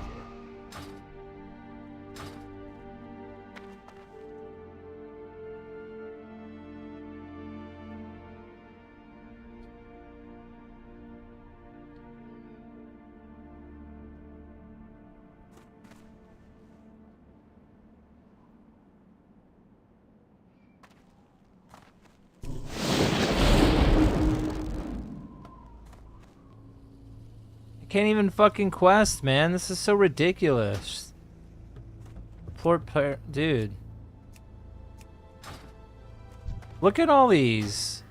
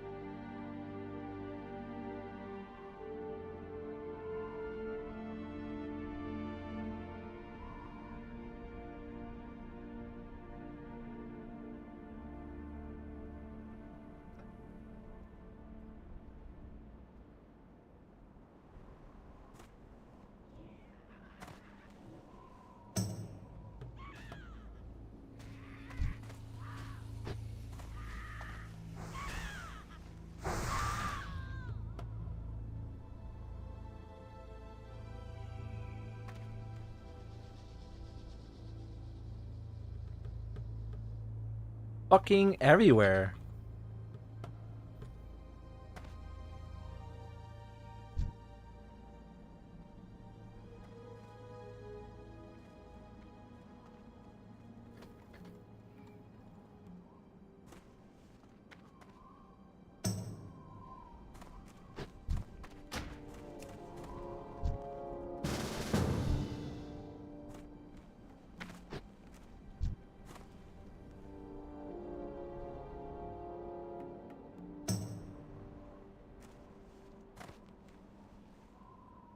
I need dust, wind, savages.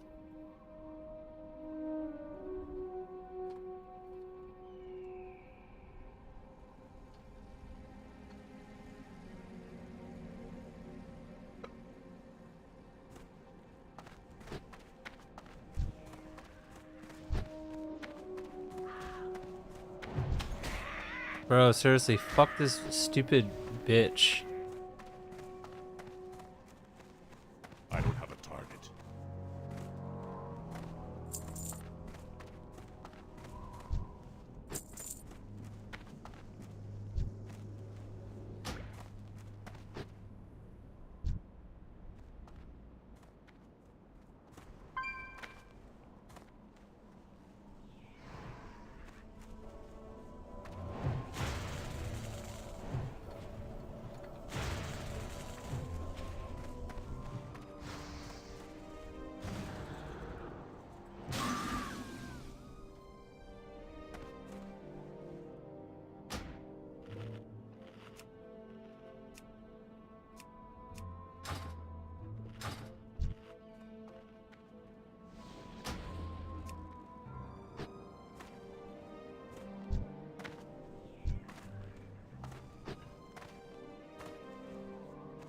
This is so stupid. It just makes me want to log off. Fucking retarded.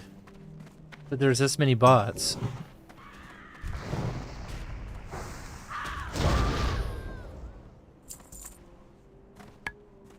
Thank God, man.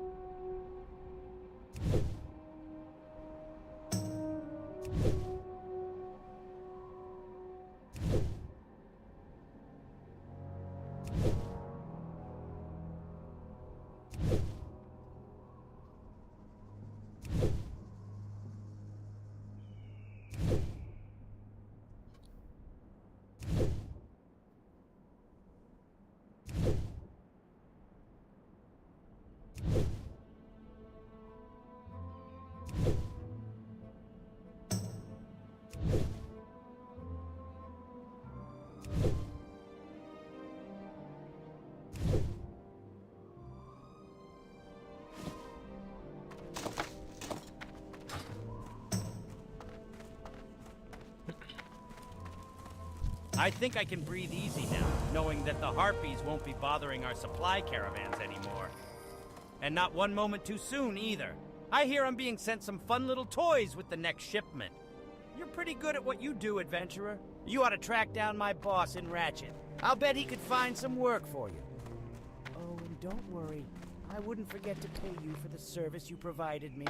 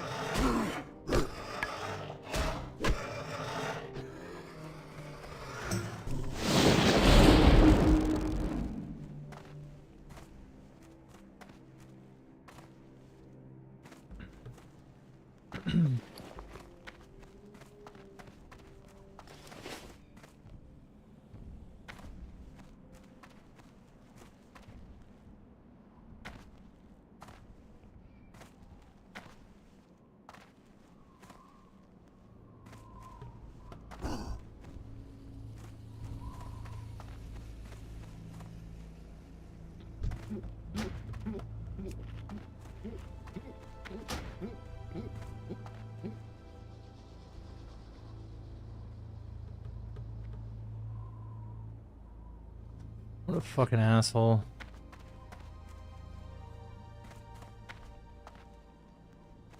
I'm out of range.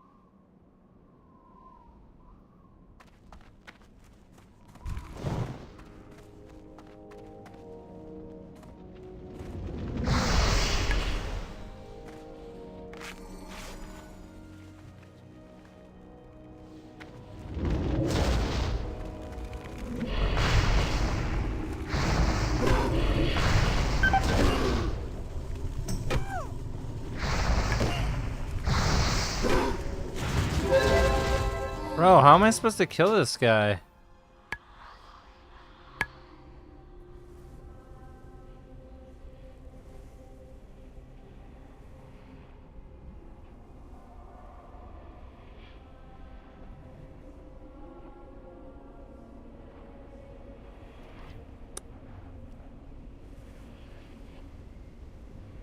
Classes like this make it very demoralizing to play because they're so fucking weak.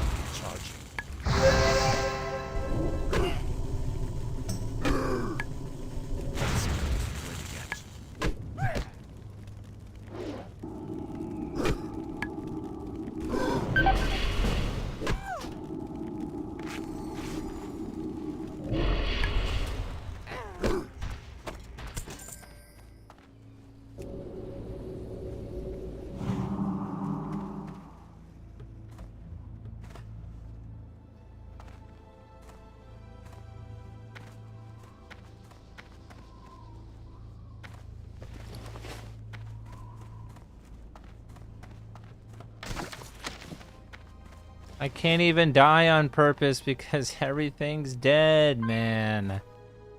Fuck.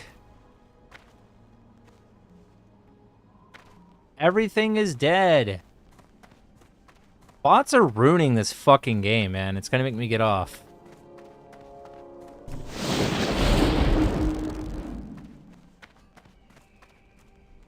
Why fucking bot? It's so cringe. For what?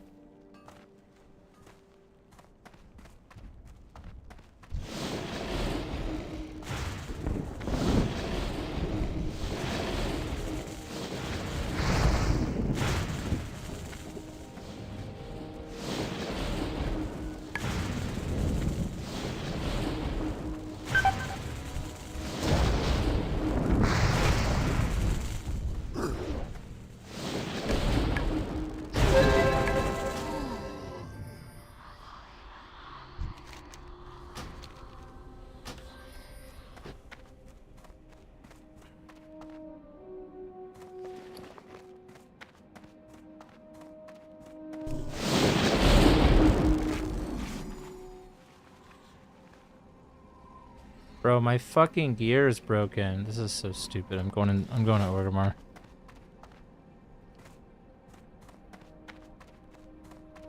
This is retarded.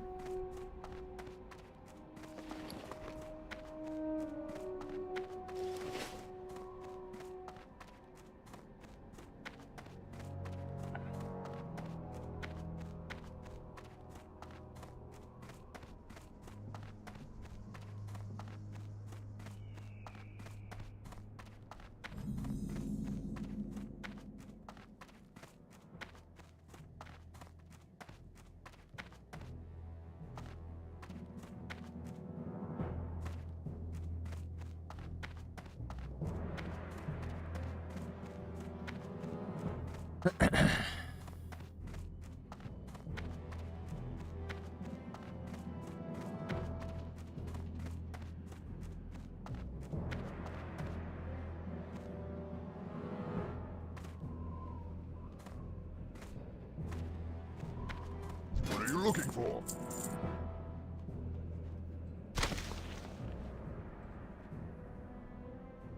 For the Horde. Greetings. Ooh, 4 silver. How much better is it? Like, significantly? 289. 3 block, 4 block.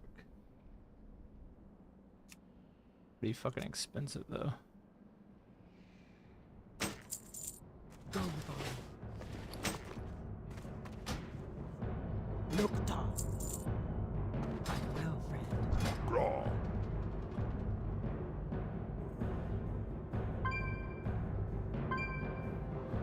Next level? No, next 2 levels.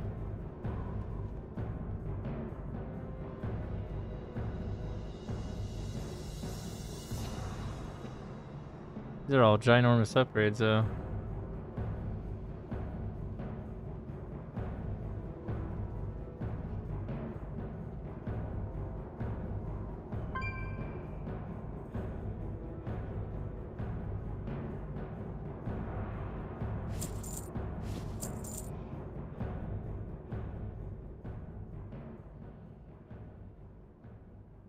Be safe.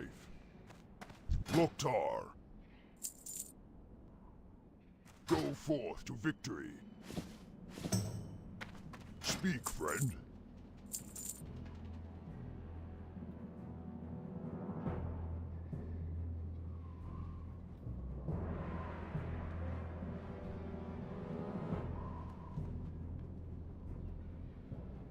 May your blades never dull.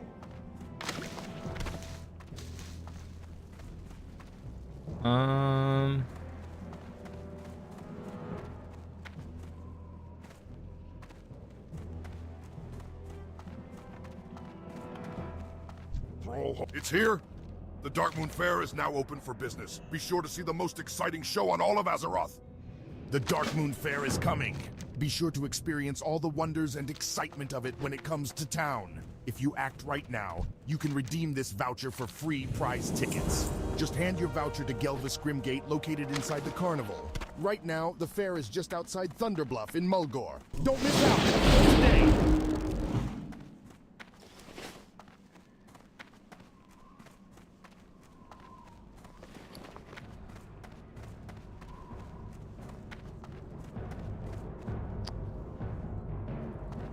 Fucking, where is the fucking alchemy guy, man?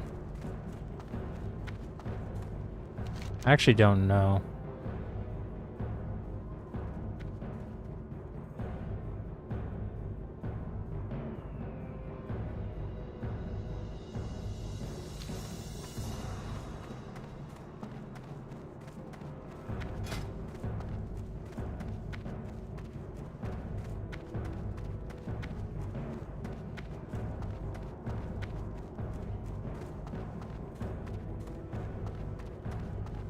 No, we kind of want all fucking 3 of these.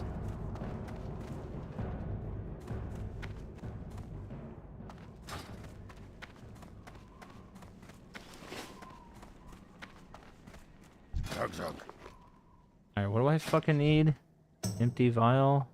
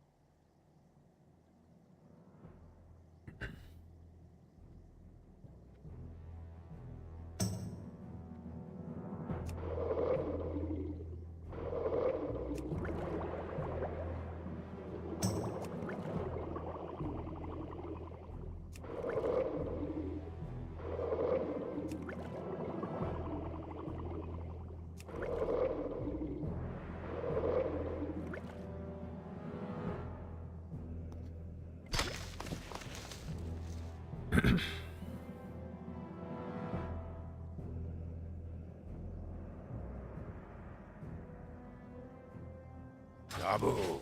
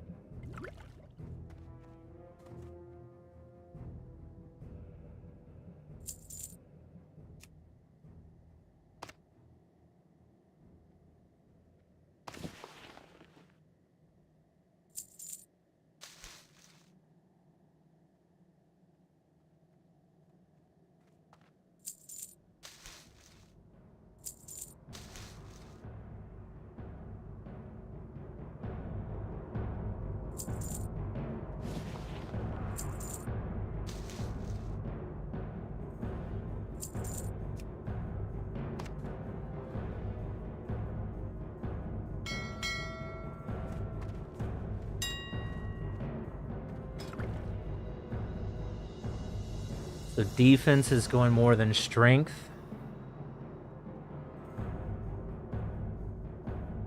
Hmm.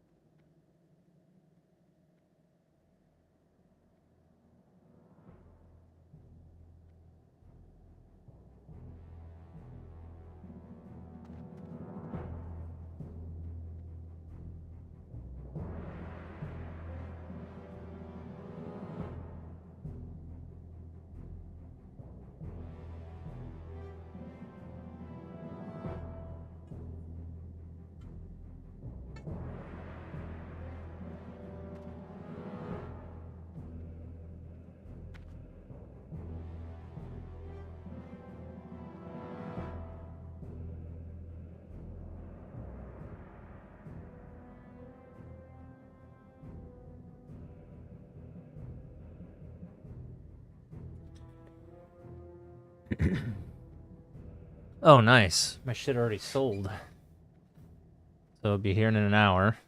Bet.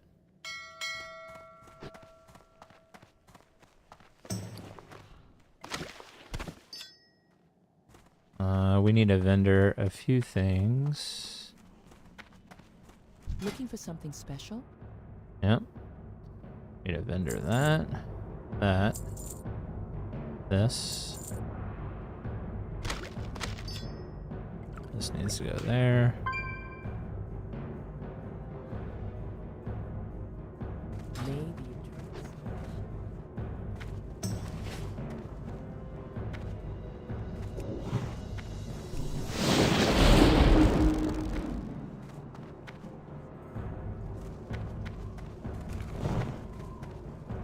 How far is the cone?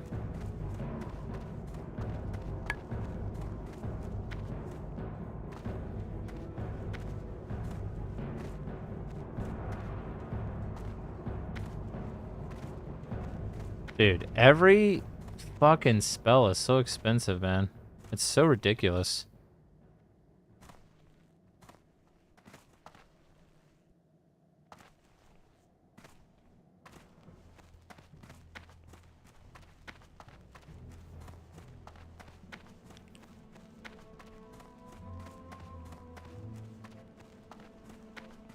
Oh, I need to get the Ogremar flight path.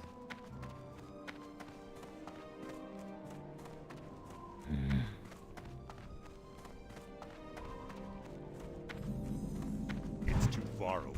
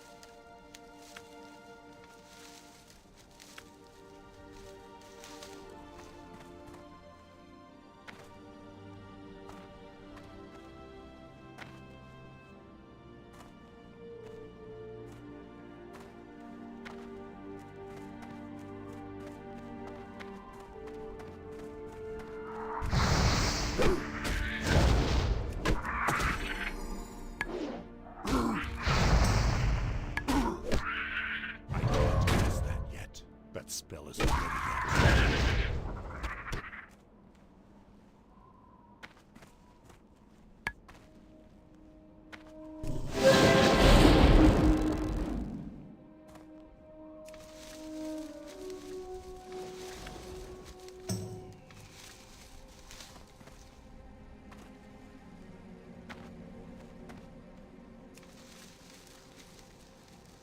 Here he comes.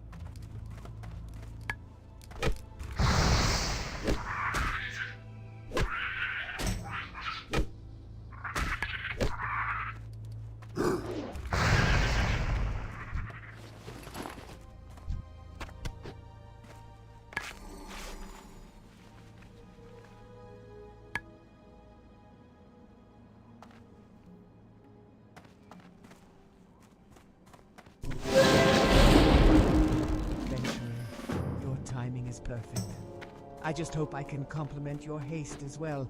I was careless while fighting a few of the venom tails nearby, and one of them stung me deeply. I can feel its poison weakening me even as we speak. I'm afraid I got maybe another way to live, but I'll need your help if I'm to do so. Corgan and Ogrimmar knows how to make the antidote. Find it and help me. I won't be able to last much longer. He should be in the Cleft of Shadow.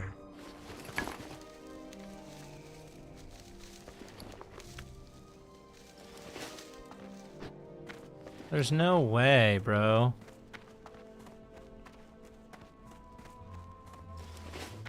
It don't even make no damn sense.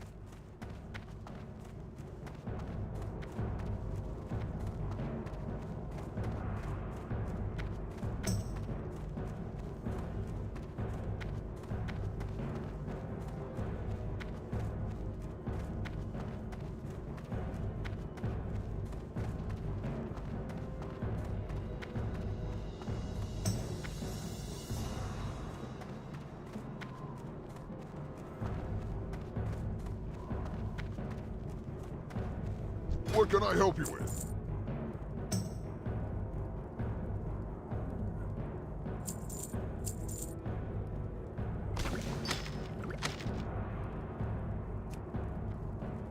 Go forward to victory.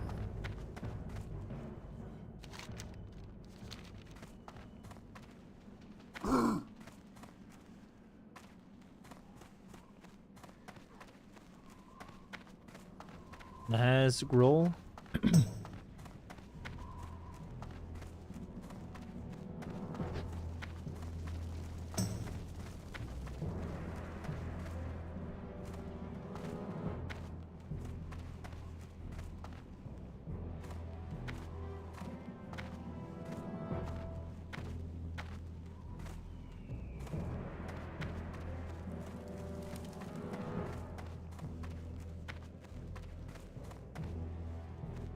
Wait, is this not...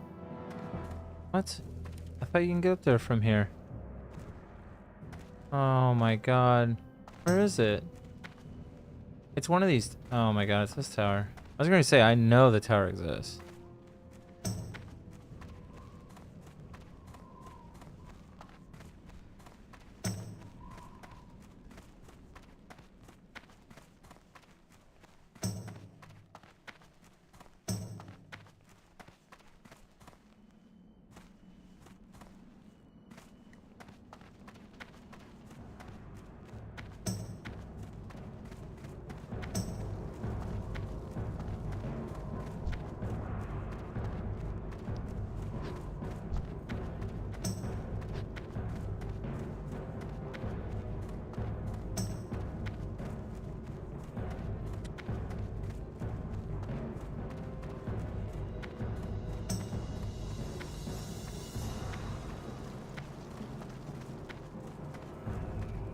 Any donos?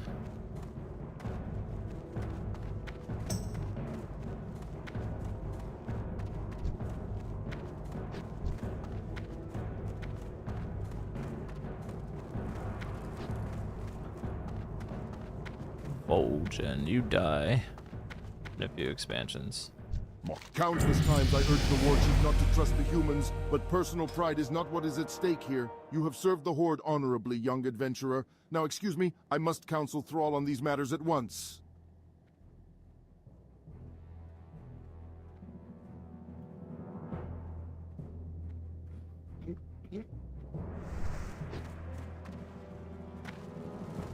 Well, all members of the Horde are equal in my eyes, adventurer.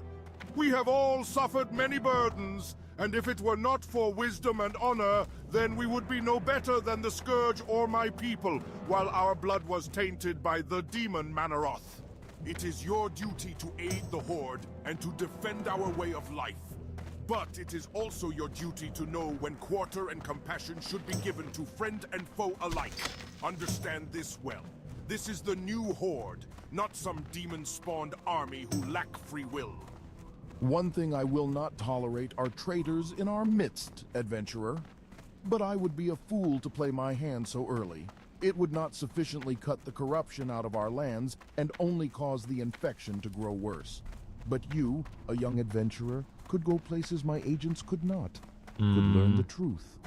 Could find the true head of the beast.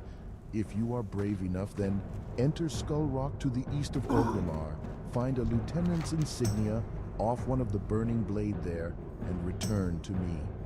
Venom tails are some of the deadliest scorpids in Durotar. It was unwise for Rhynak to hunt them without having some of the antidote with him, but right now, chastising is the last thing he needs. Bring me a few Venom Tail poison sacks from any of the Venom Tails near the entrance of Orgrimmar, and I'll make an antidote for him. Make haste, adventurer. One of our own needs your help.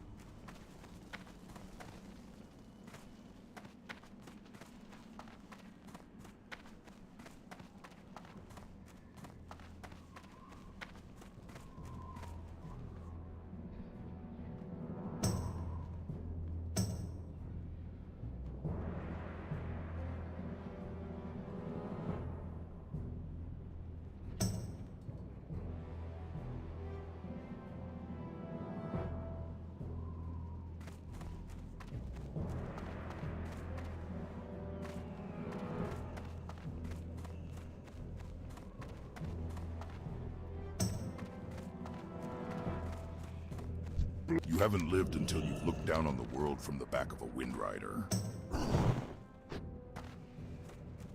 Oh, shit!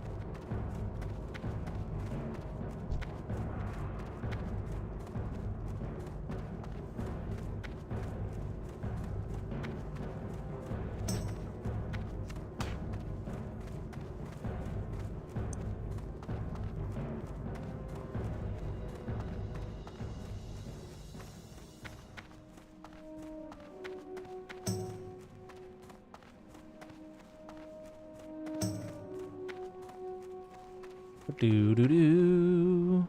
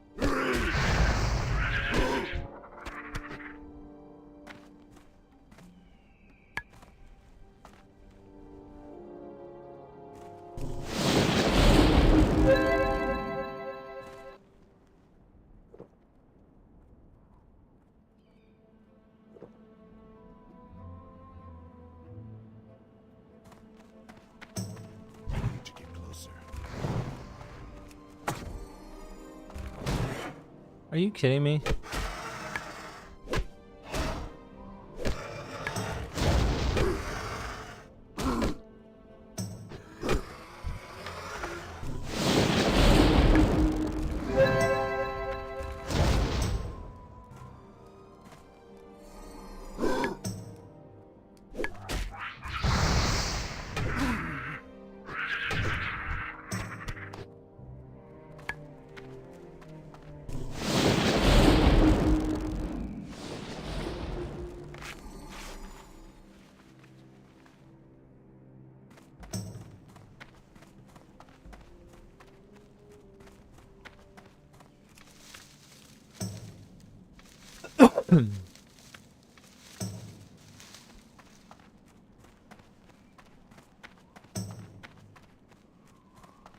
It's too far away.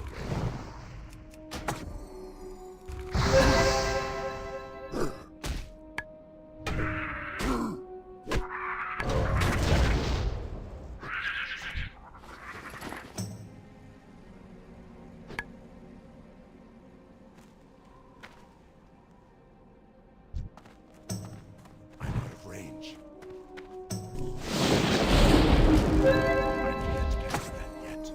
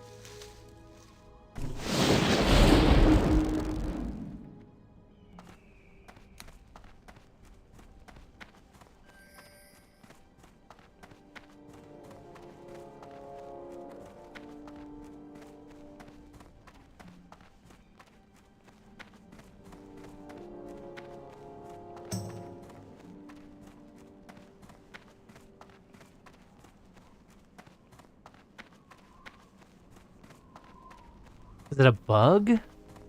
I think I'm understanding what it's allowing you to complete it whenever you want to.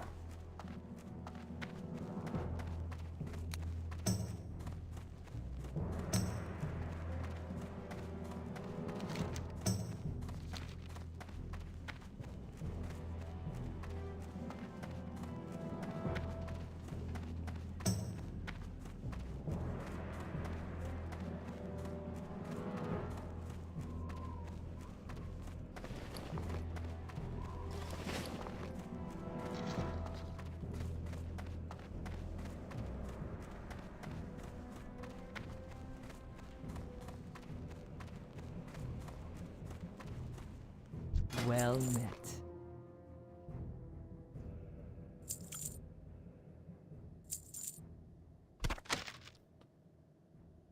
Be careful.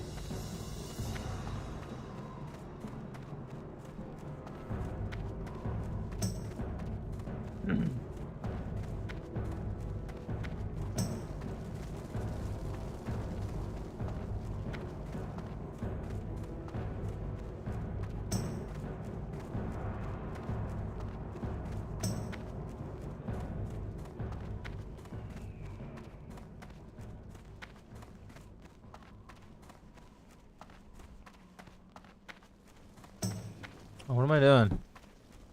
Not paying attention is what I'm doing.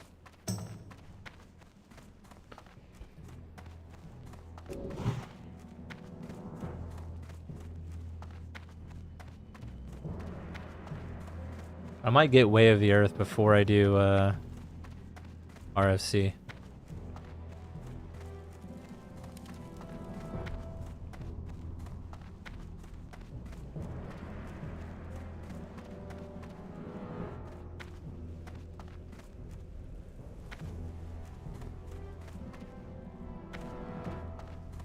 Greetings, man. Here is the antidote, adventurer. Take it to Rheinegg as soon as you can and be cautious. Venom tails are some of the deadliest scorpids in Duratar. It was unwise for Rheinegg to hunt them without having some of the antidote with him, but right now, chastising is the last thing he needs. Bring me a few venom tail poison sacks from any of the venom tails near the entrance of Orgrimmar, and I'll make an antidote for him. Make haste, adventurer. One of our own needs your help.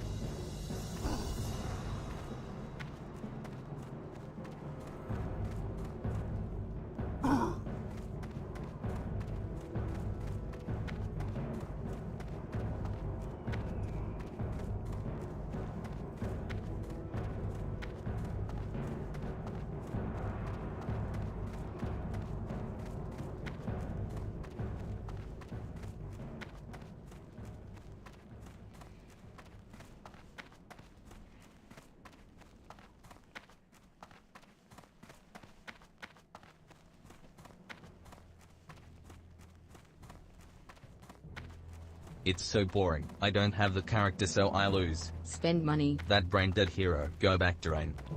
Maybe I'll just open his Anna and see. Yeah, why not? Little dinks. Soldier's already in like a spot. On the left side. Why don't you just go in the room to the left? Kill him.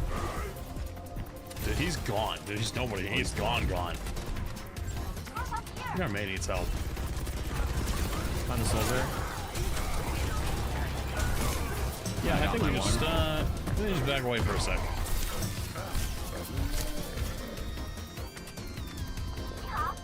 Also, do you think you need Kiri right now for their Ana nades? Yes, for sure. I don't have to play Ana because they're not playing Mauga. Yeah, I definitely would.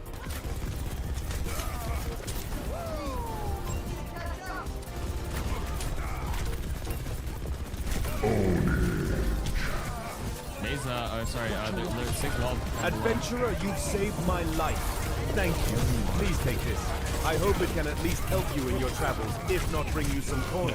From what you say, I won't be using it anytime soon. Corgan is gonna march me through more of his rituals until I prove myself. More killing boards, more gathering scorpid tails. Sight. Wow, we're stabilized now. We're stabilized now. No sports. You have no sports. You can back up. You can run to us. I'm considering out this. They Widow, Dane on the opposite side. Coming.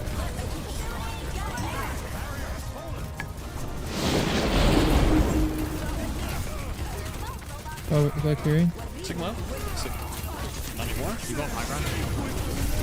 Coming to you. Just rolling the Sig. Nice. Background, soldier.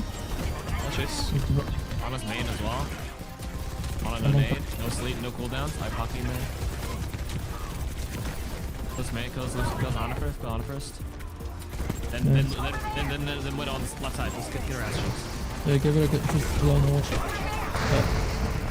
Nice. Yeah, there's a Kiri and a soldier down there. Just tough. Let's have it.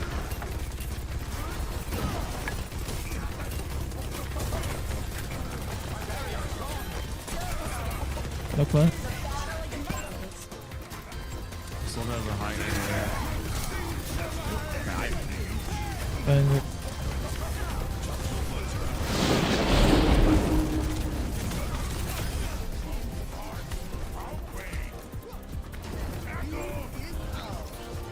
I'm wearing magma. I'm sure that widow's still left side over there. I think he's on. Yeah. One on team. Yeah.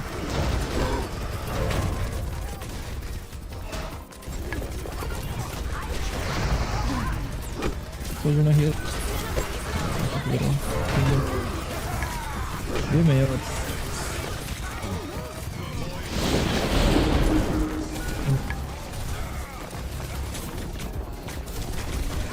I'm gonna go crazy. I'm gonna go crazy. I'm gonna go crazy. Soldier in the window. Soldier dead. 6, 6, 6, 6, 6, 6, 6, 6, 6, 6, 6, 6, 6, 6. Nice. Nice. Closer to chase anybody? I'm slept. Yeah, Anna. Anna one in the room. Kieran, Anna, no cleanse in there. Or nade. She's High ground, that's the support. What support are in there? Maid's on them. Let me help. Nice. Just Anna in there. Nice.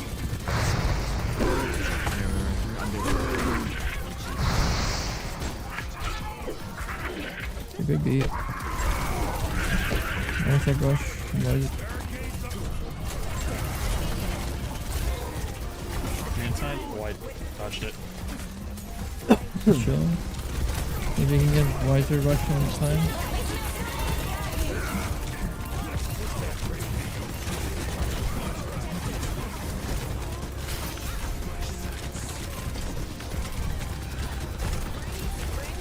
Oh, what's that wiser in there?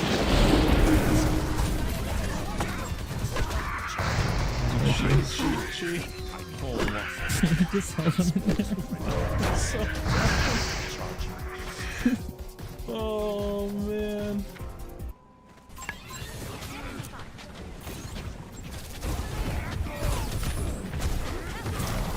You just. Thanks. You haven't played this map in forever.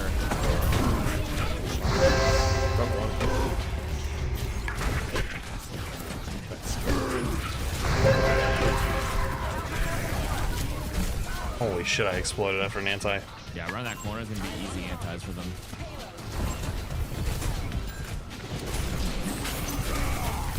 Oh, anti again. Oh. Huge. I'm getting railed on the side angle when I try to walk up and help you.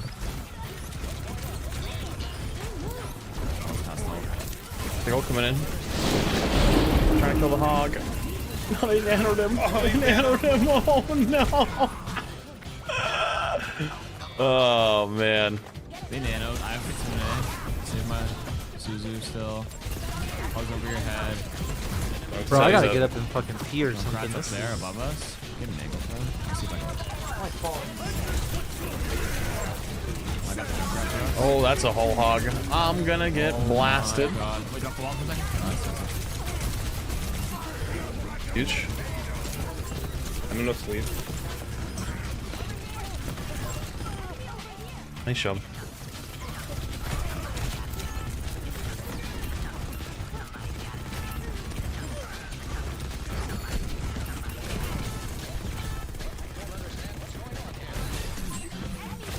No. The Junkrat didn't die. No way. Dude, I all in for the Junkrat.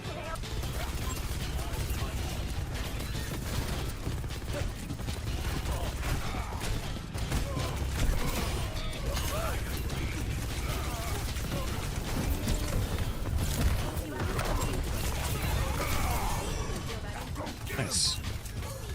Nice.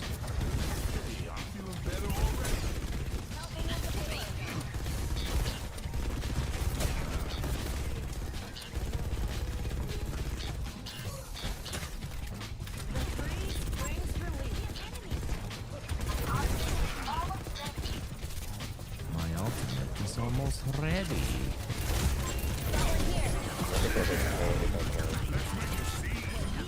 Nice, huge kill.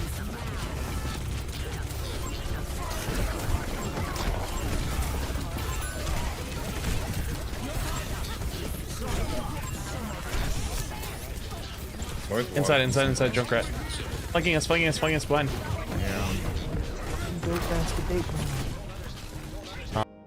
Problem with, you're allowed to practice your religion in your own right, with your church, and what as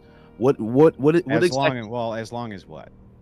Well, I'm just saying, what do you think is the hang on. As long as what? We're allowed to practice our religion as long as it doesn't have any sort of ramification against whatever secularists believe. Then it's not okay to practice it anymore. Yeah, unless it's like encroaching. But the same way goes for you. People can't encroach on your religious. No, but people can encroach on my religion. So, for instance, there's all sorts of discrimination laws which exist, this type of thing. Even things as simple as you must bake a cake for people who are homosexuals. You have a Christian business. We've seen it time and time again. It's actually kind of silly to say that the enroachment of secularism pushing against Christianity isn't there. It's clearly there. But let me just respond and ask you this very bluntly, right? Is your only problem with Christianity that they don't promote degeneracy? Can you really give me an example of anything in society which Christians are doing that you have a problem with, other than they don't promote degeneracy? So I would say something like this.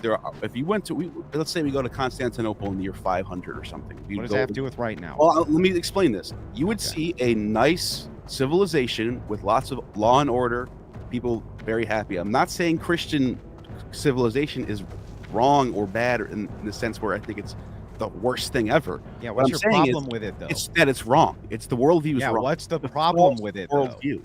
Let's assume for a second it is. Let's assume for a second that the whole worldview is false, that everything that they believe is false, but all the human beings who exist there are happy. Well, like I said in my opening statement, you basically have 1,000 years of halting any progress of. Can't societies make the decision to halt progress if they want to? Yeah.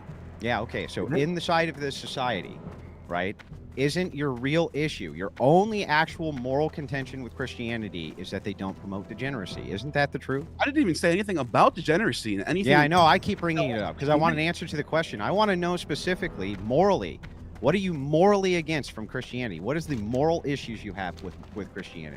I'm not pro degeneracy. I'm pro having the freedom to live be a degenerate. People can be a degenerate and then they learn from it and they go out of it and they become wiser from it. So your moral contention against Christianity is that it's wrong.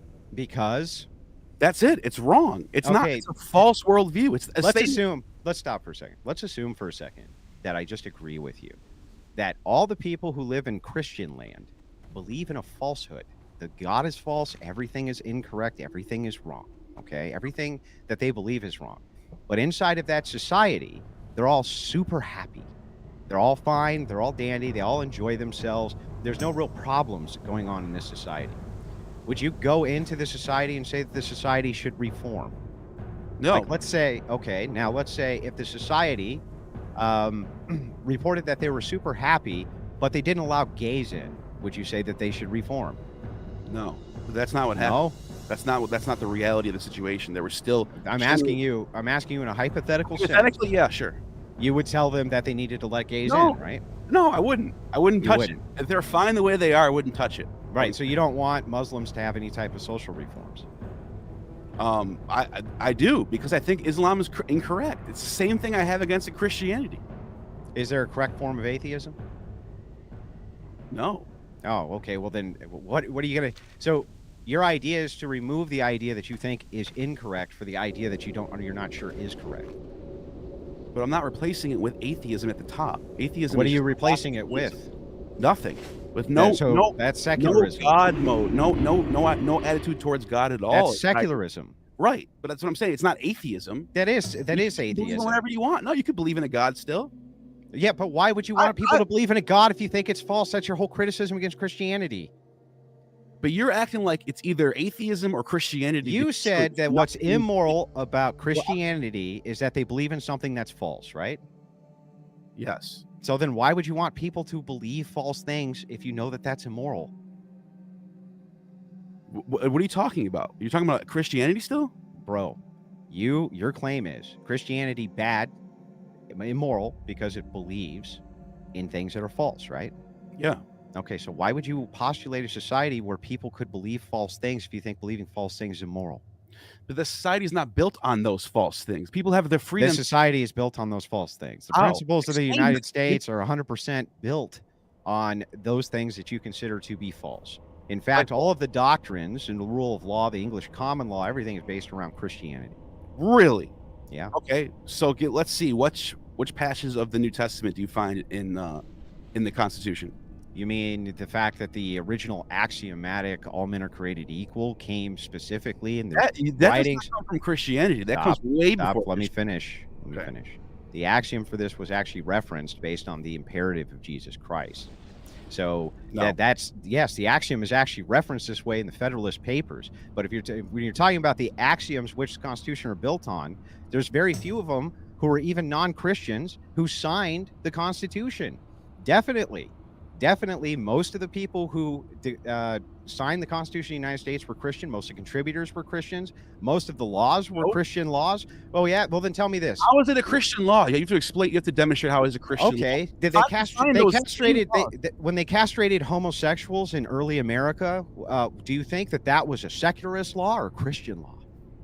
Well, you can find those same laws in Athenian law codes. Yeah, do you think that they were exercising Athenian law in the 1700s in the United States, sir? They're basing their legal codes off a lot of the Athenians. Do you think they were basing homosexual castration on Athenian law in early America? Are you fucking serious? I don't think it's based on anything. That's the stupidest shit that I bet you. Hang on, I want to make sure I get this clear. Early America, homosexuality is outlawed because you think Athenian law is what's being referenced there. It had nothing to do with the moral codes of Christianity. If that's how it came out, that's not what I meant. What I'm saying is it's not just Christianity that brings those laws to the table. Those are very widespread laws throughout different law codes, throughout different areas. It's not just Christianity that they're applying or yeah, but what you're doing is you're saying this. You're saying there could be contributing factors to why they have different codes of why they do things. Sure. But what I'm saying is that specifically the laws in the 1700s, decency laws, things like this, were based around Christianity and Christian ethics. They weren't based around Athenian codes. That's insanity. Yes, that's totally true. Puritans founded the United States, sir. Yeah, hey, what are you talking about? Puritans didn't write the Constitution either. Who wrote them? The Puritans were Anglicans in English. Who wrote the Constitution for one Christians? Tell me. The first Americans. Who were Christians. Not all of them. I didn't say all of them. I said most of them. I've already declared it's most of them. Right. Some of them were deists, but most of them were Christians. In fact, the 13 colonies, the inception of the United States, almost all of them had a state religion, and all the state religions were Christian. Right. And state religions had no sway over anything. Yes, they did. In fact, so much so that even after the Constitution was ratified, there were still states in the Union, and the states still had state religions. Right. Yes. You're allowed. They still had them. You have state religions, but they're not governing. Well, tell me, were any of those state religions Athenian state religions? No, but what I'm saying is the democracy foundations of the republic, the constitutional republic itself, those ideas come from that 100%. What? You mean democracy? The same people who you just cited. You don't have and Plato, who absolutely loathed democracy. No. I'm not talking about Plato and Aristotle. I'm talking about the ideas that where's your constitutional republic before America and France from the 13 centuries that you had in between Constantine and America? Where was it? What do you mean, the republic? You didn't have it. You didn't have it. No, we weren't. So how is it Christian? How is it Christian then if it's a brand new thing that just came out? First of all, in the Middle Ages, in the medieval world, are you saying that Europe was not controlled primarily by church ethics? It was. Well, then what do you mean? Where are these nations which existed before colonial America was Christian? I'm asking you the particular system of a constitutional republic, the same system that we saw in ancient Athens, and then when the church gets control, let's say. No, our constitution was not the same as the Constitution. No, I'm saying the idea of a constitutional republic where you have a Senate representing the people, right? and you had consoles or archons. But what does that have to do with whether or not the foundations are built? The system is built on the Athenian and Roman system. Hang on, listen. Nothing to do with that. Makes no sense what you're saying. You're saying that. That does make sense. You're saying that. Okay, so I want to ask you again. If you're going off of, there's a constitutional republic, right? But all of the laws which are imposed in this constitutional republic are Christian laws. It's still a Christian nation. Christian laws. They are Christian laws. Name one Christian law. Decency laws. Blue laws. That's not Christian. You could find those in Augustan laws. You could find those in. Show me the blue laws in Augustan law. Which law? Blue. I just told you. Show me blue law. I don't have it. I don't know. I'm gonna look it up. Augustan law. I don't have it in front. You fucking cited it. What? No, but I'm saying these are laws that you already can find in other law codes before Christianity came along. How do you know? Cite them. Well, give me an example of a specific. Okay, so in Augustan law, let's say in Augustan law, what was the penalty for being a degenerate? They had laws against. They actually did have laws against. What's it called? I don't know. Adultery. They had adultery laws. Here, let me look it up then. Give me a second. Yeah, I'll give you a second. Augustine. So Augustine's reforms: adultery became a civil crime instead of a personal crime under. Right. Okay. That's actually more progressive of a doctrine than it is a foundational doctrine. Right. So he made it a civil matter. Right, but they're still dealing with these ideals of what you would call degeneracy. Yeah. But you don't have Christianity to do that. Listen, whether or not that's true, the principle and point is the foundation of this nation was definitely founded by Christians. For Christians. Most of the people were Christian. By the way, for Christians. They founded it for Christians. They didn't even want people who weren't Christians to be here. They definitely weren't sending off for fucking Athenians, bro. That's not true at all. It is true. You have Thomas Jefferson saying, I don't care if you're Mohammedan, I don't care if you're a Hindu, I don't care what you are, that America is for you. Jefferson was one of many people who signed on to the American Constitution, and Jefferson was a more libertarian sort than many of the other founders were. Okay, sure. But when you look at the naturalization, right, there was a big fight over what even white was. Huge fight over what that even meant so that they could keep what they considered to be some of these non-Christians out. They did everything they could to keep Catholics out. Now, they didn't specifically make a law maybe saying that Catholics couldn't come in, but they were very specific that they didn't fucking want them here. So did John Adams not say that the government of the United States of America is not in any sense founded on the Christian religion? Yes or no? He may have. What does that have to do with anything? Here's another John Adams quote. The United States is not a Christian nation any more than it is a Jewish or Mohammedan nation. And then Thomas Jefferson, Christianity is the most perverted system that ever shone on man. That's a false quote. Well, I'm just, okay. Maybe no, that's a false quote. Maybe you're right. Maybe you're I am right. That's a false quote. Totally made up. I'm looking at one of these, one of those fucking, yeah. I don't mean. Well, my point is, a lot of these founding fathers were very critical of the systems of the law codes that came from the church. So, what does that have to do with anything? Of course, they were critical of it. You had the Anglicans who were much more progressive, who were running out Puritans who were much less progressive, and so of course there's always been interpersonal fighting when it comes to the Christian church, just like with atheists, there's interpersonal fighting. That has nothing to do with whether or not the early coded foundations for the nation were based around Christian ethics. They certainly were. We see the laws in all 13 colonies, which then became states after that. Now, let's move this into an even better kind of analogy. When you're talking about the effects of secular nations versus the Christian nations and the religious nations, why would you want a nation to be secular? Why would that be your goal?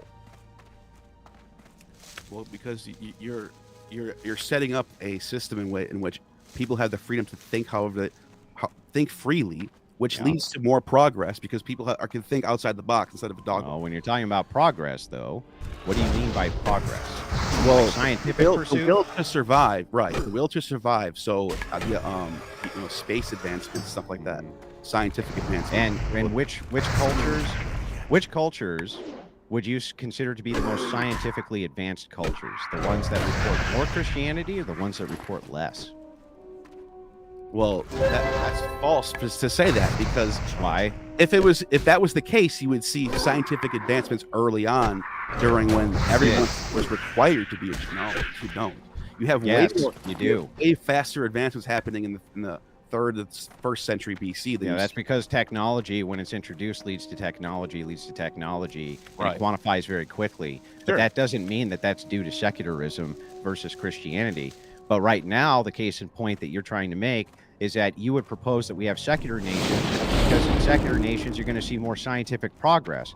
And so it stands to reason for me to ask you then, which of these nations report the most scientific progress? The ones that report the least amount of Christianity, or the ones that report the most amount of Christianity, sir? Well, they certainly allow people to be Christians, so that yes, they do. They do report a lot of Christianity. How much? Those are how much Christianity? Would you say the majority of the nations are Christians, self-reported Christians? Yeah, the majority of the most scientifically advanced nations also report as being Christians. Is that right? Right, but that's not the cause of that's not the cause of the scientific. Well, it may not be, but you can't also say that the cause of scientific advancement is secularism. No, I'm going to call one fallacious, then the other one's just as fallacious. Having a secular foundation is a better system for the scientific mind to thrive in. Why? Because you don't have to deal with dogmas like Galileo had to deal with. You have to deal with dogmas. The really? scientific method itself is a dogma. Was Galileo and Copernicus free to just go wherever they want and decide to write about whatever they want? Were their books not banned by the church? What does that have to again? What do you mean? What does that have to do? I'm talking about right this second in society. I can only what Christians? What Christian? Hang on. What Christians are being prevented from publishing scientific anything or preventing scientific studies from being published? None. They don't have a choice. What do you mean they don't have a choice? What are they going to do? How are you going to stop somebody? You do have a lot of pushback from people in the church for stuff like designer babies and shit like that. From fake science. You see, right. So the fake science, So fake science is pushed back on by Christians. That's true. That's what I'm saying. Don't you want fake science to be pushed back on Christians? Why is it that secularists push fake science and Christians reject it? What's fake science about it? What's fake science about? Do you know what a publishing bias is? What do you mean? Do you know what publishing bias? No, it's not. Also, if you have a scientific study and it doesn't have right thing, there's a good chance it's published. I see what you're saying. Okay. Well, I don't know about that. You don't know about that.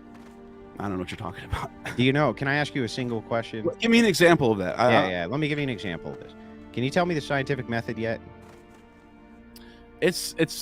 So it depends on what we're talking. The scientific method is just the basic method. Do you want the definition of it? No, just the method. It's the way of testing a hypothesis. I don't know. Yeah. What's the method for it? What do you mean? There's one method for the scientific method. What are you talking about? Scientific method. So for everything, there's what is it then? Well, it's going to start. I'll give you a key. You probably heard this in middle school, right? But it starts with observation. And then what's the next step? Hypothesis. There you go. And then what's the next step? I don't know. I'm not a scientist. You don't know? You don't know? I'll admit that I appeal to authorities. I think. I admit that. So do you. Everyone does. Yeah, but I mean, regardless of that, I don't actually understand why it is that you think that social progress is only produced, or scientific progress is only produced by secular nations, when the most amount of scientific progression happens in the nations which are the most Christian. That just doesn't make any sense to me. It's not Christianity that's driving that. Well, then show what is driving it. You don't think that it's the moral codification of Christian law which created an atmosphere in which people could thrive? The freedom to investigate is what leads to that. You have the freedom to investigate as a Christian. Why do you think you have none of these freedoms as a Christian? That's why I brought up Galileo and Copernicus. These are, you're talking about structures which existed years and years and years ago. I'm talking about, we're trying to compare this. Stop for a second. Let me get this out. Because we have examples right now of what happens inside of societies which are becoming more secular compared to the ones that are staying more Christian. We have these examples. We can look at them now. And so this is the thing. You would criticize an Islamic culture because you don't believe in it. The same reason I could criticize it in a Christian culture. So, but don't you see my point? Like, why it's is not the that, debate based around but Christianity versus what I'm Islamic doing culture? Is it based around secular bringing- humanism versus Christianity? True, but I'm saying if the religious culture itself brings about a society that doesn't lead to better advancements. Well, some religions might, but you know what else? Some forms of secularism also do this, because secularism can lead to progressive ideology, which becomes so dogmatic that the science begins to reflect the dogma. Examples of this would be pro-trans studies, brain studies, things like this, pro-LGBTQ studies, which are all funded by LGBTQ groups in order to make them look better, right? Things like this. So don't tell me that secularists can't be just as prone to dogma as the religious. They clearly are. They clearly are. Let me give you another example of this. Inside of, supposedly, in 2018, the Nordic nations, which is the case in point for you to say these are the countries which are the happiest. These nations were reported the happiest, and they're the most secular, right? You have some problems with that, too. Here's a problem that almost nobody ever talks about. Inside of Finland, for instance, which is rated the #1, was rated the happiest nation on planet Earth, 2018. Did you know, and I've got the data here because I think it'll be good for you to take a look at this. Sure. Do you know that secularism leads to nihilism? Are you aware of this? It can, not for everybody. Not for everybody, that's true. But are you aware that one third, and I just want to make sure I read this correctly, okay? This study found general mental health, they're both closely associated with happiness ratings, right? We would agree that that's likely true. Now, the research behind In the Shadow of Happiness, which is a counter study done to this Nordic study, looked at the data collected across 5 years between 2012 and 2016 to try to build a better picture of the so-called happiness superpowers. Okay. Now, what it found for mental illness is it found in total that people in the Nordic regions said that they were struggling, suffering, especially among young people. Now, as it moves along, it says in Denmark, 18.3% of people aged 16 to 24 said they suffered from poor mental health, with the number rising to 23.8% for women in that age bracket. Norway saw a 40% increase over the same 5-year period of young people seeking help for mental health issues. The report also noted that in Finland, which ranked as the happiest world country in 2018, the suicide rate there was responsible for 1/3 of all deaths in that age bracket. 1/3 of all deaths in that age bracket from these nations. Now, maybe they're reporting based on these Gallup polls that they're the most happy, but it sure seems like they are succumbing to nihilism, doesn't it? Well, that's shitty. Well, this is secularism, though. Right, but people need a purpose in life to be happy. Sometimes it's having children, or sometimes it's getting a career or whatever. Does religion provide purpose? Religion does provide purpose. So, and does secularism provide purpose? No. No. It's a society that is better for everyone as a whole, where everybody can find purpose within it. You don't have to imagine find a purpose from being. Well, then why is it that secularists granting that? Yeah, so then why is it that secularists are doing everything that they can to push religion out? And why is it that you think that Christians shouldn't be in power and secularists should be? Like I said, I look at history. My comparisons in history show that the church leading the government was not as good. I don't know if it's just me, but you started roboting there. Did you hear that too, Andrew? Me? No, it was just you, bro. Okay. Well, I'm only hearing Neil robot, but Andrew, you sound fine. Maybe it is just me. Okay. Continue. Sorry. Okay. What was I saying again? I forgot what I was saying. Shit. Well, do you have evidence of a thriving secular society anywhere in history? Right now, America, yes. That's not a secular society. America's not a secular society. No. Wait, no. That's you can't just say because most people are Christians that makes it a Christian society. Oh, well, then what would make a society Christian? But having a Christian a biblical law code that's Christian only, and no one's allowed to be anything else besides Christian. Oh, okay, got you. So, like so the- hang on. To get this right, for you, the only way that a nation can be a Christian nation is if the church runs the nation, right? Regardless of how many Because people you have the inside of option. this nation. The secular nation gives you the option to be Christian, and if everyone decided that they wanted to be Christian, it's still a secular nation with everyone deciding to be Christian. Okay, so you have the option. So what would a secular nation be then? What it is, exactly what we're living in right now in America. Yeah, what makes it a secular nation? The freedom to choose your own path in life. The freedom Okay. to have your own religion. Gotcha. Okay, so these freedoms and these rights, where do they come from? Constitution. They come from the Constitution. Okay, and what do you think a right is? It's something written down that everyone agrees on. It's like a mediator between people and the world that we're operating in. So they don't exist; they're just social constructs. They are social constructs. So a right's a social construct. Yeah, of course. Okay, so I did want to make sure all of the human rights and the right to have your own path and all things like this, these are just social constructs. These aren't actual imperatives for you. Yeah, but what's the point? I don't understand. My point is to ask you that if Christians were to say tomorrow that being a homosexual is no longer a right, all that they're doing is introducing a new social construction, right? What would be your actual moral claim against that? If they decide they're allowed to think whatever they want. I don't have no, but let's say they want to legislate it. Let's say they want to legislate They against can try. rights. They can try. That's Yeah, well, should- that's but- why I was bringing up the Augustine reforms because Should they? But should they do it?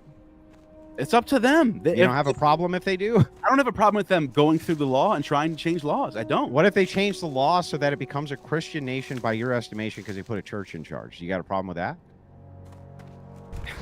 I kind of would. Yeah, I would vote against that. Okay, is there anything immoral about doing that? Well, it's possible. That's a possible outcome. It's possible. Yeah. Yeah, is it immoral You for them to? can go from being secular to Christian. That's possible. Yeah, is it immoral for them to do that? Is my question. No. No, it's not immoral for them to do No, that. it's not. So from your estimation, if I was able to convince most of the public to vote away all of their rights, or what you perceive as rights, and then put in an ecclesiastical church authority to run the United States, you don't have a single moral objection against it. I don't.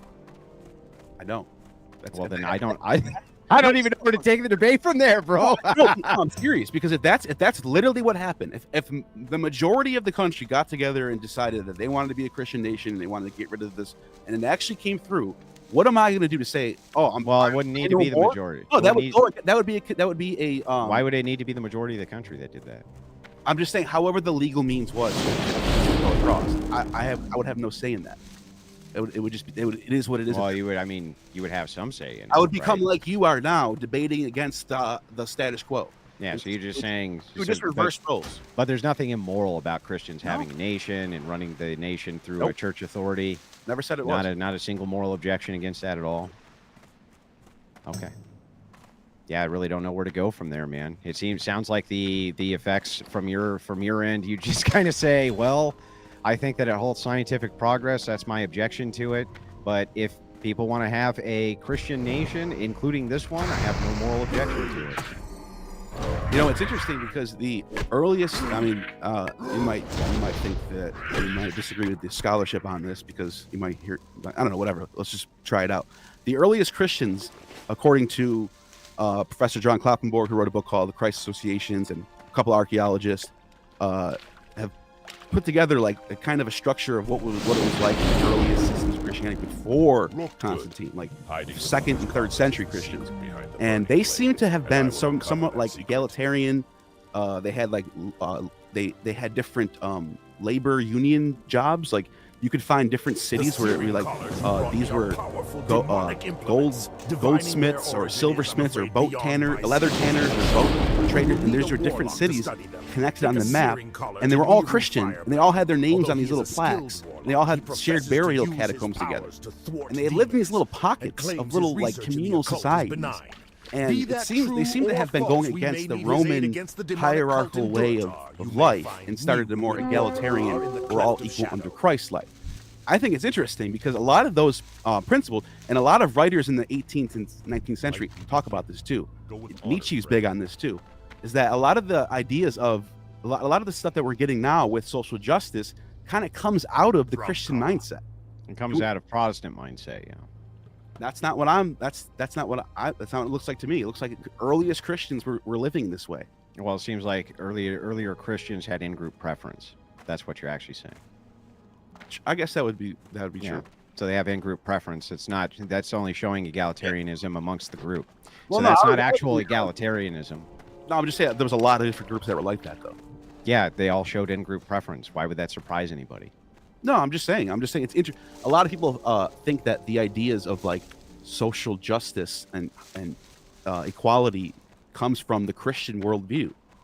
Yeah, Whereas the well, hierarchical modern, yeah. So let's untangle these two concepts real quick.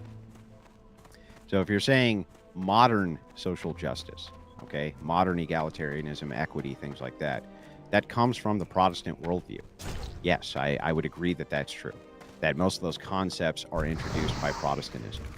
But if you're talking about early Christianity, egalitarianism, all that you're really pointing to is that they all followed the same systems because of their group. They had in-group preference. That doesn't mean that they treated non-Christians the same way. They probably weren't burying non-Christians in their catacombs, things like this, right? No, you're right. Yeah. So that's the untanglement of the two concepts.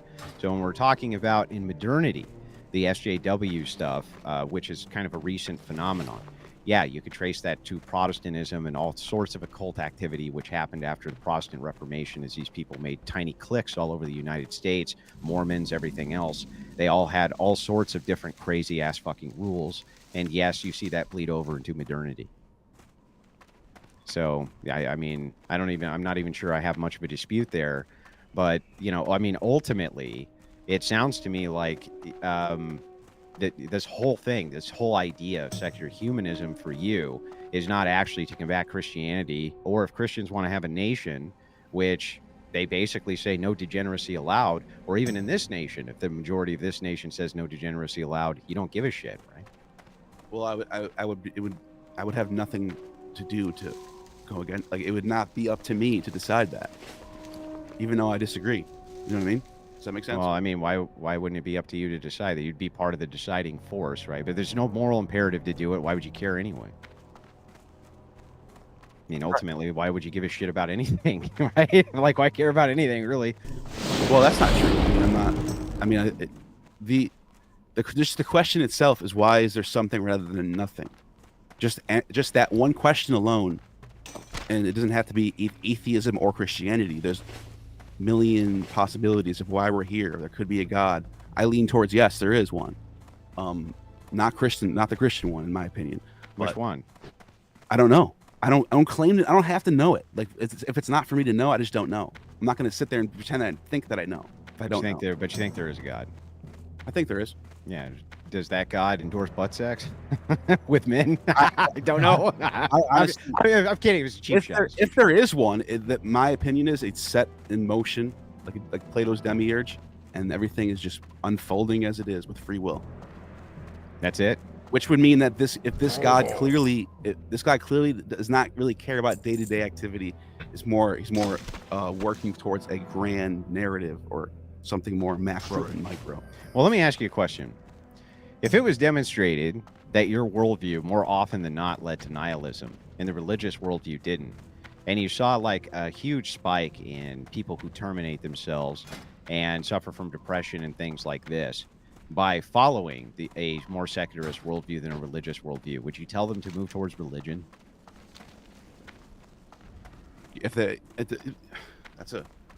Yeah. I mean, I that's one of the options that the people could do to find purpose in life is religion. But that's what's happening now. It's not just Christianity, though. Yeah, but that's what's happening now. That's why I don't understand. It's like that's the current world that we live in. The secularist nations. But there are people who are finding purpose in Hinduism. Yeah, I mean, okay, but let's just start with the concept that, let's say that they find a purpose in religion at all. right? Whatever that is. I mean, here it seems like it's easy enough to say Christianity because there's just tons of Christians everywhere, right? And that's kind of inundated in the culture. So people were able to find purpose through this, through finding a church and being inside of the church and this type of thing. And it brought down mental illness and it increased birth rates. And, you know, it kind of had these wonderful societal effects. And moving towards secularism had kind of these really bad social effects. Why wouldn't you push people towards the Christian portion in order for them to be able to get those really good effects? But the good effects are outweighing the bad effects, in my opinion. Of secularism? Yes.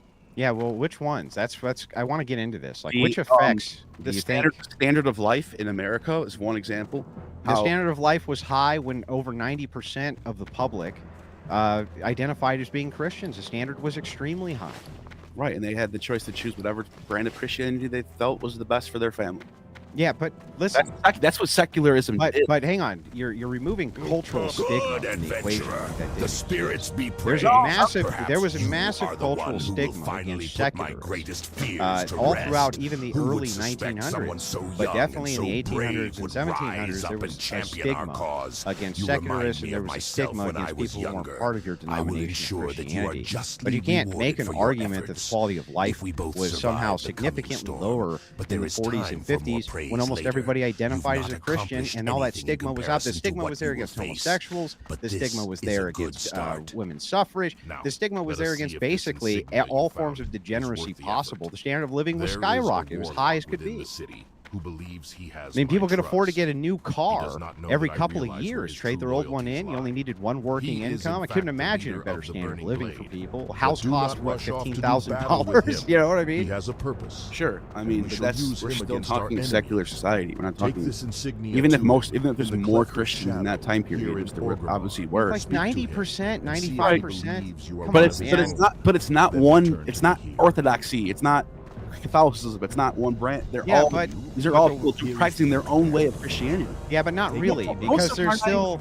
A lot yeah, of them but aren't even like fully going to church every week. Yeah, but here's the thing. So this kind of falls short too, because while you can say that there's tons of different denominations, wouldn't you say that their grounding ethical set was at least somewhat similar, if not almost all similar? Right, but that's what I mean by a lot of the fundamentals of Christian ethics can be found in previous, like Middle Platonist ethics, or some of the Orphic mystery stuff. Like there's a lot of ideas of piety against. Some of the Orphics were very much anti. And where did you get this? Good Margot's degeneracy and Razor Hill sent it to me. pro Did he help? piety, Take a and closer look. that mindset of the religious mindset of being a pious person and doing good and having perseverance and being humble. Yeah, but even if they stole, even if we just assume that they stole, that Christians stole all that shit and just incorporated it into their religion for funsies, even if we just assume the entire religion was bogus and just borrowed all the best parts from what came before, right? That society was still super healthy. Almost everybody identified as being a Christian. Looks like the stat I have in front of me is 97%, actually. 97% in 1950. The social stigmas were through the roof against all forms of degeneracy, including pornography, including all these things. The standard of living was super high. So I don't understand. If that's the society which you end up with, why wouldn't you push people towards that? Well, I think the idea that you want to push people towards is having a healthy lifestyle named Taragaman, the in general. However the means is to get there. Yeah, but why would a person feel the need to have a healthy lifestyle and purpose? That's the problem. That's just, I mean, that's good. I mean, I get what you're saying, but it's more about it's more about like survival at the end of the day. Like the instinct to survive sort of brings people to finding a purpose in general. Don't you think? Well, no. If that was the case, then why is it that you see the mental health rates and the suicide rates of people who are secularists sky high in comparison to those who follow religion? It sure seems like just their self-preservation. Do you have that number in front of you right now? No? No, I can pull it up, but it's an astronomical difference. In fact, the more that you practice your religion, meaning like the more you go to church, the more that you are active in those communities. Yeah, I wouldn't deny that, actually. Yeah, the less likely you are to engage in any of those functions. Secularists don't But even have that's that. the same with AA and NA. People go to NA and AA. They follow the 12 steps, and they find your own God. It tells you to do. Yeah, Make but up your own God. Yeah, and but it works for hang people. on. Yeah, but AA's founded, its kind of ultimate foundation was Christian ethics. I mean, come on. All right, you're right. That's true. It was. I mean, that's what they were It was. pushing people Hey, what towards. they were doing, that was taking the Christian Mm-hmm. nuts and bolts or no foundation. And yeah, no, I agree with that. Yeah. So I mean, I'm just saying. Ultimately, that's what I'm saying.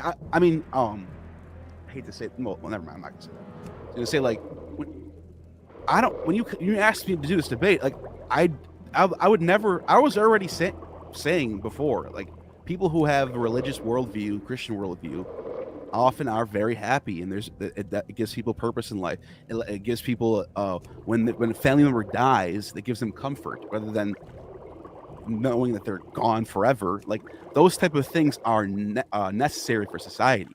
And yeah, but the key, I get that, but I'm saying what we're trying to zero in on here is this key but I'll show of the them. reason that I'm you gonna watch kind of every push pot I on have Christianity is and prove because they you can feel all that boil fundamentally stuff it's not anyway. true. Well, yeah, I'm on a right? roll. Okay, so Who's I'm stupid accepting now, that is true from your perspective. That I'm just kind of hypothetically thinking, if it is untrue, if there's no real truth merit to it, but the effects of it are far superior than if we rejected it, why shouldn't we still utilize it?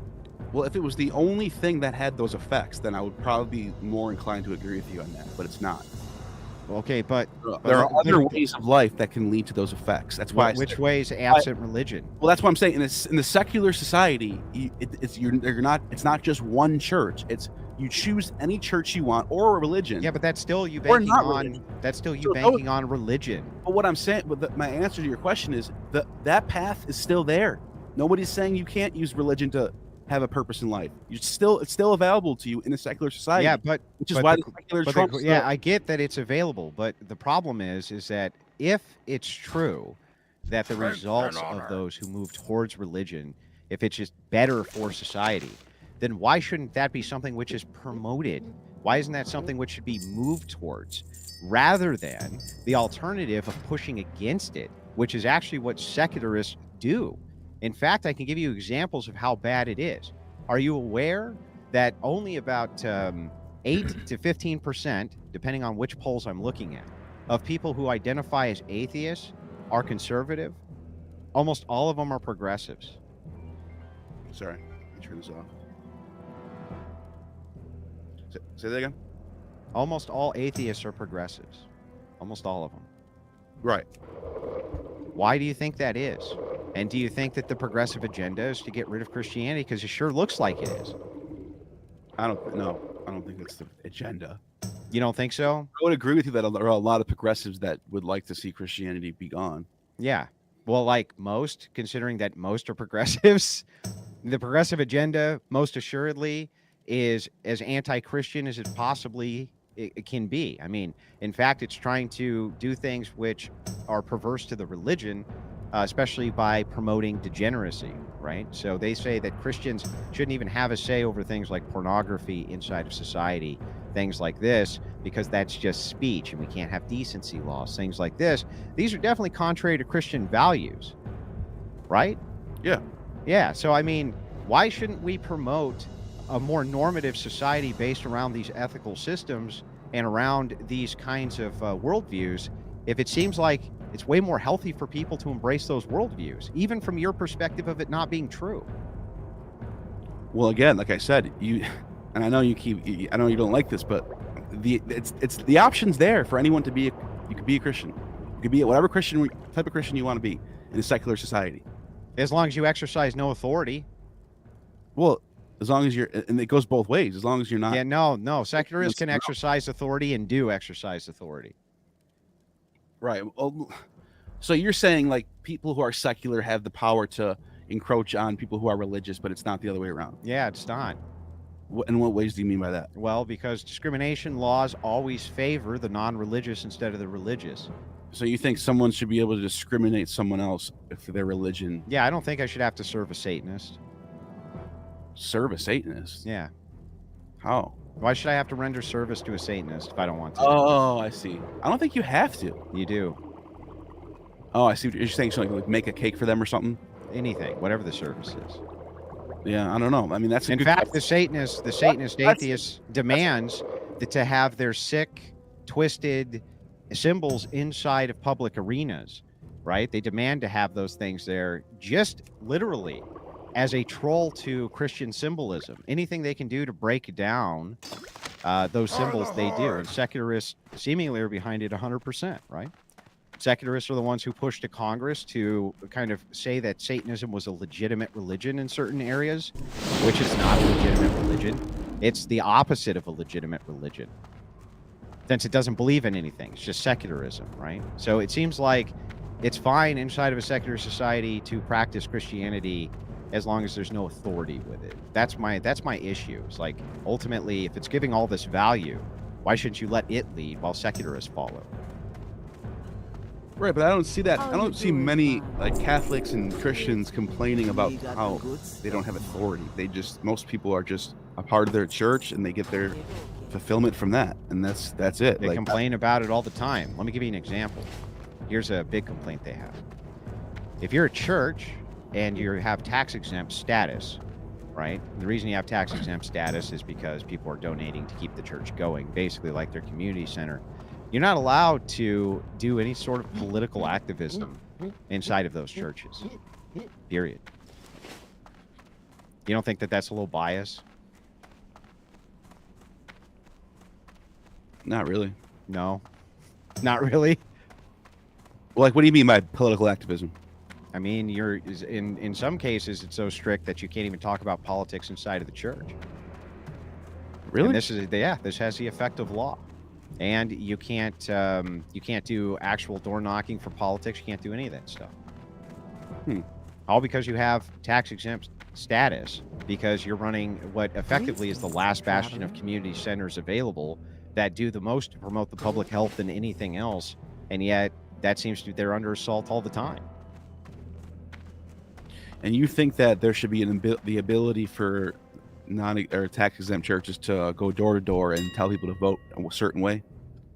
Why shouldn't the community inside of a democratic republic that you love so much be able to sway from the pews the vote how they want the vote to go? Why shouldn't they do that? Well, that seems like the best. That seems like everybody else allowed to do that but them. Well, the church I used to attend definitely did that, and no one cared. No one shut them down for it. So, well, not every church has tax exempt status. Well, right? This one did.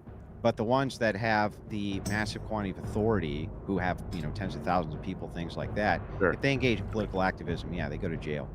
It's happened. I think I've heard that. Yeah. All right. I don't have a problem. I mean, I guess what you're saying. I guess you have a good point about the speech thing for a church. Like, I don't know. That's a good point. I don't know what else to say there. Yeah. So I guess the postulation of our two societies aside, and by the way, I appreciate it because it seems like the blood sports level went down a bit, and we got to have a bit of a conversation, which is good. Yeah. But the society that I look at, right? It seems to me like there's no moral objection from secularists, really, for why we shouldn't have some type of theocratic society. And there's no real moral objection from secularists as to why that society would even be bad. And it appears like the only thing that's available to really move people towards a purpose, by your own admission, is religion. That's not something secularists can really do. It seems like we should promote, as a kind of normalized faculty of society, religion, don't you think? Well, I didn't say just religion. There's other ways of people finding purpose in life. What are they? So, as being a coach of a football team or something. I don't know. I'm just making stuff up. Like, there's a million things that can happen. Having children, for some people, tell me I had a child that changed my life forever. I stopped doing drugs. I became a good father. Blah blah blah blah blah. I hear this all the time from all different walks of life, people finding purpose in life. Yeah, but aren't those values mostly from stigma? Like, if a person becomes a parent and they stop being a degenerate, isn't a lot of that due to social stigma, which is instituted by Christians who say, look, you can't be a fucking shitbag and a parent. That's bullshit. But is it just Christians that say that, though? I don't think so. It mostly is, yeah. I don't know. Maybe there's other people who do, but I think that they're also operating within the same stigma, the societal stigma that Christians introduced. So even if secularists say it, I think it's because secularists have been indoctrinated by Christian stigma themselves, and that's why they say it. To an extent, yeah. There's Christian worldview does in some ways influence a lot of the Western worldview, but in the same sense, Christianity came out of a soup of, like I said before, the Middle Platonist world, the Aristotelian world, Peripatetic world, Epicurean, Stoics, all those ideas that were floating around Christianity when the Gospels were getting written, and all that stuff gets in there. I get it, but just even granting all of that, it's just 100% true, and I have no problem with it, which I do. But forget it for a second. It wouldn't matter. Ultimately, it's irrelevant. What's relevant is that it seems like Christian social stigma works and is healthy for society. And so I want to promote more of that. And it seems like you don't really have a problem with me doing so. And I want to let you know the Secular Humanist Manifesto and the secular humanism as promoted by guys like Matt Dillahunty are directly against any of that social societal stigma, which allows for this kind of purpose-driven life through being able to stigmatize bad behaviors which are awful.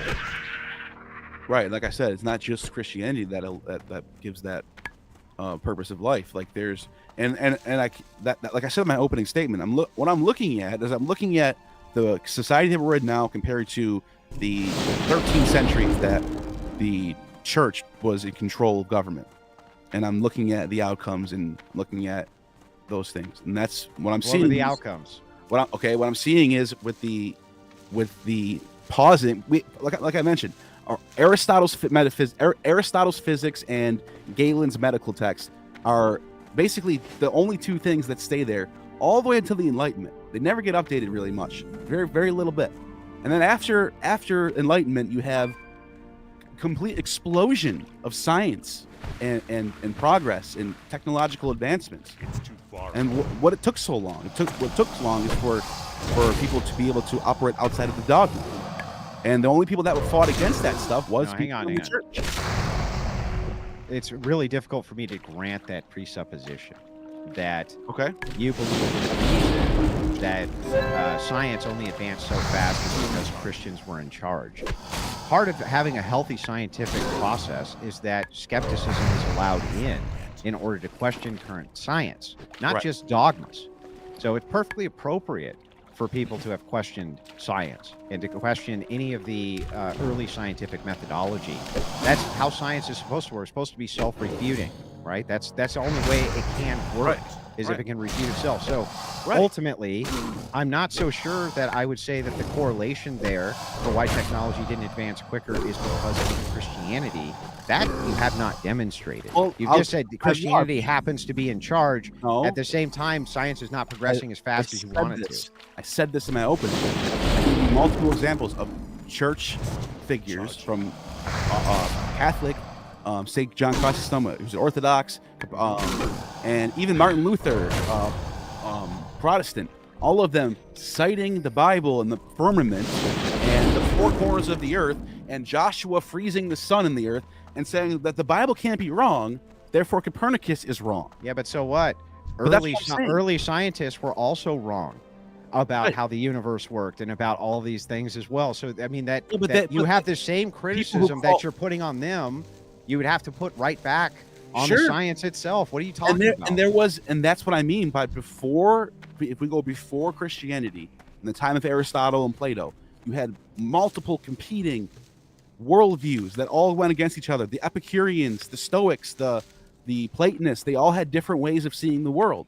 And through different philosophies. That's always been the case. They didn't cite a religious text to get their answers. Yeah, they did. Sometimes they cited gods in fact, they cited gods all the time, and they cited dogmas constantly, man. They came up with an idea of what God is, but they didn't use Homer and say, Homer says this, therefore this is true. Yes, they did make citations just like that towards other philosophers. Philosophy built on philosophy because philosophy is a science.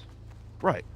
But I'm saying it built on other philosophers just like science is built on other sciences. And philosophy still operates this way. It still operates on building itself off of philosophies which came before, just like science. It does the exact same thing. So, and this was the same way, by the way, with Christianity. Christianity built off of itself as well. You had different ecumenical councils. All of them were arguing with competing philosophies as to which one was correct, which one was not correct. I mean, all of these kinds of criticisms you're laying at the foundation of Christianity, every other worldview is just as guilty of. That's why when I look at the effects, I'm trying to look at what we can see, right? From your standpoint, the empirical effects right now are what should matter ultimately. And the empirical effects seem to be that you think Christian societies and Christianity itself, generally speaking, produce pretty good outcomes for people in comparison to your worldview. Please take this. You can. I was going to Yeah. give it to Crone I wouldn't as a doubt that. gift when he returned I would successful. just leave Now it that there, know but he I is appreciate dead, the I cannot debate. bear to look at Me it. too. All right, well, gentlemen, I still want to give each of you an opportunity to give a closing statement. So if you want to forego that, you can. But either way, you'll each get 7 minutes. Neil, given that you went first for your opener, we'll give you the last word. So Andrew, if you want, you have 7 minutes on the clock for your closer. Yeah. So I mean, ultimately, I guess I was expecting a good old drag out blood sport boxing match. I was not actually expecting kind of an immediate concession that it's basically true that, you know, moving towards Christianity has these kinds of wonderful effects on societies, and that definitely seems to produce purpose in people where secularism can't, by his own admission.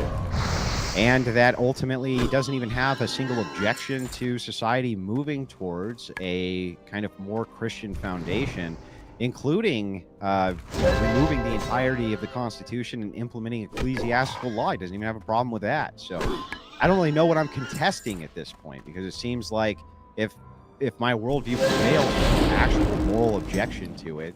And he seems to agree the outcomes will probably be better for most people. So ultimately, yeah, I think I got that mission out of the bunch, but I think ultimately, you know, we kind of ended the debate on pretty decent terms, but there was really nowhere else to go with it. Once, if you just kind of grant that what I'm saying is basically true across the board, which he is, it seems like moving towards that he wouldn't have a problem with. So I think with that, he was a good faith opponent, and I appreciate him coming out. All right, thank you for that closing statement, Andrew. And Neil, we'll give you the last word. You have 7 minutes on the clock for your opening or closing statement. Just to clarify, my thoughts were that it wasn't that most people would benefit. My thoughts were that if that actually was the outcome, then whatever circumstances led to the flip in the laws like that, whatever happened, then if it was completely legal, it wasn't some armed invasion by a Christian army, then I would have.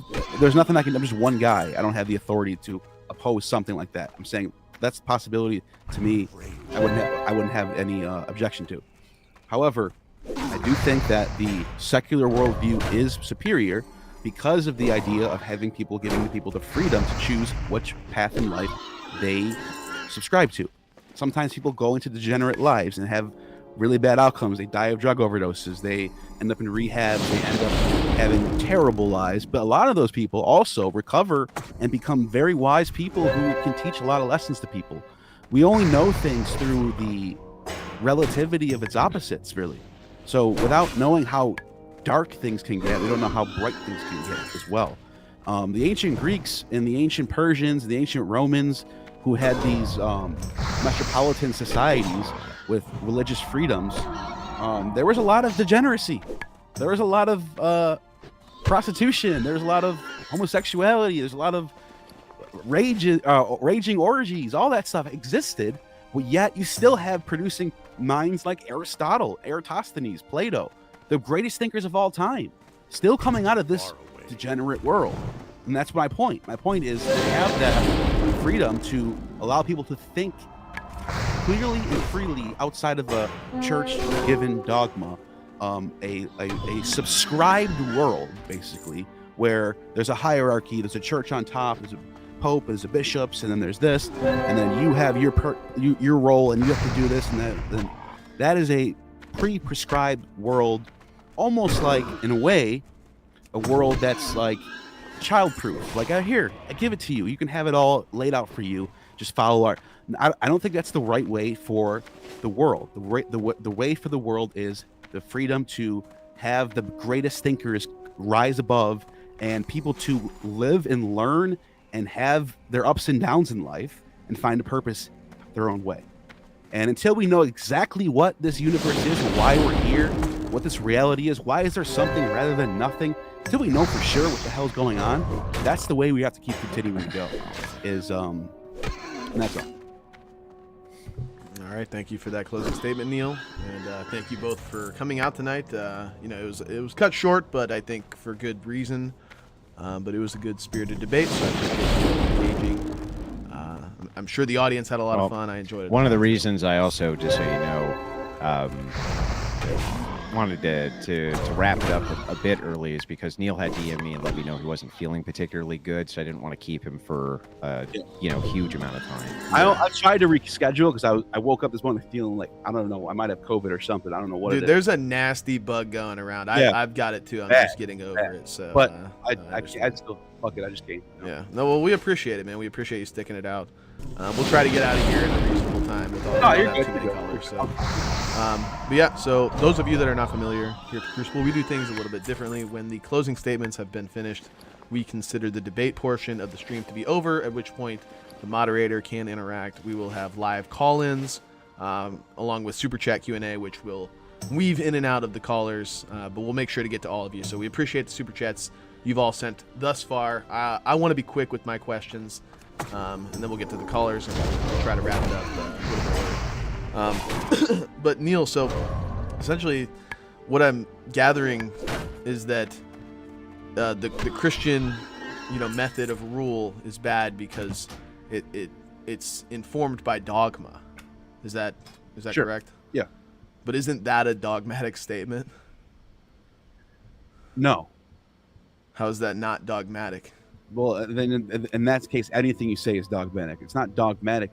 I mean, if I said yes, it was, then it would say it'd be less of a dogmatic. It would be a better dogmatic. I don't know how to say this, but like just pointing out something's dogmatic doesn't mean that's not your dogmatic. That's just ridiculous.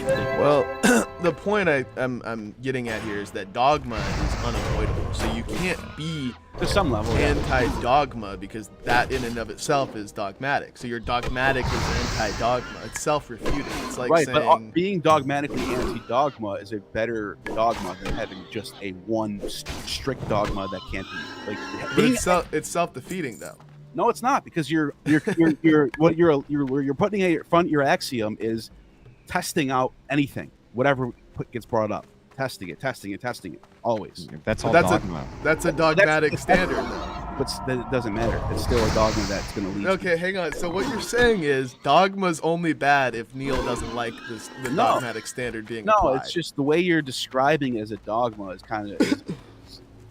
It's well, okay, so let's make sure we're using the term correctly, and then I'll try to be brief here. So dogma is just the fundamental starting point which you use to inform all other beliefs. Is that fair? Right, but in the sense of a religious dogma, it can't be questioned. Yeah. Well, what if let's say that it can't? Yes. Well, yes, it can be questioned, and they often are questioned.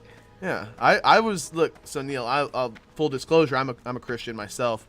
But I was an atheist for first 24, 25 years of my life.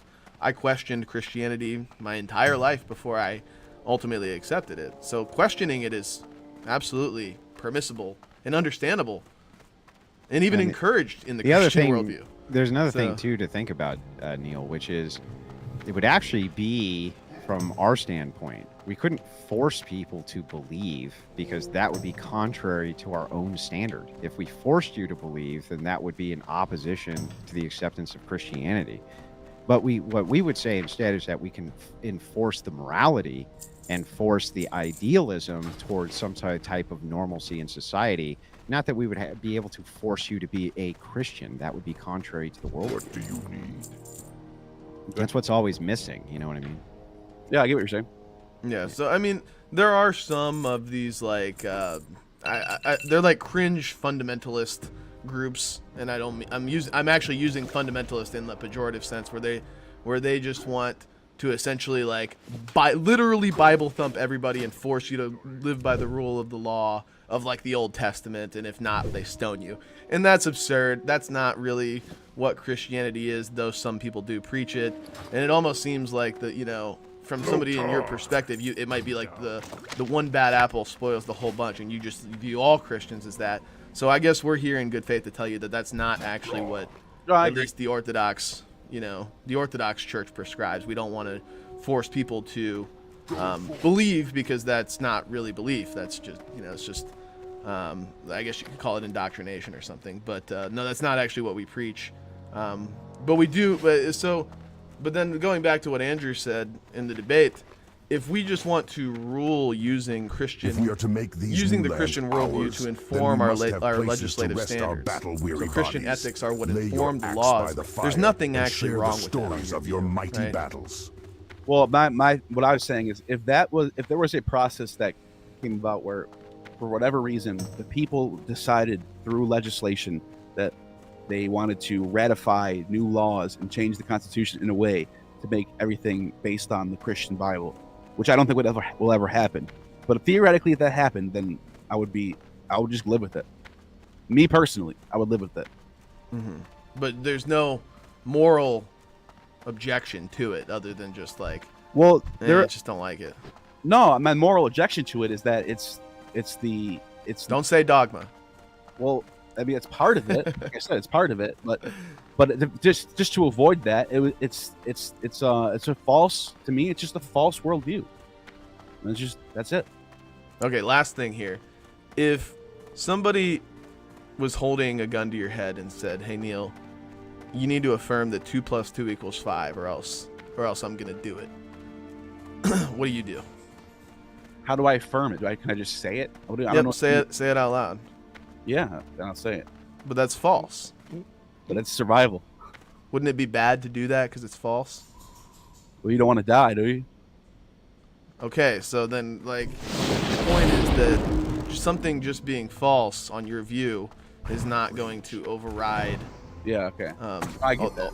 Yeah, it's not going to supersede everything. There's going to be other factors that would entail whether to do this thing, whether it's good or bad, and that's what I think the argument Andrew's making here is that even if you believe it's false, there are other potentially overriding factors that would cause you to say maybe we should at least act as if this thing is true.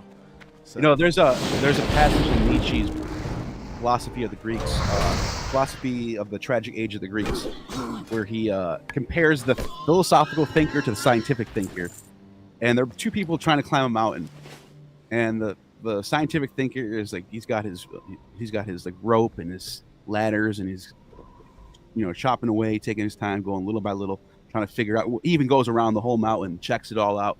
The philosophical thinker just has flying boots that could just fly him all the way up to the top. He just think his way all the way to the top and say, theoretically, if 2 + 2 was 5, wouldn't you agree that this is this?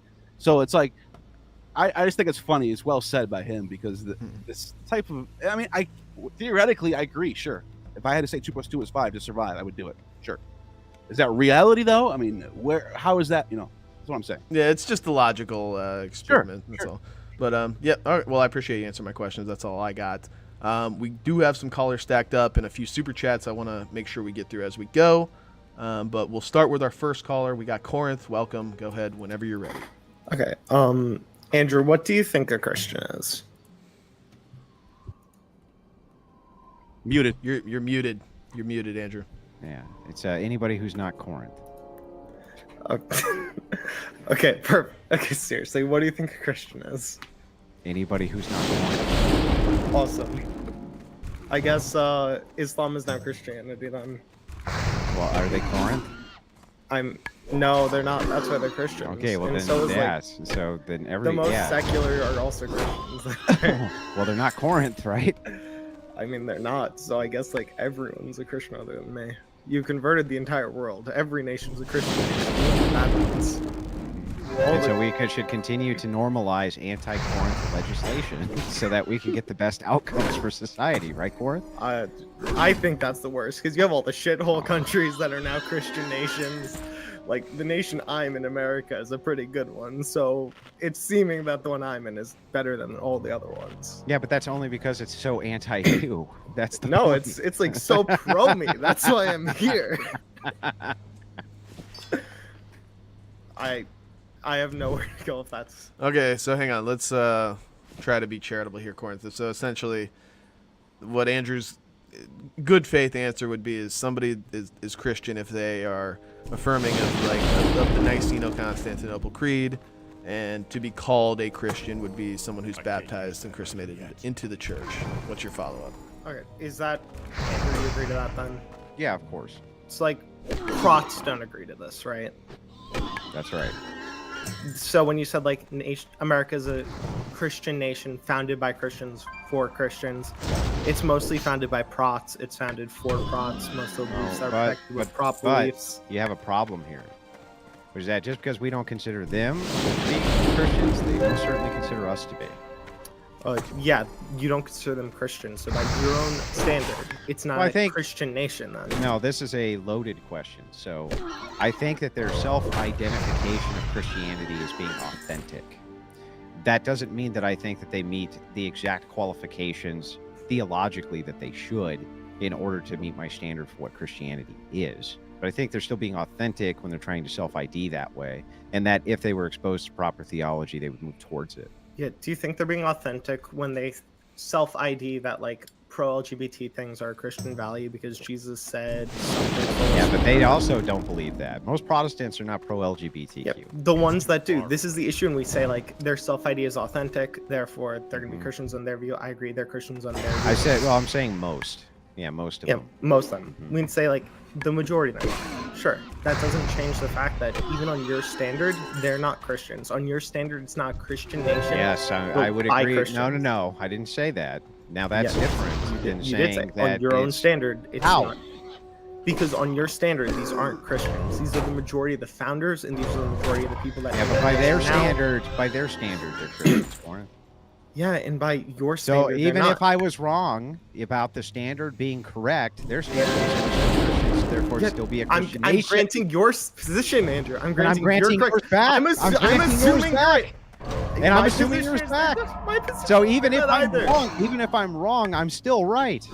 My positions, they're not either. We're agreeing to your position, Andrew. Are you just saying like, if I'm true, then this isn't a Christian nation? Yes, from my perspective, right? They don't meet the criteria that I would say is necessary for true Christianity. That's correct. But I'm also going to say that definitely by their standards, they held themselves as Christians and would identify as Christians and would identify the nation that they founded as a Christian nation. And so by your standard, you identify it as not being founded by Christians? No, it's founded by egalitarianism nonsense, ultimately. Okay, so America is founded by that. What's the nation for? Is it for your standard of Orthodox Christianity, or is it for a nation of this egalitarian nonsense Protestantism?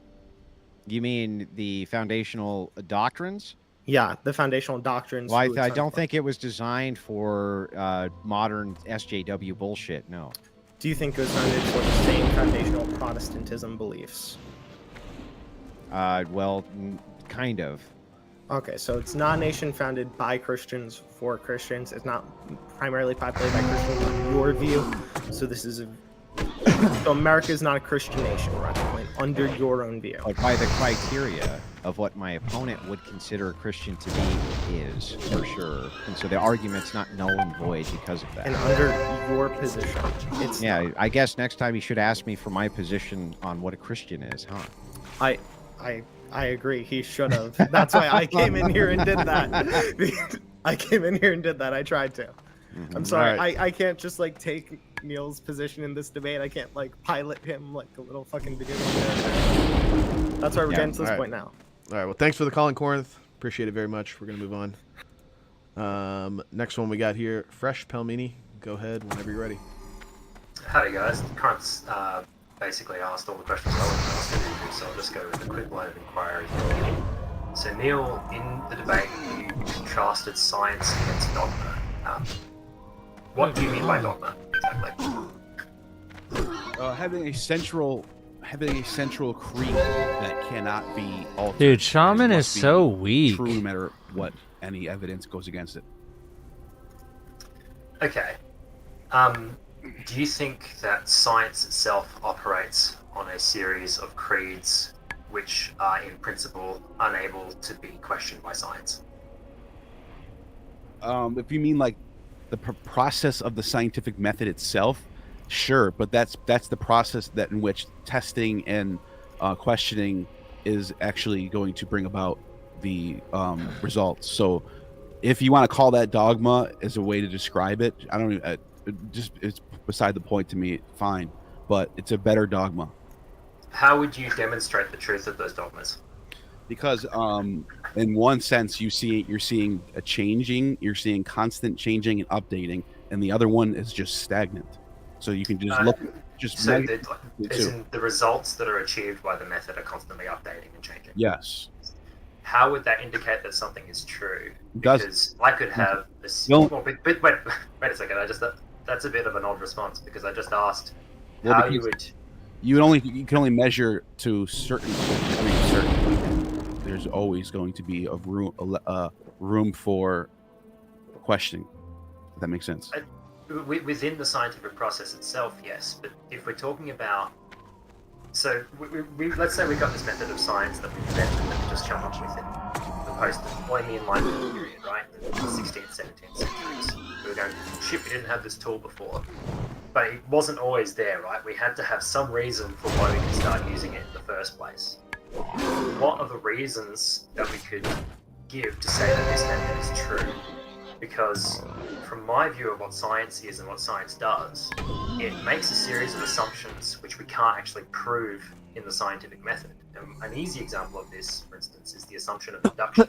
So when we do science, we do a bunch of repeated tests and we assume that if we're using the same thing over and over and over in the past, it must mean that it's true into the future. So how would I prove that to be true?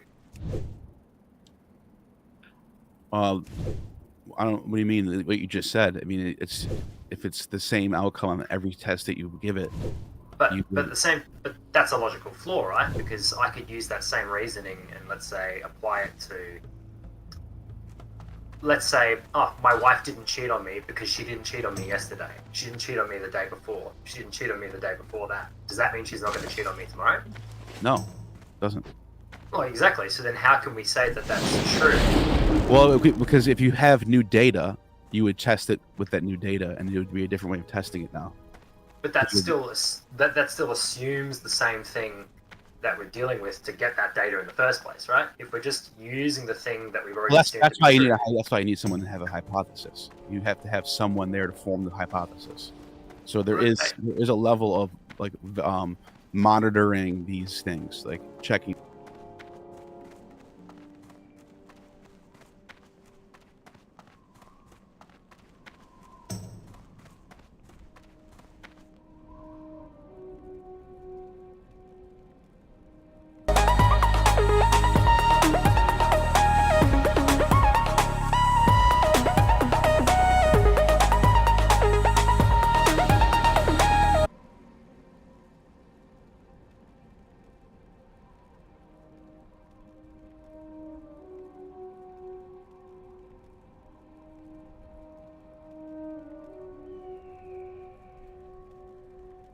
It was at this moment he knew.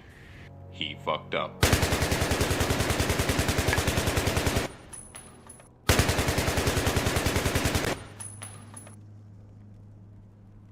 Oh my god, that looks so fun.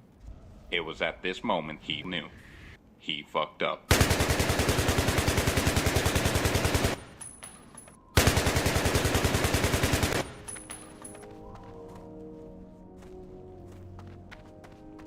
It was at this moment he knew. He fucked up.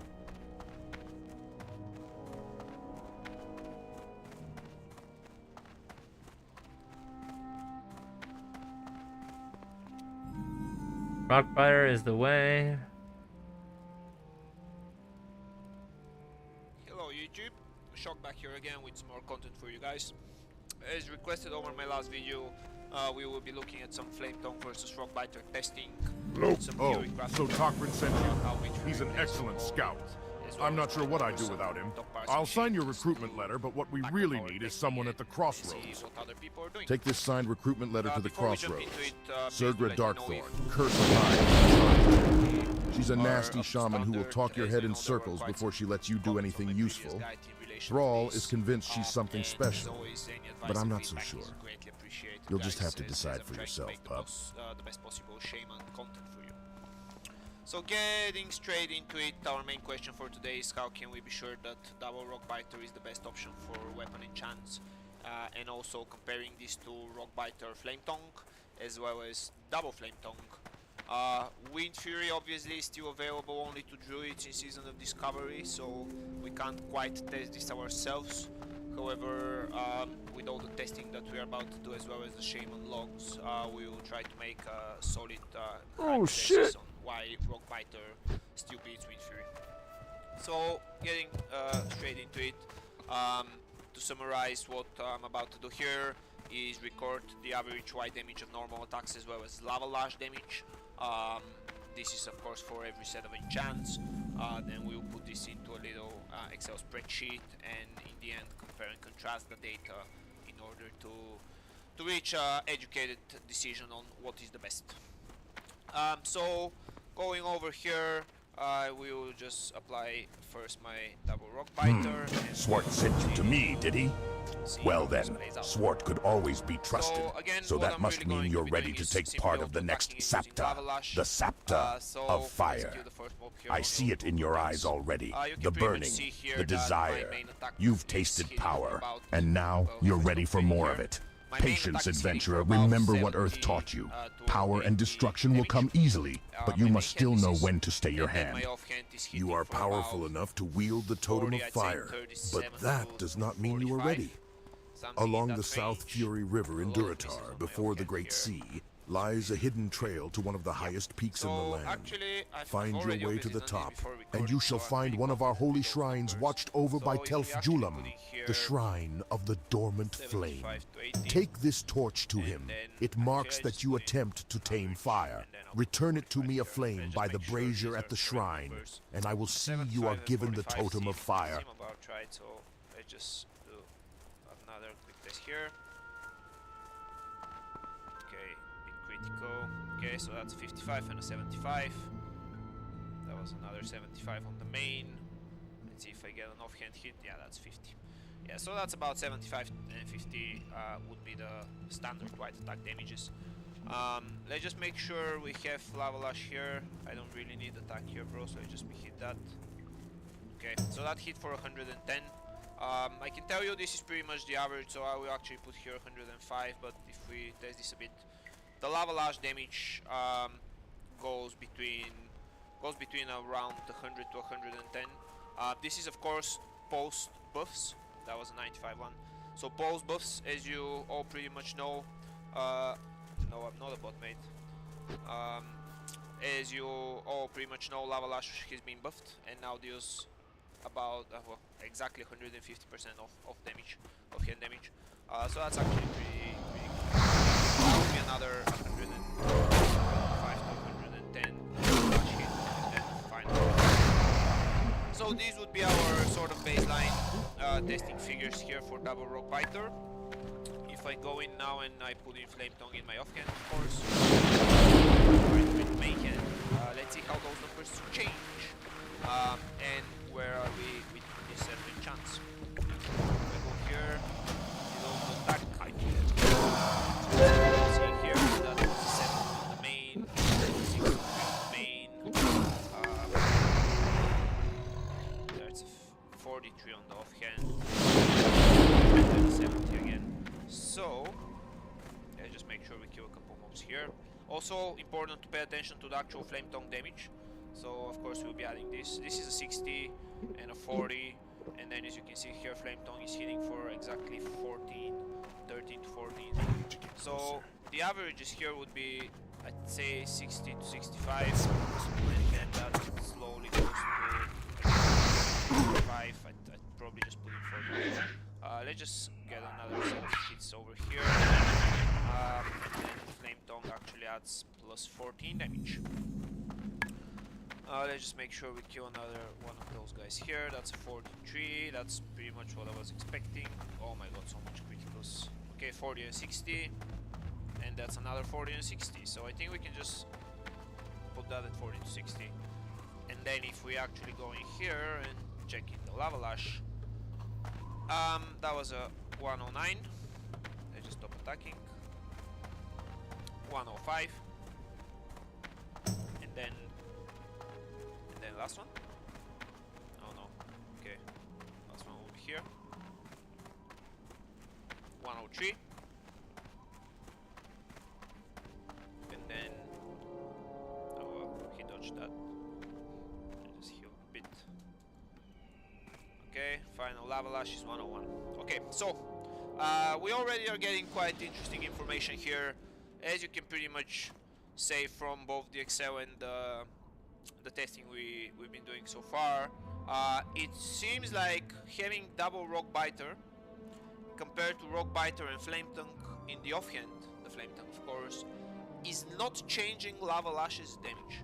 Now if we all read the tooltip of lava lash, it says it charges your offhand with lava, instantly dealing 150% offhand damage, and the damage is increased by 20% if your offhand is enchanted with flame tongue.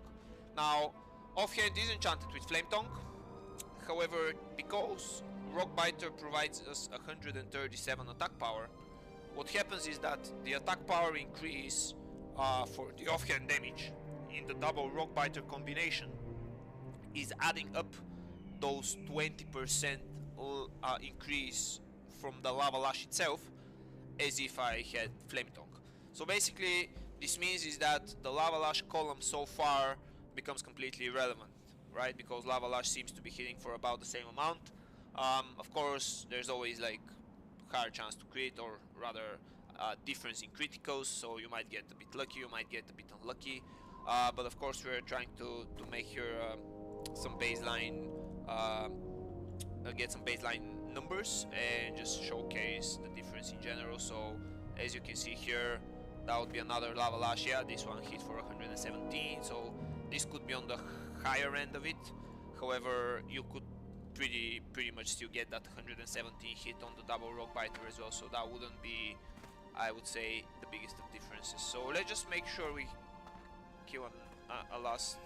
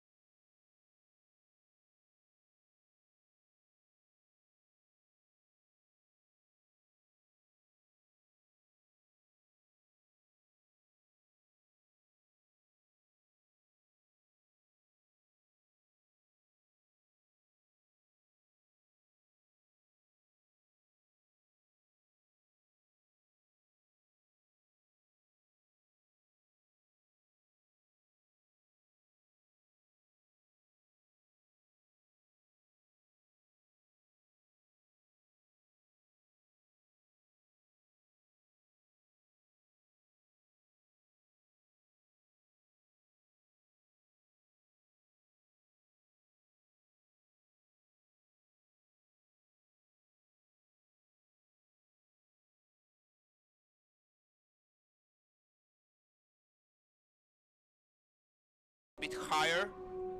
However, as we've just seen, due to having due to having 2 flame tongues and not having a single rock biter, lava lash damage has now significantly dropped, essentially making this 10 damage difference. And if you think about it, obviously this is all my tested mistake, by adventurer. I current apologize. so I did people not are free realize you to possessed try and the experiment torch. with whatever I am weapons pleased to they make have. your acquaintance. However, if you see Many here my adventurers offhand find their weapon way is here at while 2.6 looking for speed, lost treasure without or the promise flurry, of mystical within the creatures 6 to second slay, cooldown of only to be lava turned away lash, from a I would seemingly have empty hit shrine. about But we 2 know the times, truth, do we not, obviously, just adventurer? above This 2 shrine times holds a with my greater offhand, secret from the so that would mundane be members about of the 20 Horde. damage, To us it is sacred. and then the lava lash But you itself, did not come is here for a 30 history less. lesson, So did you? basically, every You time came for the I eternal hit flame lava and lash of fire the double totem. rock biter, The first step I is would to be create a making up this sapta and difference bind of you to the having flame. tongue in I my can create offhand, the fire sapta poking for for you a if bit you more bring me damage. 2 items. And then The this is first really is only Fire comparing Tongue, it to a double simple flame item tongue, usually carried by because Razormane single spellcasters rock in biter Eastern flame Barrens. tongue, The second item will be more essentially dangerous. does A reagent pretty pouch much the exact same from one of the as double cultists flame of the tongue, Burning Blade. however with You can less find them in damage. a Mr. Being offset by the damage in lava lash, which again, this is 30 here, the difference, and then you can see main hand difference here is about 15, and then as you can imagine, almost, well actually 3 times within a lava lash cooldown, which means that the second option I would be able to catch up this difference in the auto attacks. Essentially that would be about 30 to 45 damage in the double flame tongue that I would gain from the main hand flame tongue, and then I would essentially instantly make this back if I was rock biter flame tongue due to the lava lash essentially catching me up with those same 30 to 35 damage. Now this is all very nice. You can imagine that I'm attacking level 20 mobs. They don't have high mischance, they don't have high resistances, and they obviously probably don't have as much armor as a raid boss does. Now all the numbers here and all that passive sort of testing against low level mobs is nice, but of course in a raid environment this simply because the armor values and resistances of bosses at the very least. What I want to mention here is that, and again, going to be really hard to try and find a mob with specific, or rather 2 mobs with specific armor values to compare auto attacks against them, as well as finding a mob with high fire resistance, which of course is what Flame Tongue would be severely hurt by. However, essentially the general rule of thumb would be that if your target is a very physical target with a lot of armor, you would probably be going double Flame Tongue. And then if your target is actually a caster and maybe has higher resistances or less armor than expected or than average for the raid you are in or the dungeon you are in, you will in that case be going double rock biter. And again, what I want to really stress here is that showing you some numbers and killing some low level mobs might not be the best form of test. However, the best form of test for you guys is trying it out yourself, and I can promise you that you will very quickly see the massive difference when using double rock biter. And I think the most important thing is that because lava lash damage doesn't really go down almost at all, and your classic WoW scales with attack power, and like warriors and fury warriors, they scale so much with attack power and strength. Like dual wielding is insane in classic WoW, so I feel like in the end of the day, making sure your attacks hit for more, and then obviously more often with flurry talent, which again might be changing those numbers slightly. However, it's really hard to like showcase full uptime on flurry and trying to get numbers such as that. However, you can see here this was a 230 critical on lava lash with double rock biter. I can basically showcase you that if I'm running any other combination, I will not be getting these lava lash criticals. Not even close. Not even close. And to be fair, like as per the Excel table, we should be doing rock biter main flame tongue offhand, and that should essentially be as good as double rock biter in terms of lava lash specifically. So this is this portion of the video. I will be back shortly, and then we can go over some logs.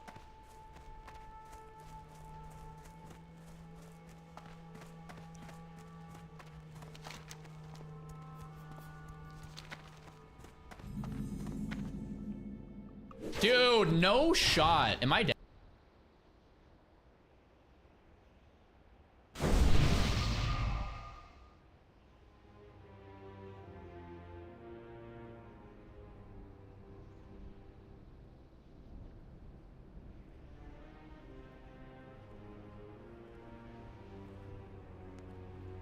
Hello guys, Shock here, back with another video on YouTube. It's been a while since I've posted another video here. I initially had a plan of doing a lot more content, but honestly Season of Discovery has been so and It's too really far so away. characters, I have a shame of it, and it's been just a blast. In terms of this video, what I want to do is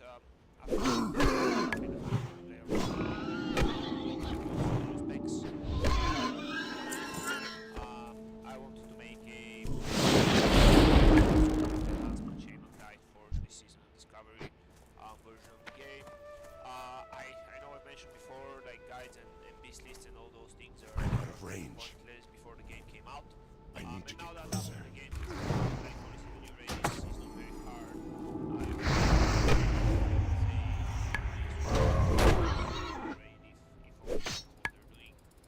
There's some niches that like you might on top of, as well as preparing your shaman to pump as much as possible.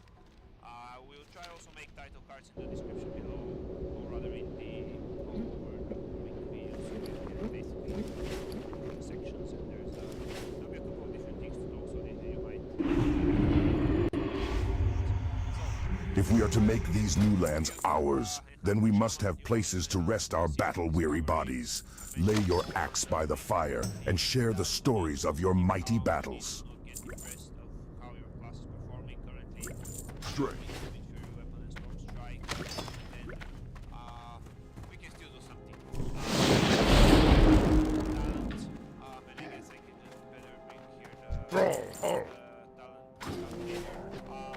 It's really straightforward. Like what I'm showing here is basically the pure DPS. I'm never gonna tank. I'm never gonna do anything else.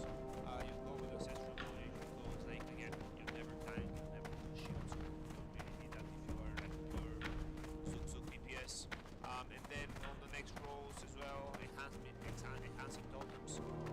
You can maybe another shape and the totem, which very hardly doubt that. Then you might squeeze a bit more damage with this. But essentially this is your like standard, like just full DPS. I don't care about anything else. Of course, what you can do here is Bro, the fucking your mic is so low.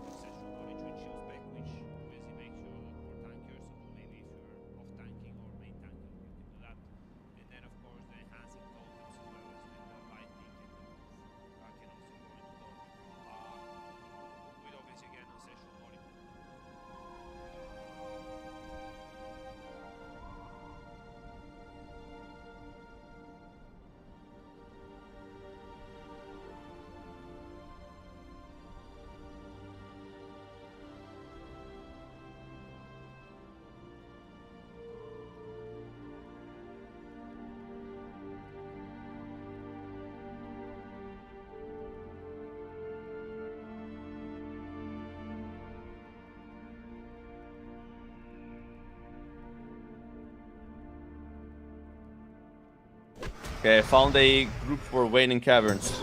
How many guild members are there? Total guild members, 222. But yeah, we're doing our first raid as a guild tomorrow. And yeah, like, we already have a lot of signups, but we could use more signups and just make 2 raids that way, right? Worst case. And like, there's always people that sign off, so there was like 17 people that signed up originally. But then people sign up and then more people sign up, right? So it's always good to have more than 10 signups. I think we have like 14 signups right now. And yeah, if there's like enough people for 2 raids, then we'll do 2 raids, right? Alright, Shaman Tank, Waiting Caverns, let's go. There's no best class for PvP, man. Doesn't work like that in Classic. There's no bad class in PvP, there's no best class, you know. I don't think it works like that for any game, honestly. There's always counters to the best. Right, it's rock, paper, scissors, you know? Like a good rogue will beat a mage, but then a good warrior will beat a rogue, but then a mage will beat a warrior, you know? Wait, where's the boss? Huh. Isn't there supposed to be a boss right here? Yeah, I'm gonna do more than one waiting caverns anyway. Because I need to get gear. Ooh, this could be our shield, boys. Crash. Dude, the threat is really good. We are at 400% threat. No shield, sadly. But actually, a shield did drop. Is that an upgrade for me? Yo, this guy just found a fucking pearl, man. Oh no, that's the bad one. That's the bad one. Where can I farm the pearls? You gotta kill murlocs or like above level 22, level 21. Like you can find them in wetlands and hills, rat foothills. What do you do with the pearls? There's like certain items you can make with them that are like good. Particularly the spider silk boots. Yeah, you need 2 pearls for those. And those boots you can turn them into epic boots once you complete the raid. That's the main use of them. I don't know if there's anything else like. Okay, my mana is kinda kicked by, dude.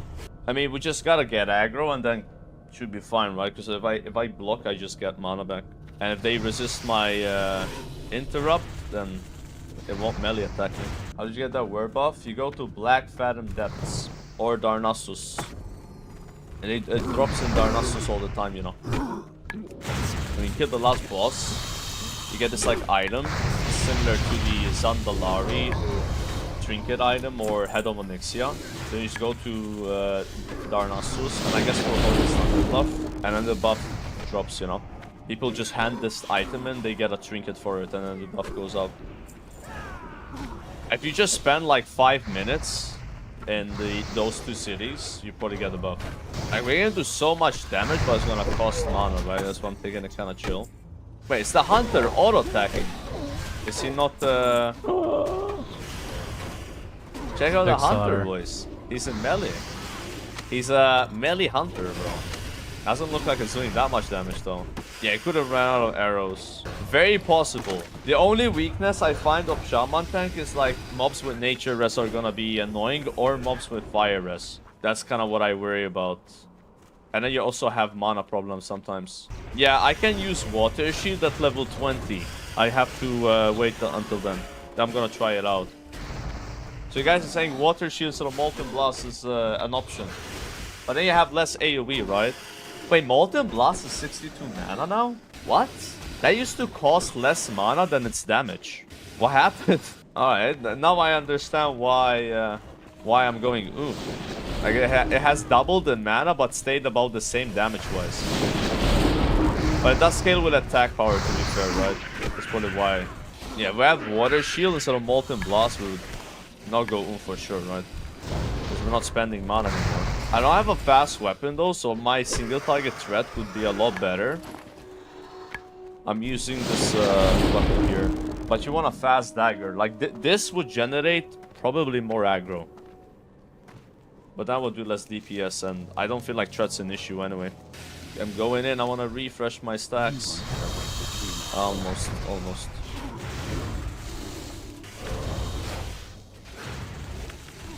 Yo, if we win those legs, man. Oh my god. That would be so hype. 5 stamina boosts. Does it I mean, one better, fucking right? time and it drops. That's so annoying. No, I rolled 11. Unluck. We're gonna be doing a lot of waiting caverns though. I'm probably gonna run it until I win those legs, right? Because they're the best legs you can have.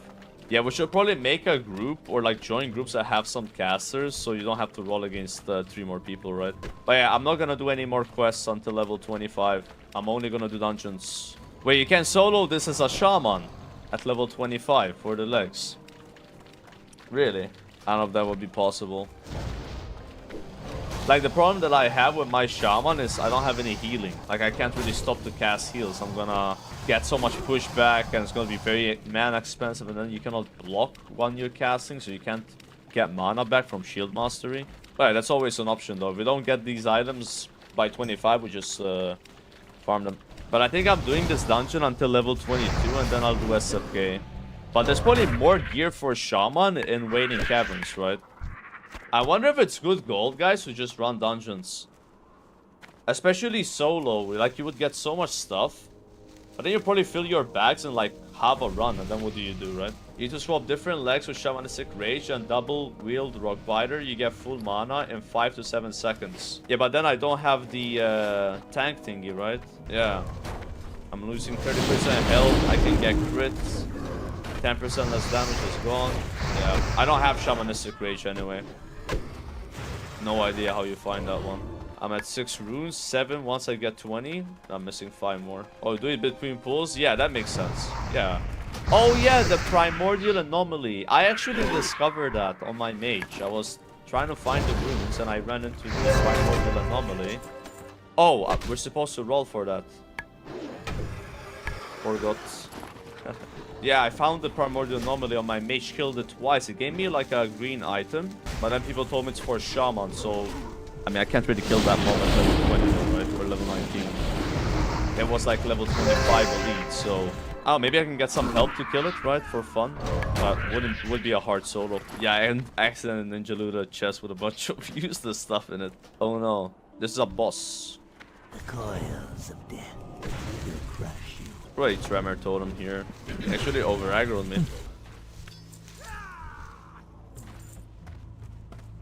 That could be useful, right? I don't mind Spirit, by the way. I think Spirit is actually pretty OP. Sometimes I stop casting spells and I just regen. And that 7 Spirit's gonna help a lot. What's the add-on for the threat on nameplates? Modern target frame. It's the same add-on that shows you HP. It's just basically Wrath of the Lich King nameplates. That's not, there's nothing else to that add-on. It just makes it like Wrath. They added cost bars. You know, they're learning. They're like, hey, why do we, you know, not... Why don't we give people an option to just enable cost bar instead of getting an add-on? Like, people ask me all the time, it's like, hey, how can you see health? How can you see the strat number? And I'm like, modern target frame. Apparently there's drama in this party chat because somebody ninja looted a mining node. Not even kidding. They were supposed to roll for it. Look at them, they're still going. Nah, these guys are not in the guild. This is just a bug. Unless I were raiding tomorrow. So if you have a 25, you might be able to raid. Okay, this boss drops a really good dagger, I think. Immune to nature, though. Get him, boys. Ooh, that's a good tanking weapon, right? I don't know if it's better than Skeleton Club, though. Yeah, I don't know waiting caverns at all, man. I'll get used to it, though. I figured out Maradon, man. People don't know Maradon. I don't think I've ever been in a Maradon group where there wasn't one person completely lost before we even entered the dungeon. Like, they don't know how to do the cans, you know. But I ran it so many times that I, like, mastered it, right? But waiting caverns, I'm used to skipping it. I play Alliance, so you don't do as Alliance, right? And I rarely play a Horde. And even when I do play Horde, I don't always do it. That's why I'm fucking clueless here. But yeah, this is the right way, yeah. People are telling me to follow the mushrooms, so the mushrooms lead the way to the boss. Is that like intentional or just a pure coincidence? Yeah, I'm gonna do more than one run. The legs dropped but we lost the roll, so I would like to get the legs. The 2 set would be really nice as well. 7 more nature damage. That's gonna help Earthshock a bit. This is gonna be so easy when we level up though. Oh shit, can I tank that guy? He's gonna turn me to shreds, bro. The last boss slaps. But this is not the last boss. Yeah, we're gonna get wrecked. I mean, it's all about blocking, right? If I block his attacks, then I gain more armor and it won't be as dangerous. Wow. Those are sick boots, dude. Of course we need, of course. It's upgrade, yeah? Alright, are we gonna die on the boss, guys? Let's go, dude.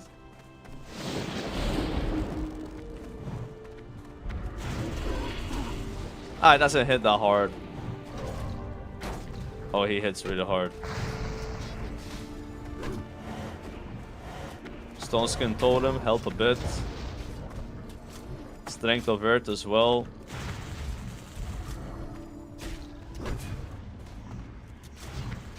Hey, we got 3 blocks though. These will do nicely, adventurer.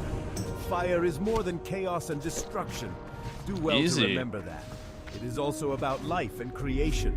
All things are tied together. That wasn't in that such bad. a way. Is that Priest Forces Prio, oppose guys? one another, I but think at that's the Priest same Prio, time, right? one cannot exist without Maybe even the other. Hunter Prio did. Both extinguish one another, but also we give pass. one another meaning. Always remember this. Using different types of magic in conjunction with one another will show not only true skill, but great wisdom. Fire sapped by the time has come for you to face the flame. Use the sap from the shrine and head to the top of the mountain to face the manifestation there. He will not attack until you are ready, but he will realize Today, you are able to as I soon. said, Strike him down swiftly, adventurer, for he shall only we grow will in be power doing the longer it will Scarlet take to Monastery. slay him. Once he is defeated, place his On glowing hardcore. embers within the brazier and light the torch. I am a little bit nervous about this, okay? I am. I'm a bit nervous, but we're going to do what we need to do. And we're getting up there in levels. I've got to make sure I have everything.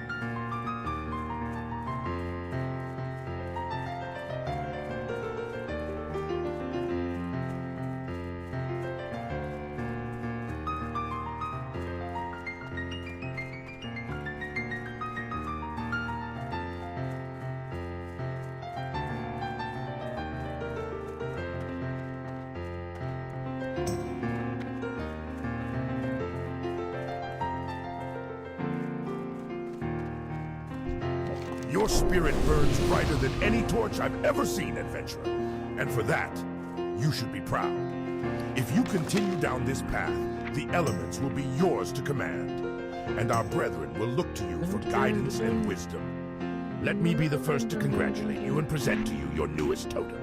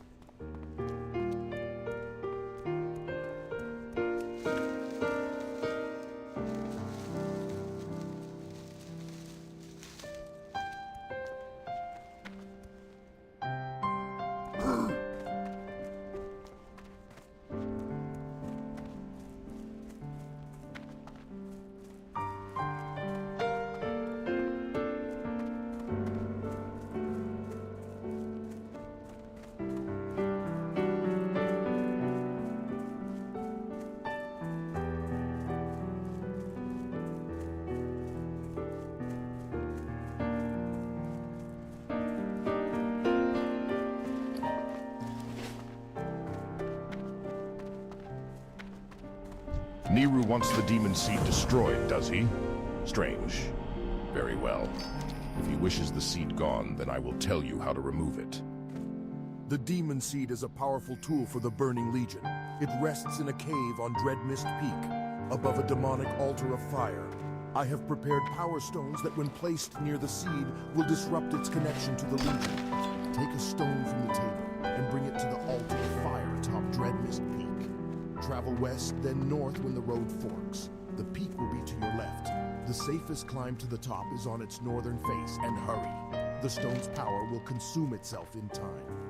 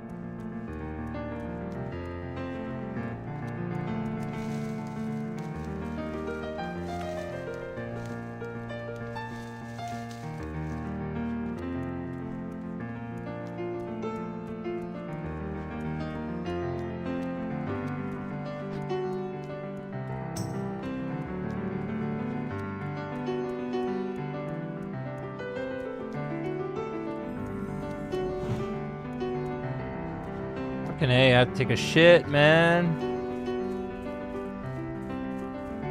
Alright, after we do this, we're gonna take a shit, take a shower, go to the gym.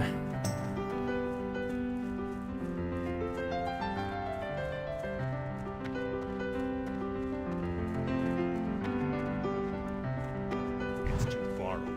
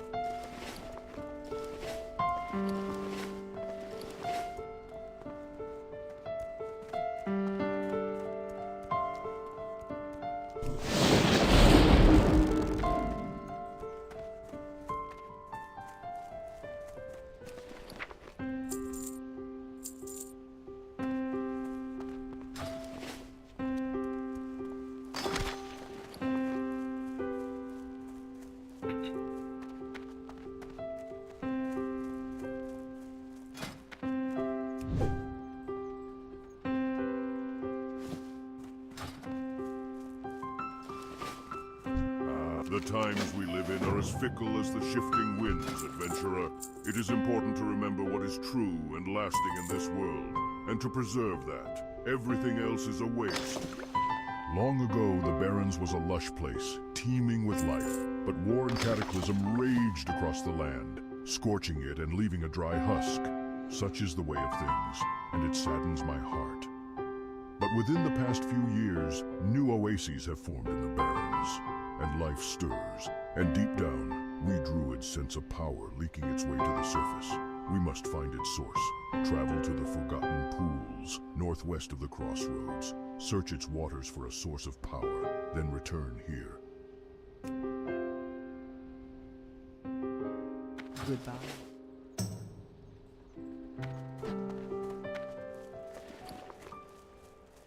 Shit. How may I aid you? Go in peace.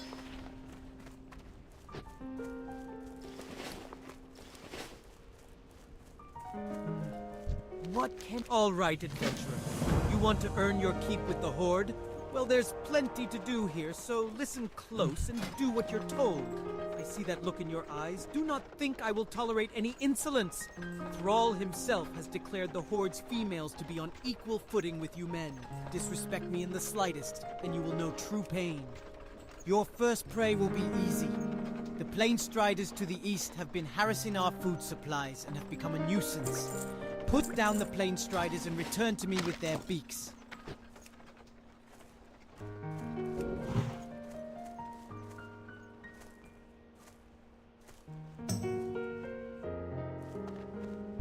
Have a look at my meats, friend. You won't want to go out into the Barrens without a good stock of provisions. I have some choice cuts of meat that I want to send to a friend. Her name is Grishka, the innkeeper in Orgrimmar. Will you deliver the meat for me? The fastest way to Orgrimmar is on a Wind Rider. Take the meats to the Crossroads Wind Rider Master, Devrek, and speak with him about transport to Orgrimmar. As the wind on the plains, you are always welcome here. Go, wind.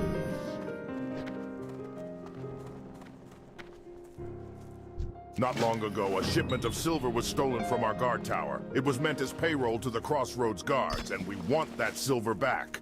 The strange thing is, we caught one of the thieves on the night of the theft, and it was a raptor.